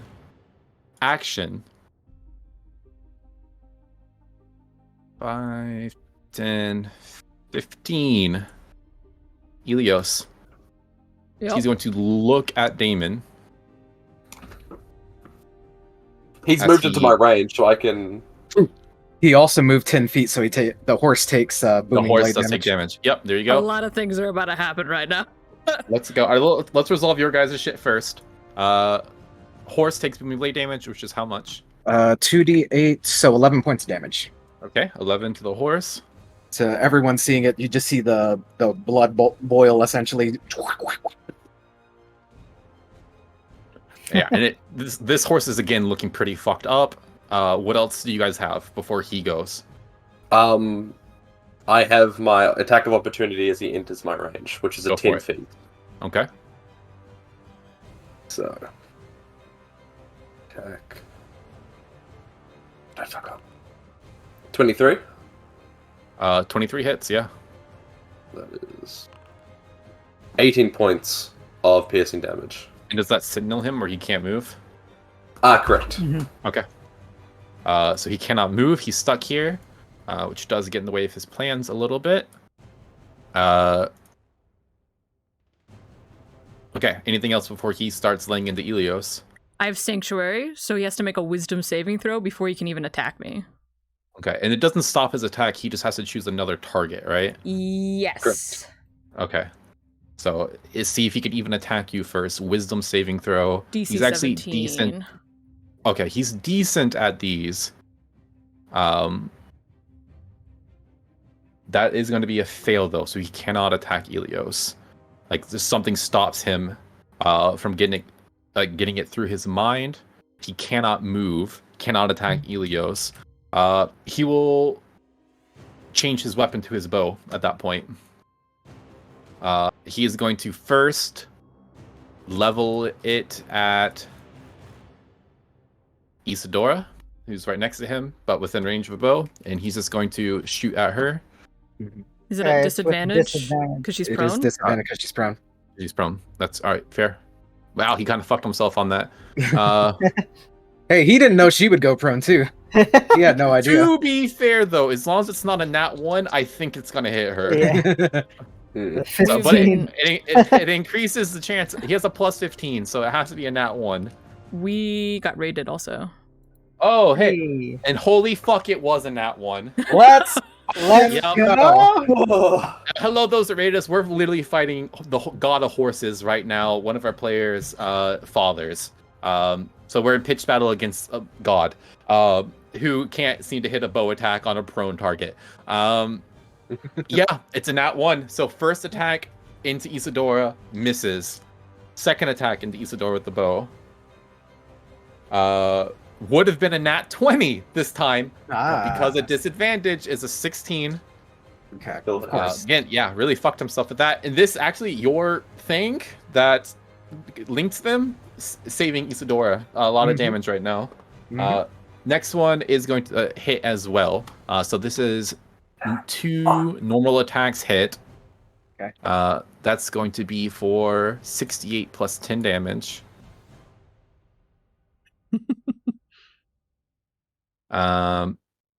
32. That's halved. to 16 each. So they both take 16 damage. Are they both still Isadora is looking hurt, but they are both still up currently. Cool. Man, okay. Did not go as well as I thought it would, to be honest. Which means it went perfectly for us. For you guys, yeah. That's his turn. At the end of his turns, with his Wrath of Nature going on, I need Diodytus to make another strength saving throw. DC 20. I almost rolled like it was my own. 20 plus 2. Hey. It's a 10. And that's a fail. Him and Isadora are both restrained now as well. We do, as a point, GC man, we have advantage when we make an attempt to get out of it. Ah, yes. Yeah. But not to receive it. Right, correct. Okay. Yeah. Once we can escape it, potentially. So they are both currently prone and restrained right now. That is his turn. Lair action, going to roll to see who gets zapped. 1, 2, 3, 4. Only 4 active targets right now. God's got a smite.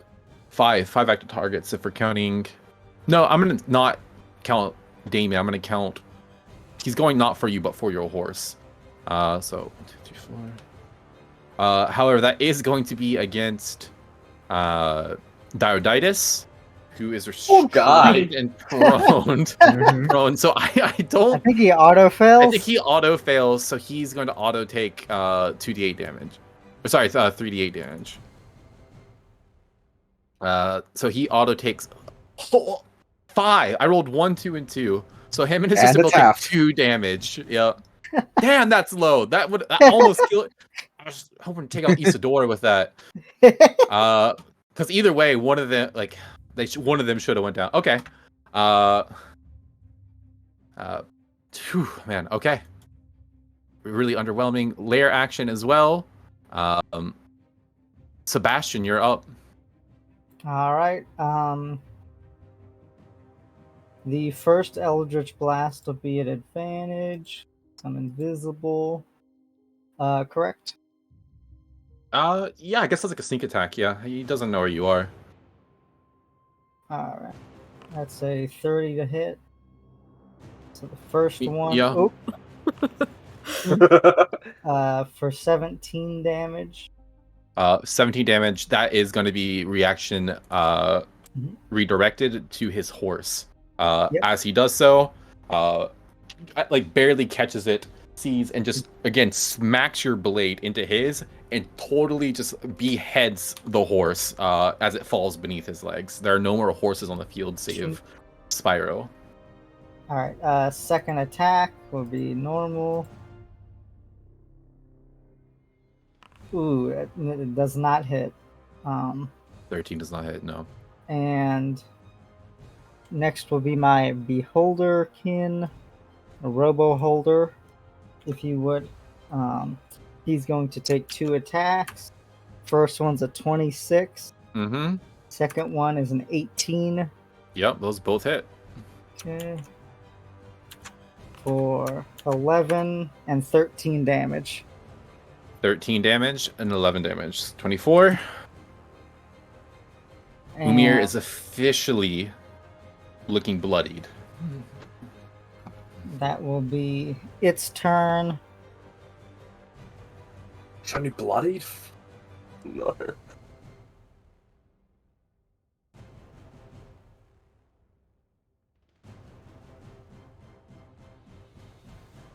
Anything else? Nope, that'll be its turn. All right. After that, he's going to use his legendary action, cast a spell.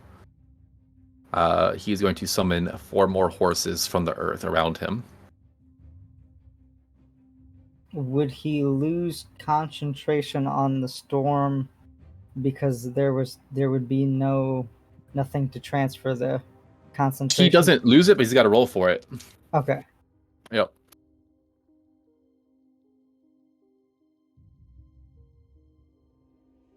That is pass on his concentration checks, and you're asking because he's casting another concentration spell first, Correct, right? yeah. That is a good point. Yes, this would lose concentration, which is okay. It's served its purpose more or less. Let me get rid of this. That was a good point. Yes, so, but he summons the 4 horses. That's way more important than him. That is his Shield. Yeah, that is his shield exactly. After that is Elios. All right. I am going to cast. Spyro hasn't been touched yet, right? Correct. Nope. Good for you. Well, Isadora is just like, it's like 5 feet too far for me.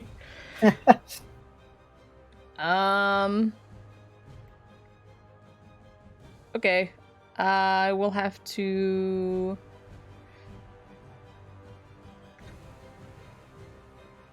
I will second level healing word her for 2d4 plus 10. 2d4 plus 10. Okay. Yep. Dionysus also gets that.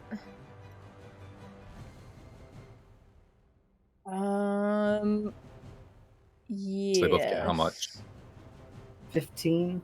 Yeah, they Oh both yeah, get 15 healing. Nice. Yep. And then or actually, I could have disengaged. Actually, I will disengage. I will disengage, and I'm going to move over here so that my armor class goes back up. Oh, by being by 2 allies, right? Yeah, Damon Damon lowered my AC by running away. All right. Anything else from Elios? You know what? I'll actually move right here. Yeah, that's my turn. Okay. Let's see. He is not gonna use a legendary action yet. He wants to save that. So it's after that is Isadora's turn. All right. Diodotus. Sorry, Diodotus is first. Diodotus' turn. Okay, so that's for restrained. Does that go away since the spell That went does away? go away. Yes, he's no Okay. longer restrained. All right, so half his movement to stand up. Bonus action, steady aim, and we're gonna make 3 more attacks. And you steady aim after using half your movement to stand.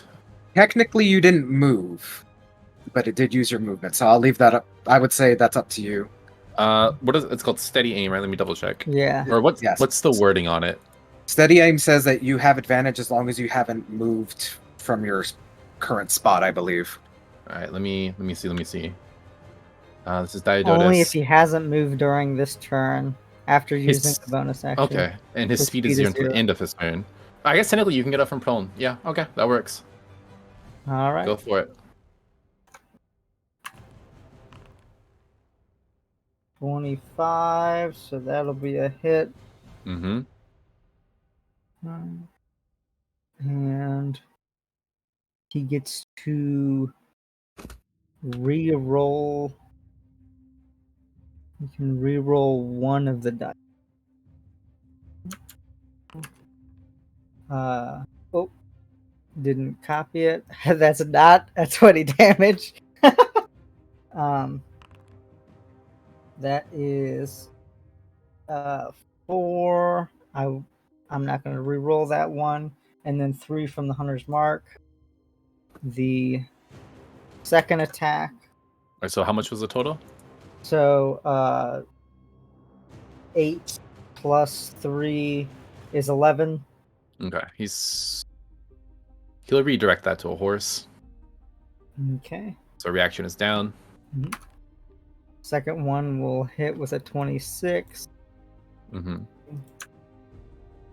That's a nat 20 too. Nice. Ooh, fuck. Okay, should have saved it.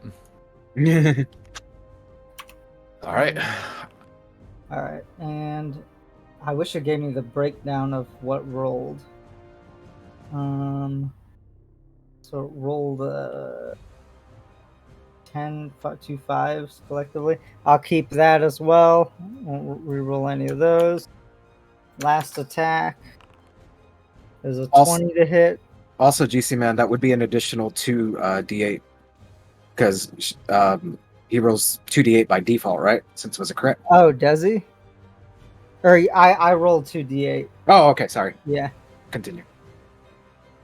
So wait, what? How much? Again, how much was the damage on the second attack? The second attack had 14 damage. 14. All right. And then the final attack does It hits. 10 points of damage. 10? That's, let me, yeah, 10 points of 10. damage. Yep. All right. After that is Isadora on the ground. All right, 5 feet of movement to get up. And she's going to bonus action Hunter's Mark, transfer it to the horse directly next to her. Okay. And she will start attacking. First attack is 19. That's a Second horse for is sure. 16. Yep. The last one is 17. Yep. Okay, so first damage. 13 points of damage. Okay. 9 points. That's enough to take out the horse. That Okay. horse is dead. Third attack, Alright. if she wants to move, she can. Yeah, she'll move up here next to Damon and attack the last one. Final one is 13 points of damage. That will hit for sure. Okay. Okay. It's still up though. And that'll do it for her. All right. At the end of her turn, she is no longer prone. Get rid of the status effect. Oh, not blind. There we go. Okay. He's going to use his legendary action. This is his second one. He is going to take 2 attacks at Isadora, who's standing right in front of him. He's going to be straight. Those both are going to hit. It's going to be with his spear. Oh, his spear does poison damage. I was not calculating that. Good thing I forgot that. I realized it now, though. So You know what? Let's see. There's a trade-off at the very start of this fight when Umir charged Damon and he sentineled him. He technically should have sentineled him 10 feet away, out of range. So I forgot that you forgot the poison. There Let's we call go. it flat. We'll call it flat. That is 26 poison damage to Isadora. Split, so 13 each.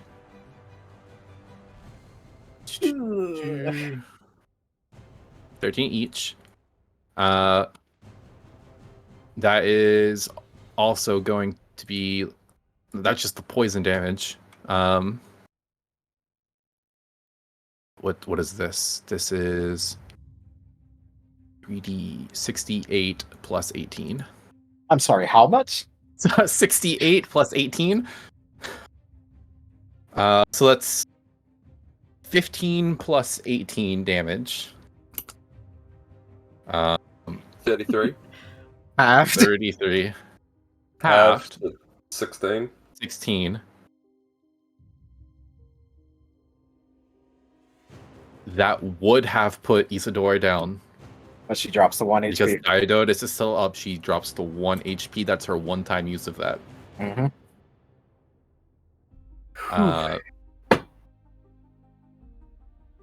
All right.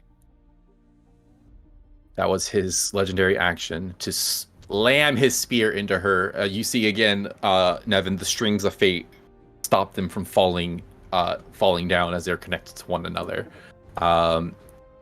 Damon, you're up. Okay. Damon's moving here. Because his abilities of protection are limited to those within 5 feet. So that's there. He is then, I guess, just going to use 2 abilities. Not 2 abilities, 2 pike attacks. That is a 17. Doesn't hit. That is a 21. Does hit. Awesome. And then the backhand on the other side, that is an 18. Does hit. Perfect. So, for a regular attack, this will be 16 points of damage. I'm going to use Unwavering Mark, which I haven't done in a very long time. That means he has disadvantage on all attacks except for the ones aimed at me. So, Luckily, hopefully Isadora... His reaction is going to aim at Spyro, actually. Who's now within 5 feet of him. Wait, my own attack is going towards it? Mm-hmm. That's why I wanted you to move before. Ah, that checks out. Any horse within 5 feet, he can redirect an attack to. But then can I, with Mountain Acrobatic, can I redirect that attack at myself?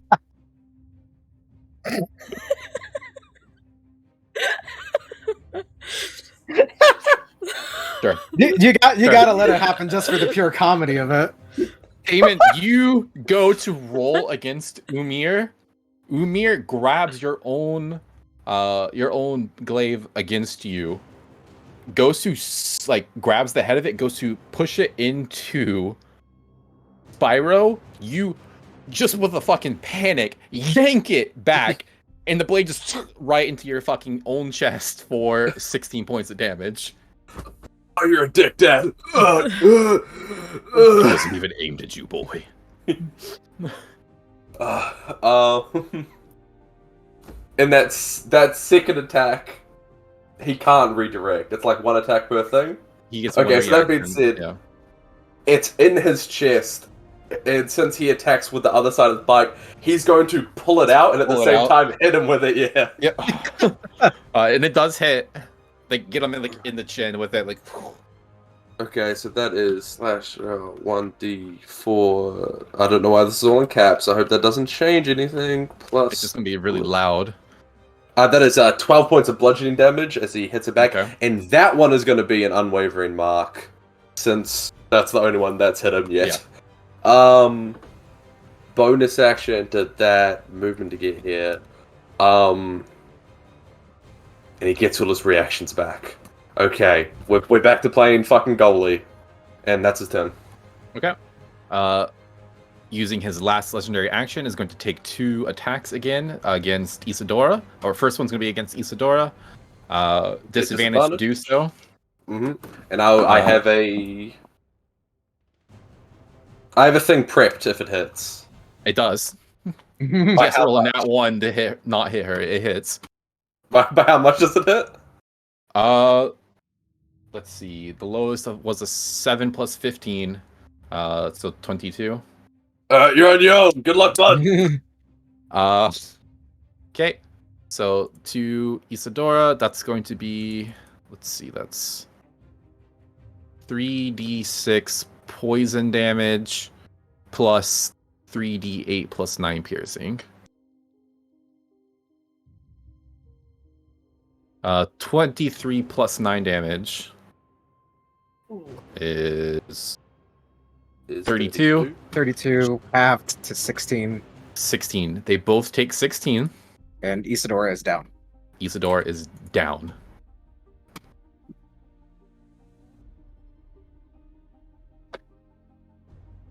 She is unconscious. And now making death saves. Okay. That's his first attack. Second attack is going to be again against Spyro, which I assume you redirect. But know that they are not aimed towards you. They're aimed at killing your horse. You are just frantically stopping your father from killing your mount. Disadvantage still, or no, because it's going to you. But Spyro's going to use his reaction to make it disadvantage. Okay, well, yeah, you guys are in synergy. So disadvantage to hit you. That's going to be 31. Oh, Disadvantage? Clay. He's got Control a plus yourself. 15. He's got a plus 15. You're fighting a god. Yeah, it hits. It hits. So that's 3d8 plus 3d6 plus 9. So that's gonna be. It's so bad. 12 plus 9. 21. You reducing it by 3? Thank you. Minus 3. Yeah. Okay, so I need 6 points back because I didn't do the first one as well. So this. Sam, you need to put a sticky note on your monitor at this I point. do. Minus I 3. do. Just a big minus 3. Well, to be fair, I need 15 sticky notes everywhere that just says you But then already you won't have notice Sentinel. any of them. Exactly. All right. After that, it's the 3 horses' turns.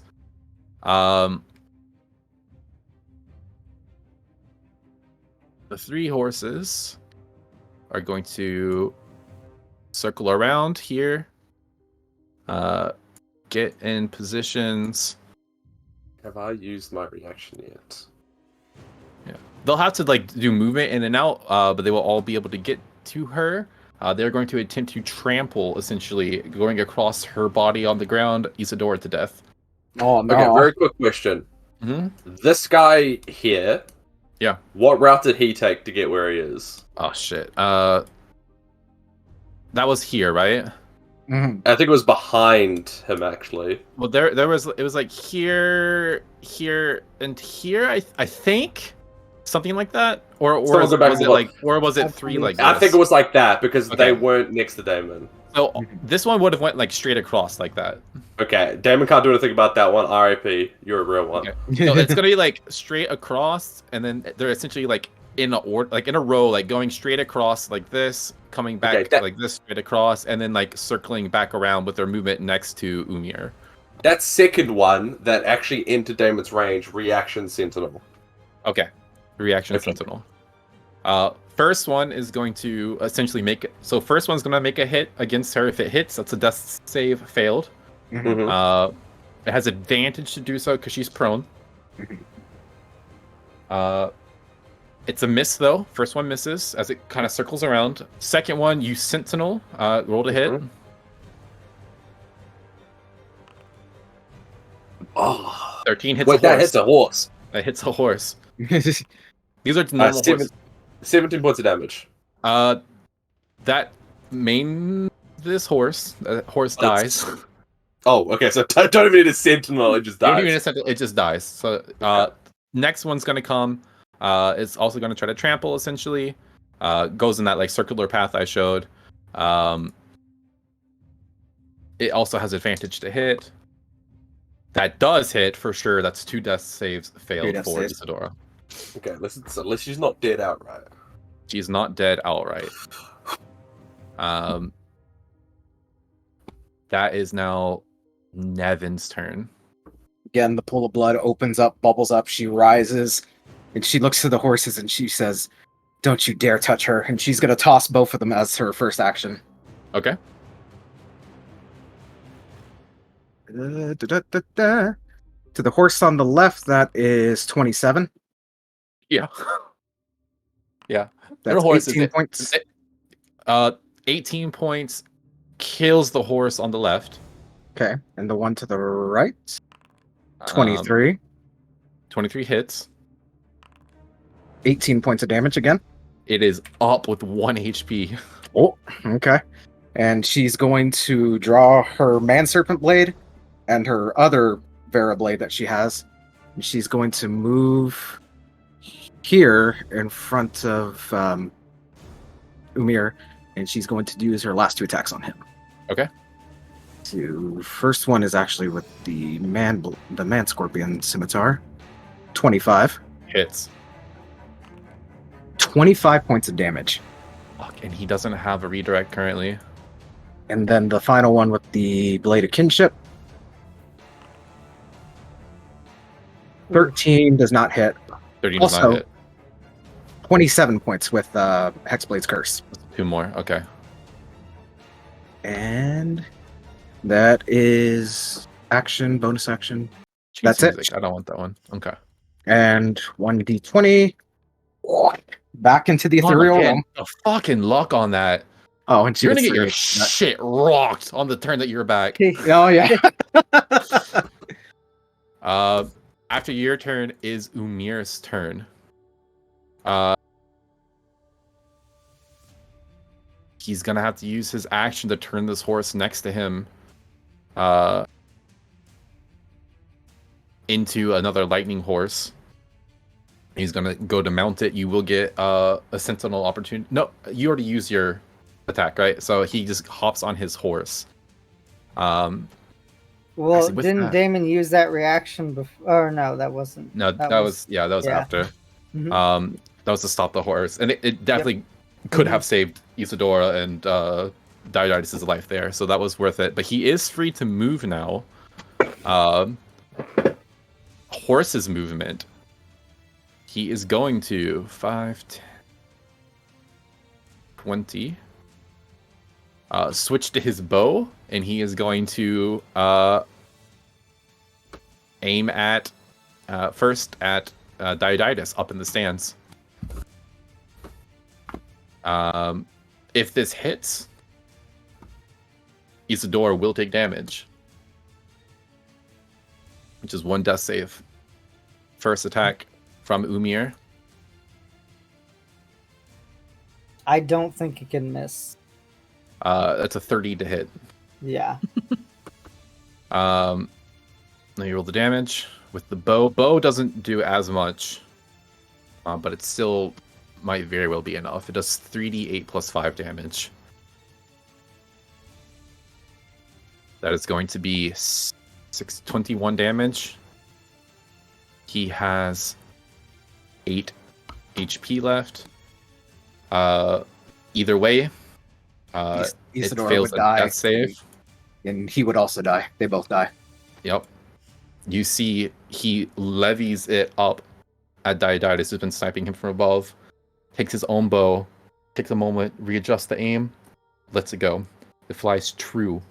You see it pierce straight through Diodatus.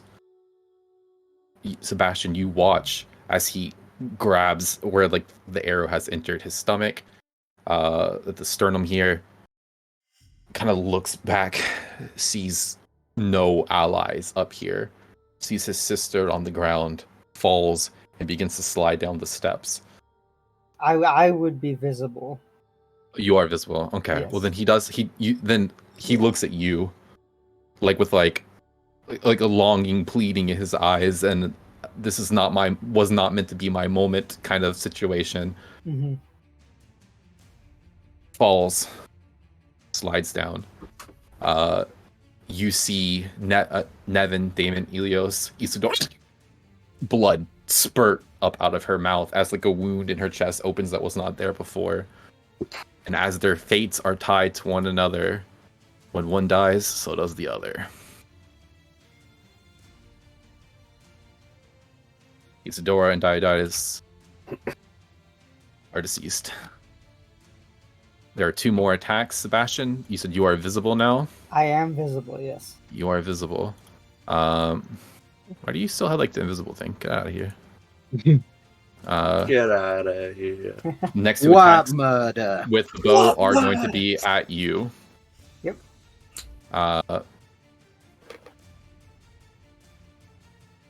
First one. Is there anything that gives us disadvantage or does anything to negate his attacks? I don't believe so. Okay, and these are just 2 longbow attacks coming Yep. at you. What is your distance right now? My distance is 60 feet. Okay, yeah, he's well within range. Mhm. Okay. The lowest of the two is a 15. Yeah, 15 meets it, beats it. 15 hits, so that means both are hit. Mm-hmm. Sebastian, you're going to take 68 plus 10 damage. All right, Sebastian is down. That's 42 points of damage. Oh, I thought you said it's you took 68 points. 6d8. Okay. 6d8, Sebastian not 68. is not down. 42. You take 42 okay. as 2 arrows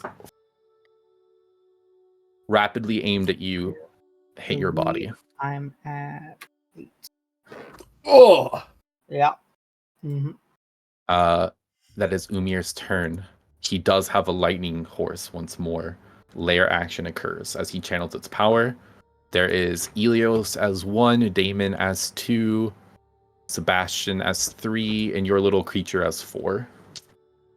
Okay, and then what was the save for my con save? Like 15 Okay. for concentration. All right, Yeah, I keep it up. perfect. Elios, that's you. Please make me a deck save as lightning comes from the sky. For Sanctuary, it is worded as any creature who targets the warded creature with an attack or harmful spell must first make a wisdom saving throw. Does this count as a harmful spell? Am I being The lair targeted? action, and it's hitting someone at random. It doesn't. It does say if it's an area. It says the spell doesn't protect the warded creature from an area effect, such as explosions from a fireball. I'll let you make this call right now, Elios. Because if it doesn't hit you, it's going to hit Damon, Sebastian, very possibly. It could hit the Beholder, which hasn't been touched, I think. But it could hit Damon or Sebastian. I'll re-roll it. You make the call. What would you like You're to making do? the decision. I mean, fine. I'll take a little fucking light. Make a deck save then. And if that's the case, that will be the decision going forward if it does hit you. Okay, 21. 21 passes, so it won't be too bad. Rolls are solid, though. That's 13, half to 6. You take 6 lightning damage. Nothing too crazy here. Sorry, wait, no, I lied. I keep doing 2d6. That's the... If you get 13 plus 6 is 19... 8. You take 8. So, 2 more. That's lair action. Next is you, Sebastian. All right. I am going to go ahead and use my action to use my last spell slot for mirror image. Okay. That will be my action. And then the beholder will take 2 attacks. Go for it.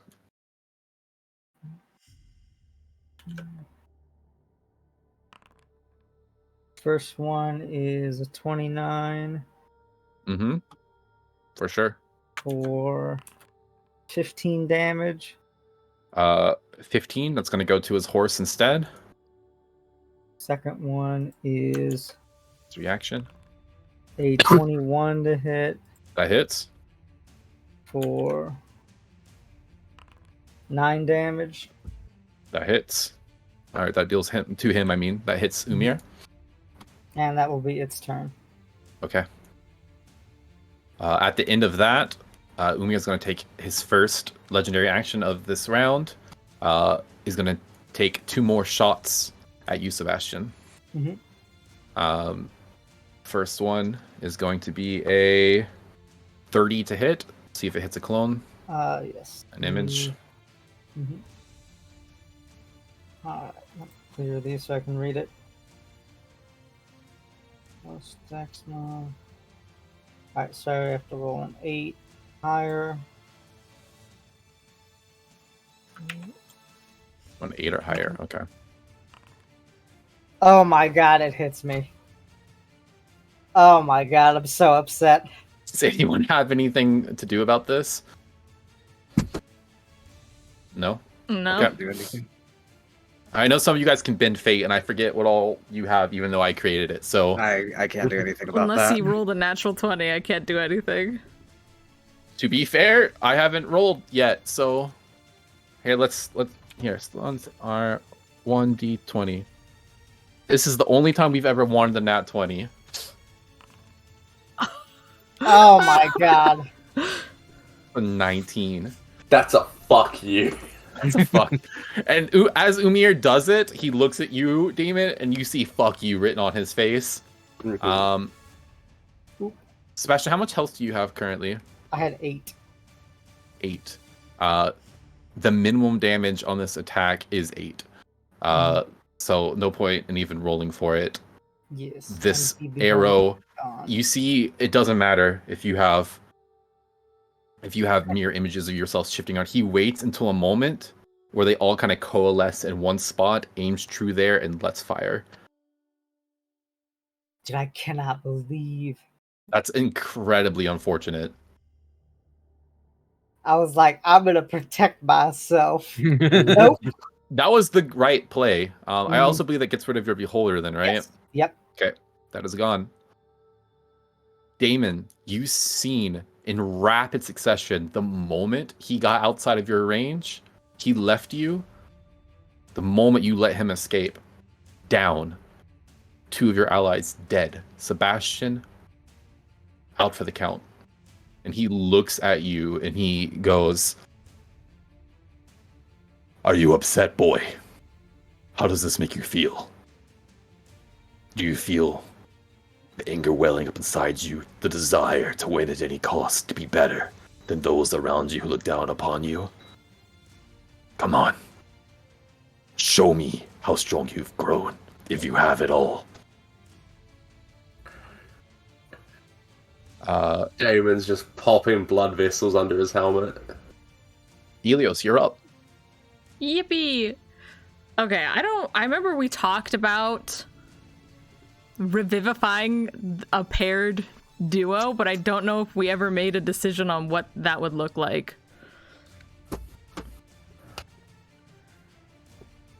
Because I will say, my idea is if Helios can burn double the amount of souls, knowing I was that about they're to say attached. this same thing. I think I'll allow it to work if you burn double the souls.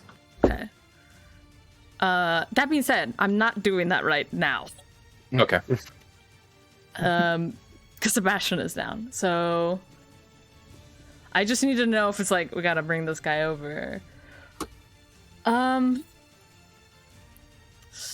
need to stop. Stop dying.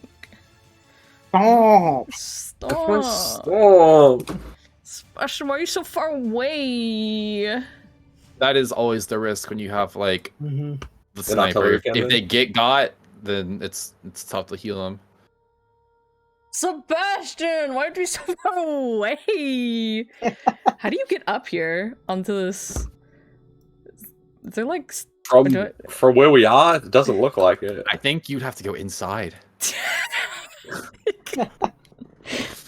To be honest, or like climb the wall somehow. How tall could I get on Spyro and then climb up? I would say with Damon's assistance, you could to be get fair- on that first layer pretty easily, but there's like a second layer above Yeah, there's that a that would be second much wall. harder. You'd have to scale it on your Well, own. okay. If I was up there, I think like right. If I got right on the edge, he's within distance of healing, so I wouldn't Okay. need to get all the way up there. Hear me out. Get on the horse, heal me, and then I'll get you up there. That's the trade. That's the deal. That's the bargain. I will get on the horse though. So I don't. Do I have enough movement to get on the horse? 5, 10. I have Yeah, 30 you just need to feet. move 5. You only need to move 5 to Okay. get next to Damon. So, Right. and then well, half movement to get on the horse, right? I will so, get on the horse, and then I am going to 4th level cure wounds, Damon. That's beautiful. I like that a lot. That was a good decision on your part. So you heal 38. And Then you heal some of that too, right? So I you just go back up to max. heal 6. Yes. Right, so that's an action. And then I don't. Hold on. Here's a question. The Woven Fate. It says, okay, you gain the ability to cast Web, Grasping Vine, and Ensnaring Strike spells, right? Mm-hmm. If it's coming from the item, is it a spell? Because I can only cast one spell during my turn. I think so. I think that counts as casting a spell. Okay. Then I don't think I have anything else I can do as a bonus action. Like pull the dead or something. Or no, Nope. you bonus action. Sorry, never mind. Nope, I have nothing. Okay, so that's you then. Yes. Okay. After your turn, it is going to be. He's going to use another. This is his third legendary action. Is that correct? I believe so. Yes. No, I'm just actually, gonna no, say I yes. think he's gonna hold on to. I think it's his last one. He's gonna hold it actually. So after Leos is Damon. Oh shit. Yeah, because we're skipping Damon. right by Diodatus and Isadora.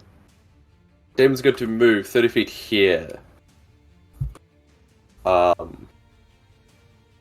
He is going to use his action to throw Ilios onto that higher platform.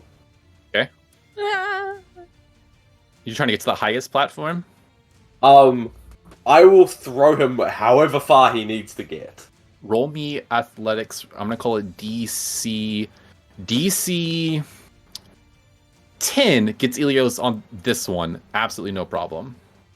You're getting on that DC platform, Ilios. DC 17 gets Ilios here. Okay. If Ilios, that's where you would like Ilios to go. Is that your ideal? The closer. Why not? Okay. Right. So either way, you're getting on one. 22. Fucking third row. He's in the third row. Yeah. Elios is flying. My back hurts. Yeah. Ilios, you actually land here. Okay.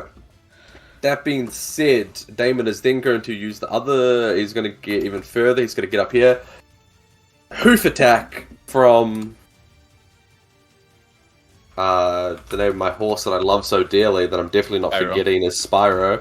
Your Do you dad need to get that remembers. close? Oh, I For guess to Spyro, attack. yes. Yeah. Yes. Okay, that one fucking misses. 21 hits, and this is a slim chance. But where is it here? Trampling charge. It's the horse has moved at least 20 feet. Oh, in a straight line. JK, I moved 15 feet in a straight line. It's not a trampling charge. And try to unmount him. Was that your goal, knock him prone? Actually, I could move 15 feet here, and that would be a straight line technically. How would you feel about ruling that? That's fine. You can get. But what does it do? It knocks him prone. Okay. He has the bonded ability. Umir and his mount. No, that's the wrong one. Sorry. He has. Which one is it? Glued in. Umir cannot be knocked from his saddle involuntarily. Fuck. Okay, JK, never mind. So we're just gonna go damage for the hoof attack.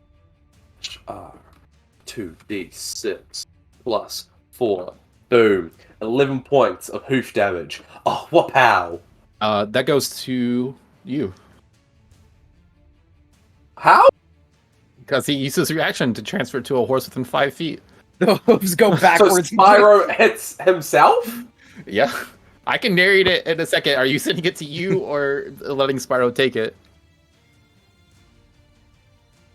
Yeah, I guess I will have to take it. Well, does it first off, does a 21 hit you? That's not how that works. Yeah. The damage is makes it a bit- redirected. Yeah. It Oh, makes it a bit damage. better. Okay. I Yeah, thought yeah, it yeah. redirected purely the attack. The damage is purely Okay. yeah. Okay. Yeah, I directed him. You know what? Fuck you, Spyro. You're clear this entire fight. You can take 11 points of damage. It's gonna go to Spyro. So then what I think happens is Spyro like goes hoofs up to like slam down on Umir, but instead he takes like his own his like spear arm and like slashes it like into Spyro's legs, and they like kind of crumple forward, and it just like sends like shockwaves up Spyro's own hooves and legs. So that's 11 damage to the Spyro instead. Okay. You know what? You made him use his reaction, which we love, Spyro. That's all I can ask for you.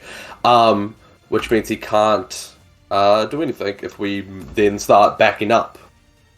And I can't attack because I threw thing 10 feet away. Okay, we're good. I'm happy with this. End of Damon's turn. Okay. End of your turn, you backed away, so he still has his bow out. He's going to use legendary action, 2 attacks against you with his bow. Kicks up. Or against your horse, but they become against you. But yeah. I do want to specify he's not trying to hit you in this moment. Or actually, no. I think Euless, you saw a sanctuary up? I do. Okay, I'm gonna roll a wisdom save to see if he can target you. Okay. What's the DC? 17. 17. He has a +6 to this. This I think matters, so I'm gonna roll live. 1d20. So he needs has a +6, so he needs an 11. Alright, so no. Ouch, I cut myself. It can't go towards you, it can't go towards Nevin, it has to go against Spyro. So Which we're means gonna roll coming to Damon. Which means it's coming to Damon. Okay. First longbow attack against that is a 15 to hit. Misses. So it redirects you, so that's a miss. Second one is that's a 19 on the die, so that's definitely gonna hit. That's astronomical. +50. Yeah, absolutely. Yeah, +11 on the bow. Technically, it's a little bit lower. But yeah, that's definitely gonna hit. Yep, so it's gonna be 3d8 plus 5 damage.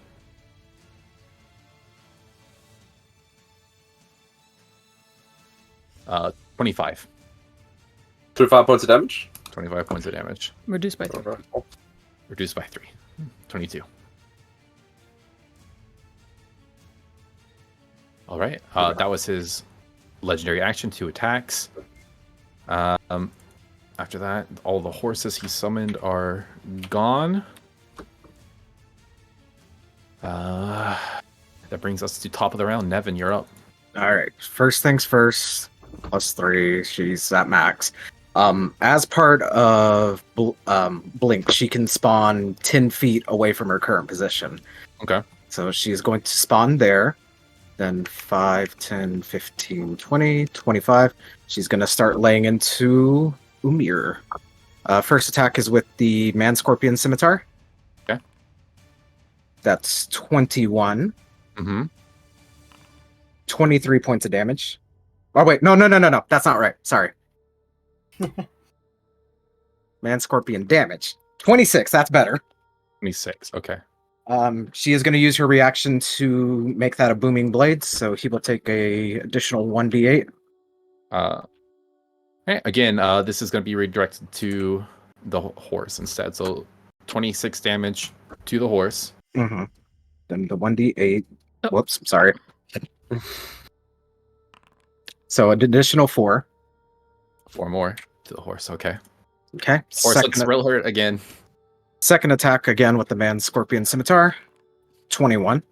21 hits. This one will actually get him. 22 points. Or 24. 25, sorry. 25 with the Hexblade's Curse. All right. And final attack is actually with the Vera's Blade. That's a 17 to hit. Does not hit. All right. And for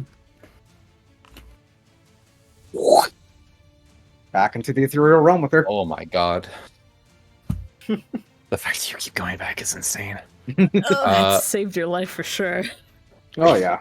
You're right in the mix, and yeah, his spear attacks are deadly. How's he looking, right? By the way, He's pretty hurt. He's pretty hurt.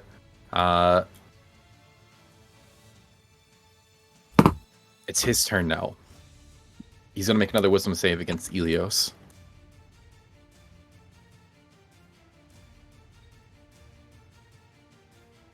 So I don't think he has anything better to do on his turn. Yeah.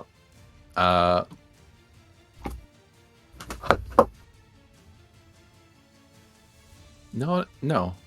He's gonna do something different. He's gonna cast Animal Friendship on Spyro again.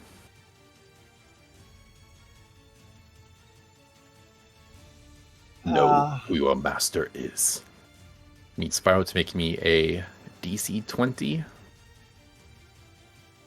Wisdom save.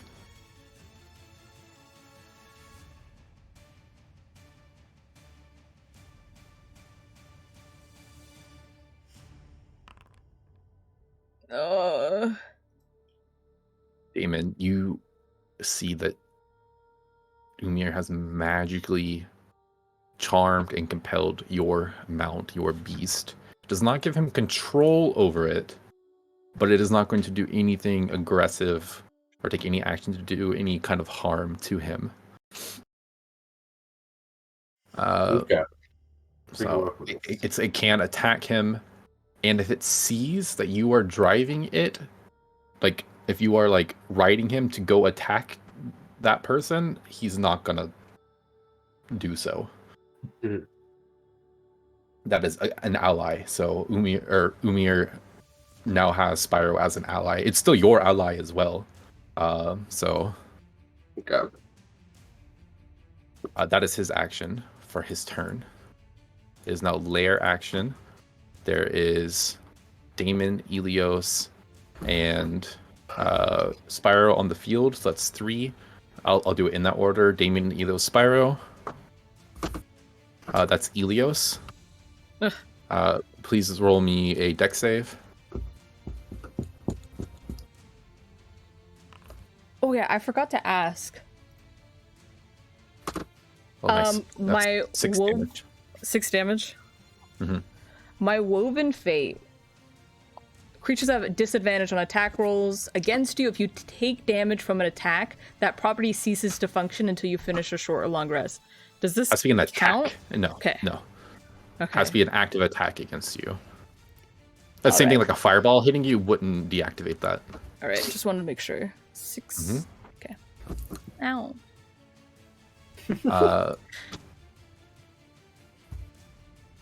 After that is Sebastian.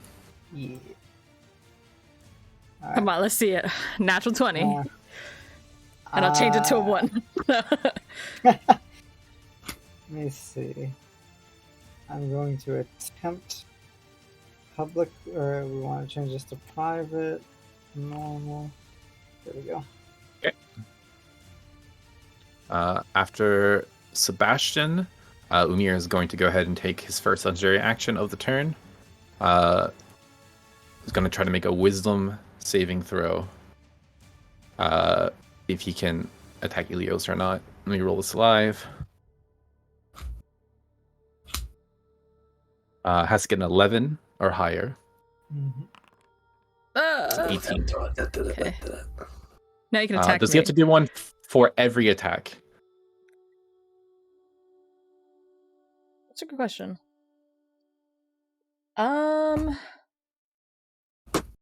Any creature who targets the warded creature with an attack or harmful spell must first make a wisdom saving throw. On a failed save, the creature must choose a new target or lose the attack or spell.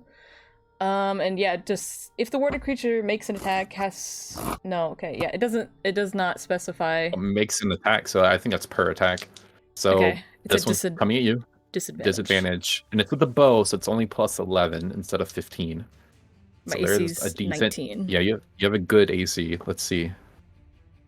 That was a 4 and an 8 on the dice, so 4 plus 11, 15 does not hit.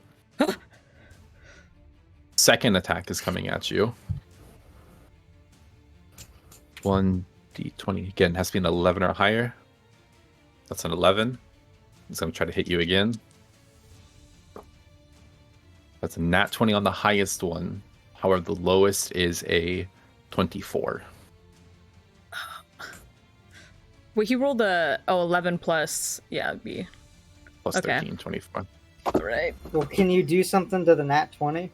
He rolled a disadvantage, it's though. a disadvantage. So the result is I got lower. you.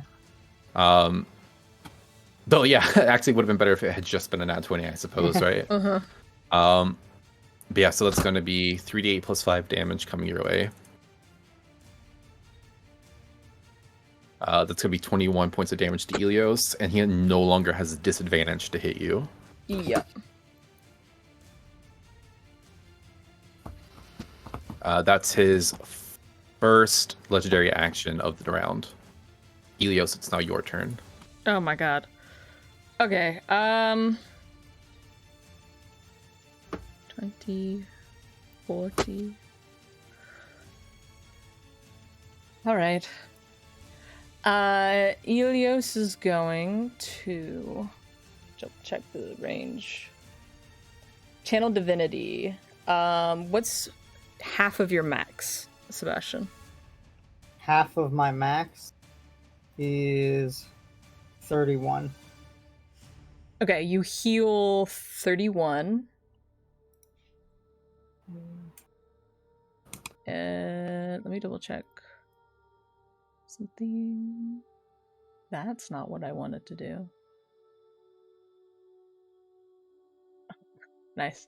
Okay, and then I am going to cast Mass Healing Word, targeting.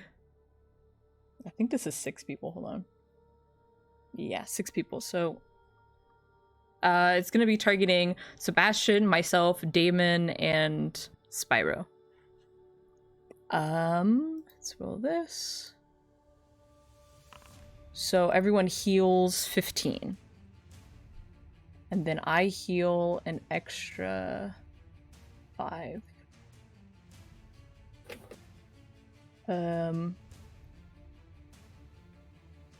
Yep. And then I am going to... How far of a drop is this, by the way? How far? I'd say it's 10 and 10, so you're looking at 20 feet. Okay. Can I don't know how these steps look. Can I use any of these as, like, cover at all? No, because they, like, go up, so there's Okay. nothing to get behind. That's okay. I'm just gonna go here, and then I think I'll go prone. So then he has disadvantage on ranged attacks. That's honestly not a bad call. That would also give you cover, right? Because it's kind of up. Yeah. Yeah, I would say it. Yeah, it could block his view. All right. Well, how much cover is that? A quarter, I think, because you're Okay. I don't think there's such thing as quarter cover. Or sorry, half. Half instead of 3/4. Half. Sebastian tried this neat new trick called laying down. He already is. Is my mirror image still up? Because concentration it's or not no? concentration. Then I would say it's still up, yes. Okay. Okay. Yeah, that's my turn. Ilios remembers earlier in the day when Nevin was hiding under the dock Yeah. and is inspired. So let's see, he's used one legendary action. Yeah. You're both at disadvantage now, and he still has to make a wisdom save to hit Elios. Yeah, I don't know if he would realize that Sebastian is back up, though he definitely knows how healing magic works. So here's what I'm going to roll. I'll roll this live as well. Can I sleight of hand it? that I healed Sebastian? As I did the mass heal to everyone? Yeah, go ahead. Go ahead. I don't have a great sleight of hand. Go ahead. But- He has pretty good passive perception, just letting you know. Alright, it's a 15. Yes. His passive perception is 17, so he does see this, that you've healed, and he knows how healing works. But I'm gonna roll just a straight 1d20. Yeah, I'll call it a d20 then. I think he understands that you guys have healed. 1 through 10, he's gonna aim at Elios. Above that, he's gonna aim at Sebastian. So it's against Elios. So he has disadvantage, and you have +2 AC. Is that right? Well, he has to make a wisdom saving throw first. Yeah, this even it's try to get you. So it goes to Sebastian in the sense of being the thing that knocks him again. That is nat 20 on the save. Is it? Yeah, it's a nat 20 on the save. Okay, but I guess. Yeah. Yeah. Sebastian, why don't I have mirror image up? This choice. That's true. You do have mirror image up, but If it hits, it's gonna be bad. Yeah, if it hits, it's gonna be real bad. But I have mirror image up. If you would like, this is rough. Because you do have mirror image up, but your AC is also doo-doo water. A. B, my AC is good. But I guess I have double disadvantage. That doesn't do anything. it's up to you. You know what? Natural one. Respectfully, you can go down again. So instead, he has to aim at Sebastian. Yeah, or Spyro. I'm But sorry, I little think one. Sebastian's taking priority. He has disadvantage to hit you. So let's see if that happens first. That's a nat 1. Huzzah! Elios turns it to a nat 20. I think I got him. Why have you done this? Aims, misses. You can see he trained on Elios, but has to twitch, shoot the next shot, and it completely misses Sebastian. Second attack against Elios again is gonna make the save. Okay. For a second time on the save. I don't think I could do how anything. How many times can you do that? I can only do it once, I'm pretty sure. Yeah. Just once period? Once per day. So now he can try to hit me. You try to hit you at disadvantage. At disadvantage. That same die rolled another nat 20, but the other one didn't. It is decent though. That is 26. I don't know. How much does half cover give you? I don't think it. I think it's +2, but I could be wrong. I think it is +2. Yeah, I think that hits. All right. So it's going to be 3d8 + 5 coming your way.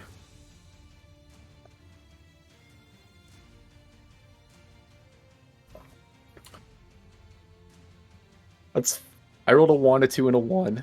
That's 4 damage. All that work to deal 9 points of damage to Elios. Is it 9 total? Yeah, 4 + 5, 9.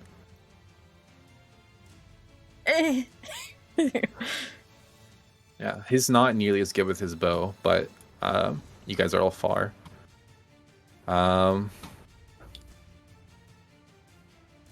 Yep. Let's see. That was after Elios' turn, right? So next up is Damon. Right. Damon is going to leap off of Spyro, given the fact that Spyro will not allow him to get closer. He will leap off of Spyro, and as he sails down full Leonidas style with the pike, is going to make his attacks. Cool. Alright. The first attack will be the bonus action, blunt part of it. That is a 22. Okay, that hits.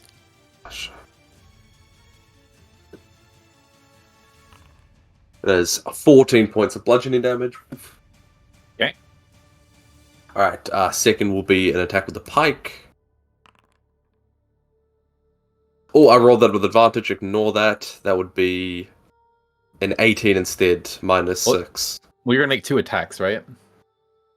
So let's Oh, call it okay. 2 attacks. Yeah, That sounds perfect. So that is a 18 and a 24.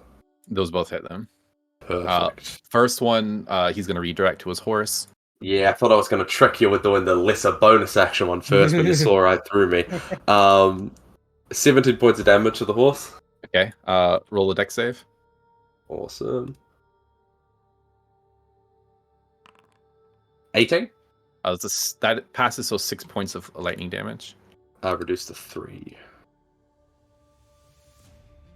Awesome. This will be the last attack. That is a 20. Yeah, that hits. Perfect. You're keeping us in bated breath. No, sorry, and- I got confused about the number of attacks for a second, but it doesn't matter either way. And then that is only a 12. But yeah, as Damon sails through the air, he will say, "You've tried to take Spyro from me once. I will not let you try again." And then bring the pike into him. As you bring the pike into him, it hits. As you say, how would he respond to that? Boy, you are foolish to believe you truly escaped me. Is that your turn? I was foolish to think that I could live a normal life with a coward like you for a father. Now I'm finished. Okay. He's going to use his last legendary action of the turn. You see, you've left Spyro Yes, right Spyro behind is you. in these 4. Like here, right? Yep. Okay. You see, he's up above you, like by quite a bit. The bow is trained right above your head. 2 shots going at Spyro. So not just 2 arrows at the same time, both aiming towards your horse. There'd be a disadvantage, right? Because he's making a shot within 5 feet of an enemy. Is it disadvantage if you're within 5 feet, or if you're targeting the person within 5 feet? If any enemy isn't within 5 feet of you, because it's kind of like the equivalent of Damon standing in front of him being like, "Fucking stop it. Don't do that." So first one, with disadvantage. Disadvantage is helping. That wasn't this. These dice are rolling hot suddenly. They were rolling really bad before. This is 25 to hit on the first one. That hits fire. And second one, 19. I forgot that he has an arm class of 11, so I don't think it matters. Oh, he too literally much. couldn't miss except for a nat 1. But that did increase the odds of a nat 1. Okay.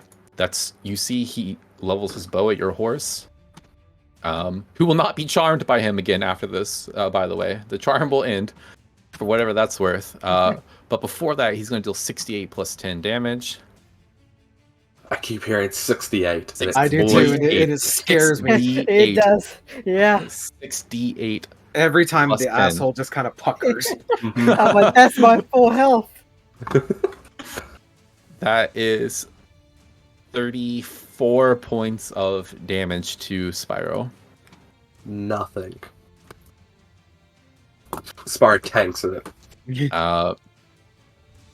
Okay. That is his last legendary action for this round. Nevin, you're up. All right. Again. And she's going to take a swipe with the Man Scorpion Scimitar. 22. That hits. It's 19 points of damage. Okay. All right. Is this horse still up or is this horse dead? Good question, because as of right now, his horse is dead. With that first attack, you slice into him. He's going to redirect that to his horse. That is enough to take it out. It has 11 HP left. Okay. And Make a dex save before you make your second attack. yes.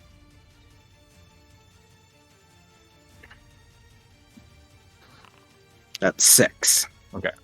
Let's fail. So you take 9 points of lightning. Okay. And second attack, which should be with the Blade of Kinship. 16. Does not hit. Okay. Bonus action attacking with the Man Scorpion Scimitar. 24.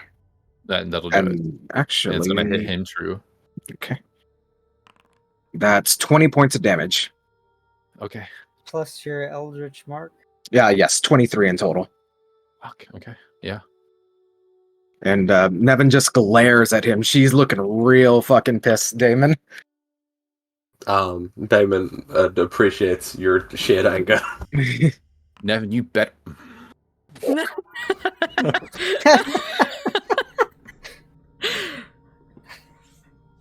right. That's okay. That's okay. Because you know whose turn it is? It's Umir's turn. It's Umir's turn. And Damon, you're not on your horse anymore. Nope. And he can move to your horse without ever leaving your range. Tragic. And he's going to switch his weapons out. He's going to grab his spear once more. And he is going to go ahead and take an attack at Spyro with his spear. Do you have anything that alters this? Does anyone have anything that alters this in any way? Mm-mm. Just Does nothing. Alarm Mastery have a... If I want to sentinel him, he needs to leave my range, which he hasn't. I'm not close enough to... Alarm Mastery attack him? Oh. No, I'm not close. Like, he hasn't left my range with Polar Master. I'm not close enough to Spyro to, like, give him anything. Just want to maneuver 5 meters attack, but no.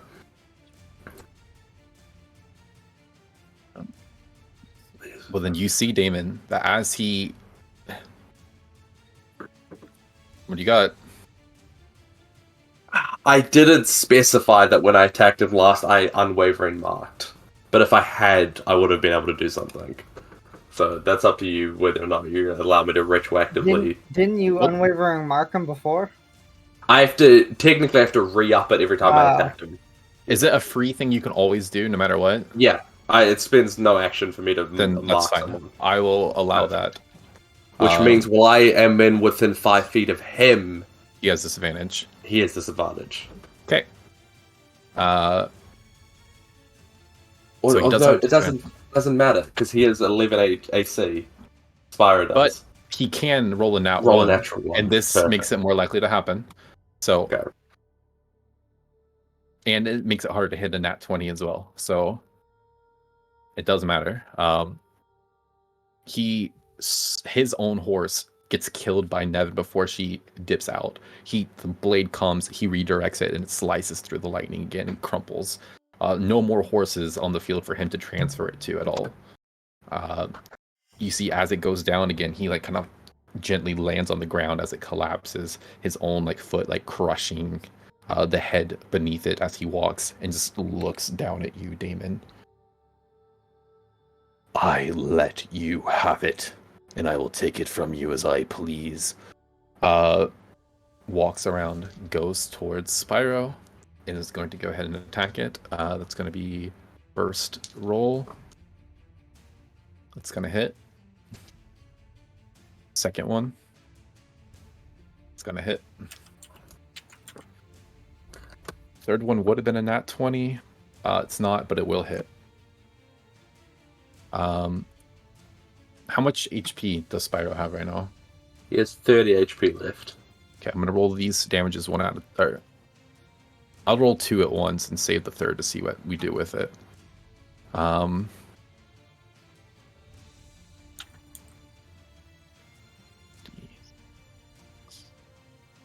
Sorry, that's 6d6 poison damage for 2 attacks, as well as 6d8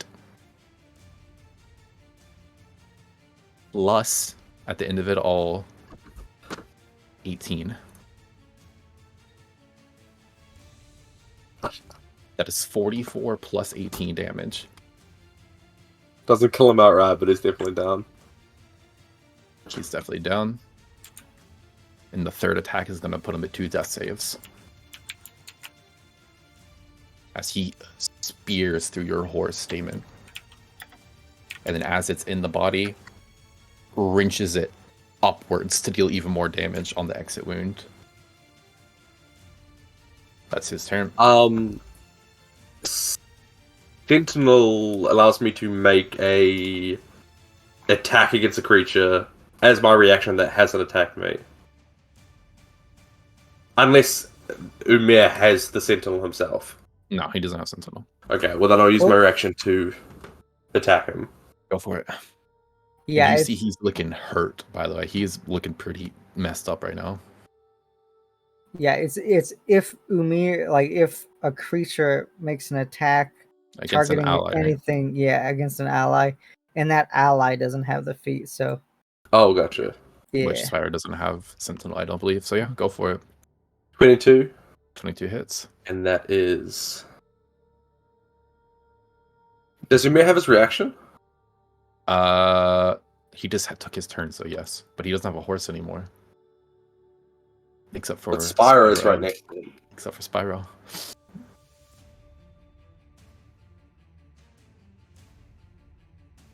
So there's no point in doing this. It was a good catch. It was a good catch you just made. Yeah. Yeah. Damon goes to, and with the 22 would, but looks at Spyro and realizes that he is hurt. So hesitates and doesn't do it. All right. After that, it is Sebastian's turn.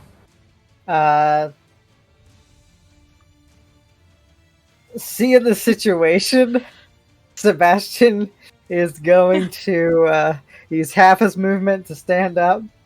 He's then going to use his reaction to have, let's see, there's 30, and then dip behind this wall.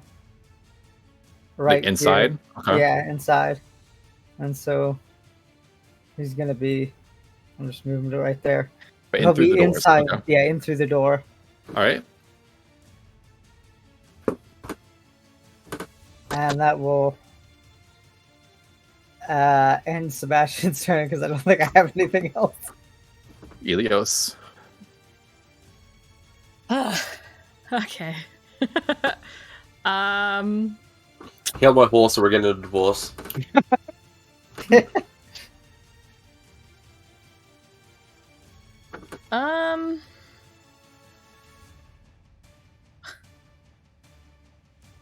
Hold on. Ooh.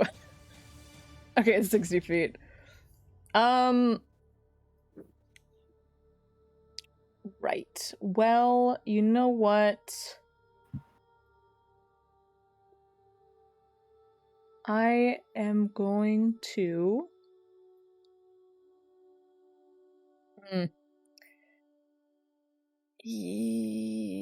I'm debating on whether it's worth doing a second level if it gets dropped again.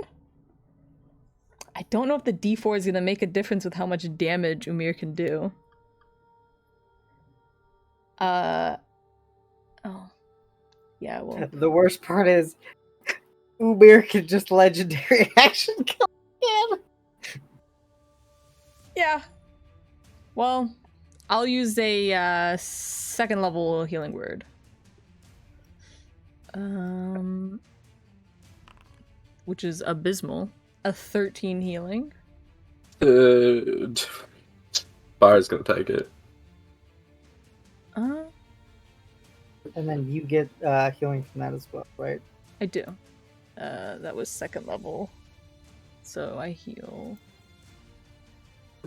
4. And then I still have Sanctuary up, so I ironically cannot attack. Unless you get rid of Sanctuary. Yeah, but Don't do that, though. I'll just Come on. Can I? No, I'm gonna stay here. That's my Okay. turn. All right. After Elias's turn, legendary action. It's gonna take 2 spear attacks against Spyro. Why did Only you get just off roll the Spyro, damage. Sam? What? So why'd you get off Spyro, Sam? Come on. I couldn't get wasn't closer? thinking I couldn't get closer to attack him, and he was described as hurt, so I thought I could kill him within 3 attacks, but I could not. This is a Sam. god that's hurt.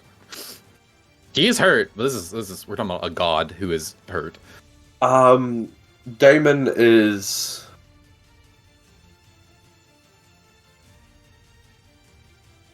Fuck, Damon's used his reaction to attack him, so he Is can't he- do anything. Still unwavering marked? Is it still in effect? Yeah, turn? I can technically roll them to see if I get a nat 1. Let me redo it. No, it's the lowest was a 2. It doesn't Yeah. have 3 attacks. That's 1 to take it down again. 2nd to take 2 death saves away. Okay, that's right, because he's back up. How much? Yeah, how much damage? More than 13, I assume. I could roll the damage. It's yeah. Well, let me what's see. the- I'll roll. Minimum roll to be fair. damage he could do on the first attack. The minimum damage he can do is 9, 10, 11, 12, 13, 14, 15. The minimum Okay, he so can do is first, 15. first Yeah. attack downs him Yeah. immediately. Yeah, that's yeah. That is if I rolled 1, 1, 1, 1, 1, 1, plus 9. Okay. Spyro is at 2 death saves again. Damon, that's your turn. Can Damon wedge himself in between Spyro and between? So he's not ending his turn there. He won't end his turn here, but move technically here to wedge himself between Spyro and Umir. I just need this purely for the angle of what he's about to do. That's your horse is Okay. on the ground right now, like bleeding out. You can step on like around it. I was gonna say on top of it, but you wouldn't do that. He's going to move here. He is going to attack, shove Spyro to push him 5 feet out of the range of Umir's ability, putting him here. And then that still counts as an attack, so he can extra attack, and as he pushes, he'll grab the spear and just stab it behind him. That's very clever. I was thinking, what is he gonna do? That yeah, So that is a 19 to hit. that is a 19 to hit. That hits. Right. That is 20 points of piercing damage. Okay. He's still Bonus up. action. He's looking hurt, but I don't know if it's enough with your bonus action. Alright, well, let's see if it hits. 18. Just hits. Alright.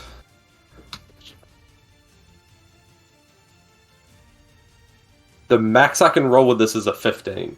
Would that still not do it? Okay, so we're just gonna...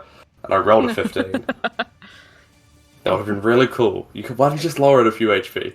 Hey, max damage though. Yeah, so he will like turn it around, and then once he removes it, he will swing around, backhanded with the back of the pike, so that he's facing him now, standing in between him and his horse. That would be an. Yeah. If it was like within 2, I would have lowered it, but it's a bit more than that. Okay. Sam, can you, if you moved around him and then moved 10 feet back, could you stop him from moving closer to Spyro with your sentinel? Because right now, he's currently out of the range, but he could rotate around you and do the same thing he just did, right? Umir. So you're saying if I moved here, him Yeah. moving further would. So then if he Activate tried Sentinel. to move 5 feet to get close to Spyro to redirect the damage, you could sentinel him and keep him in place without him being able to redirect a hit. That's very smart. I'm going to do that. So I'm going to take an opportunity attack to get out of his range.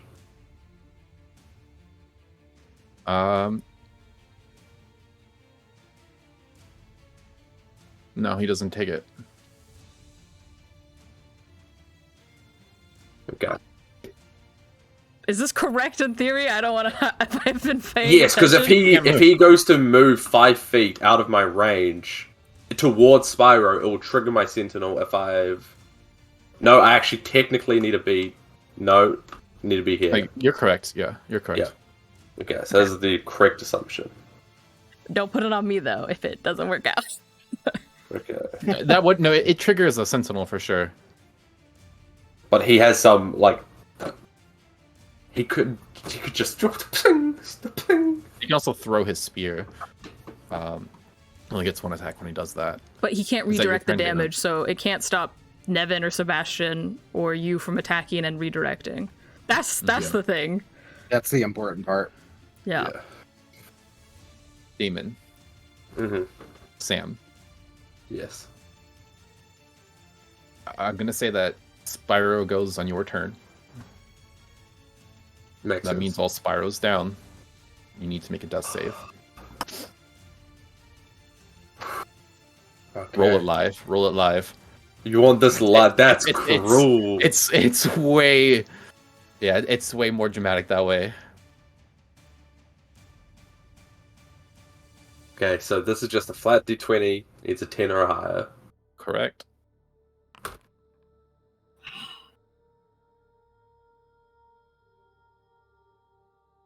Damon, you shove Spiral away in an attempt to save him. You run around your father, hitting him with your spear, doing all that you can to save your horse. But your father's cruelty knows no bounds. At least what you've always known him to be. And he told you at the beginning of this fight he was going to try to take away everything from you. And he's going to do it to push you to your limits, to make you angry and hateful and resentful.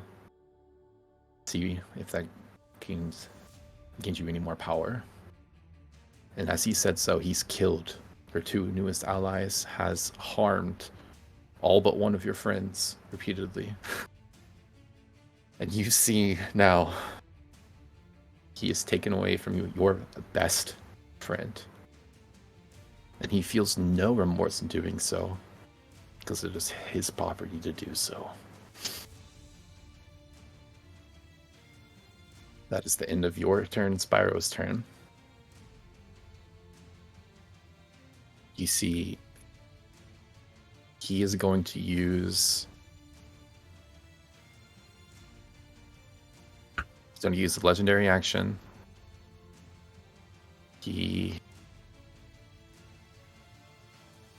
What is he even going to have here?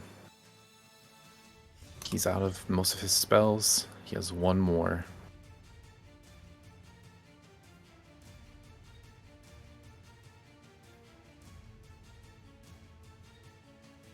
He's going to cast...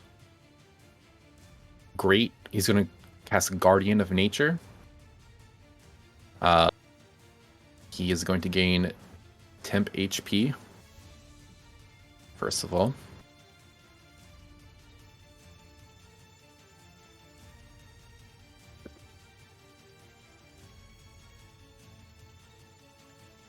No, that's the main thing, is it's going to give him temp HP. That's the best option he has in this moment.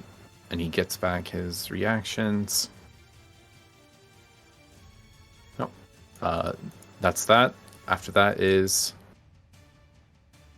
Nevin. All right, Nevin pops back in, gets her +3 back, and she's going to go into him. 22 to hit with the man scorpion. 22 hits. 26 points of damage. 26 points of damage. You see in a last desperate attempt. Oh no, what happened here? You see in a last desperate attempt that he tries to give himself a little bit of oomph, a little bit of extra power. But you know what, Nevin? It wasn't enough. Not with that kind of hit. And you see Damon staring at his horse that's laying here, and the pain that your friend is feeling. Umir caught off guard, fighting with every last thing in him. What do you do, Nevin? This, how do you want to do this? Mm-hmm. Okay. Instead of And on, I would say you have a choice for cinematic reasons to make this a non-lethal thing. If Damon wants to talk to his father, that's a you guys call though. Either way, it ends combat, and Umir is at your mercy. so up until this point, Nevin's been rising from the ground. But while Umir is distracted, the blood kind of like drips from like nothingness above him, and she drops down, both blades, chops off both hands. And then as her third attack, which would have been her third attack, she sliced across the throat. But just for thematic reasons, she uses what manipulation of blood she does have to coagulate it, to make it go a lot slower than it should. And as he falls, she looks to him, she says, "You've killed two very important people to me. You've robbed Damon of his best friend. You speak of power, but you know nothing of it. You don't stand here but above mortals. You stand here above gods. You stand in front of Vera." And she's going to kick him. She's going to look to Damon and say, "Finish him." Damon is going to walk up and take off his helmet. At this point, tears are streaming down his face. He will grab what seems to be the two horns on the artwork of Umir's helmet, removing it, but holding on to it. You pride yourself on ruling through fear, expecting everyone to bend to your will, but today you learn I no longer fear you. And he is going to crush his skull with his own helmet.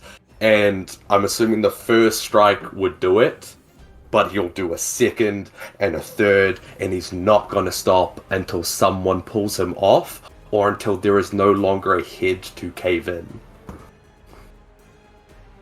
Damon,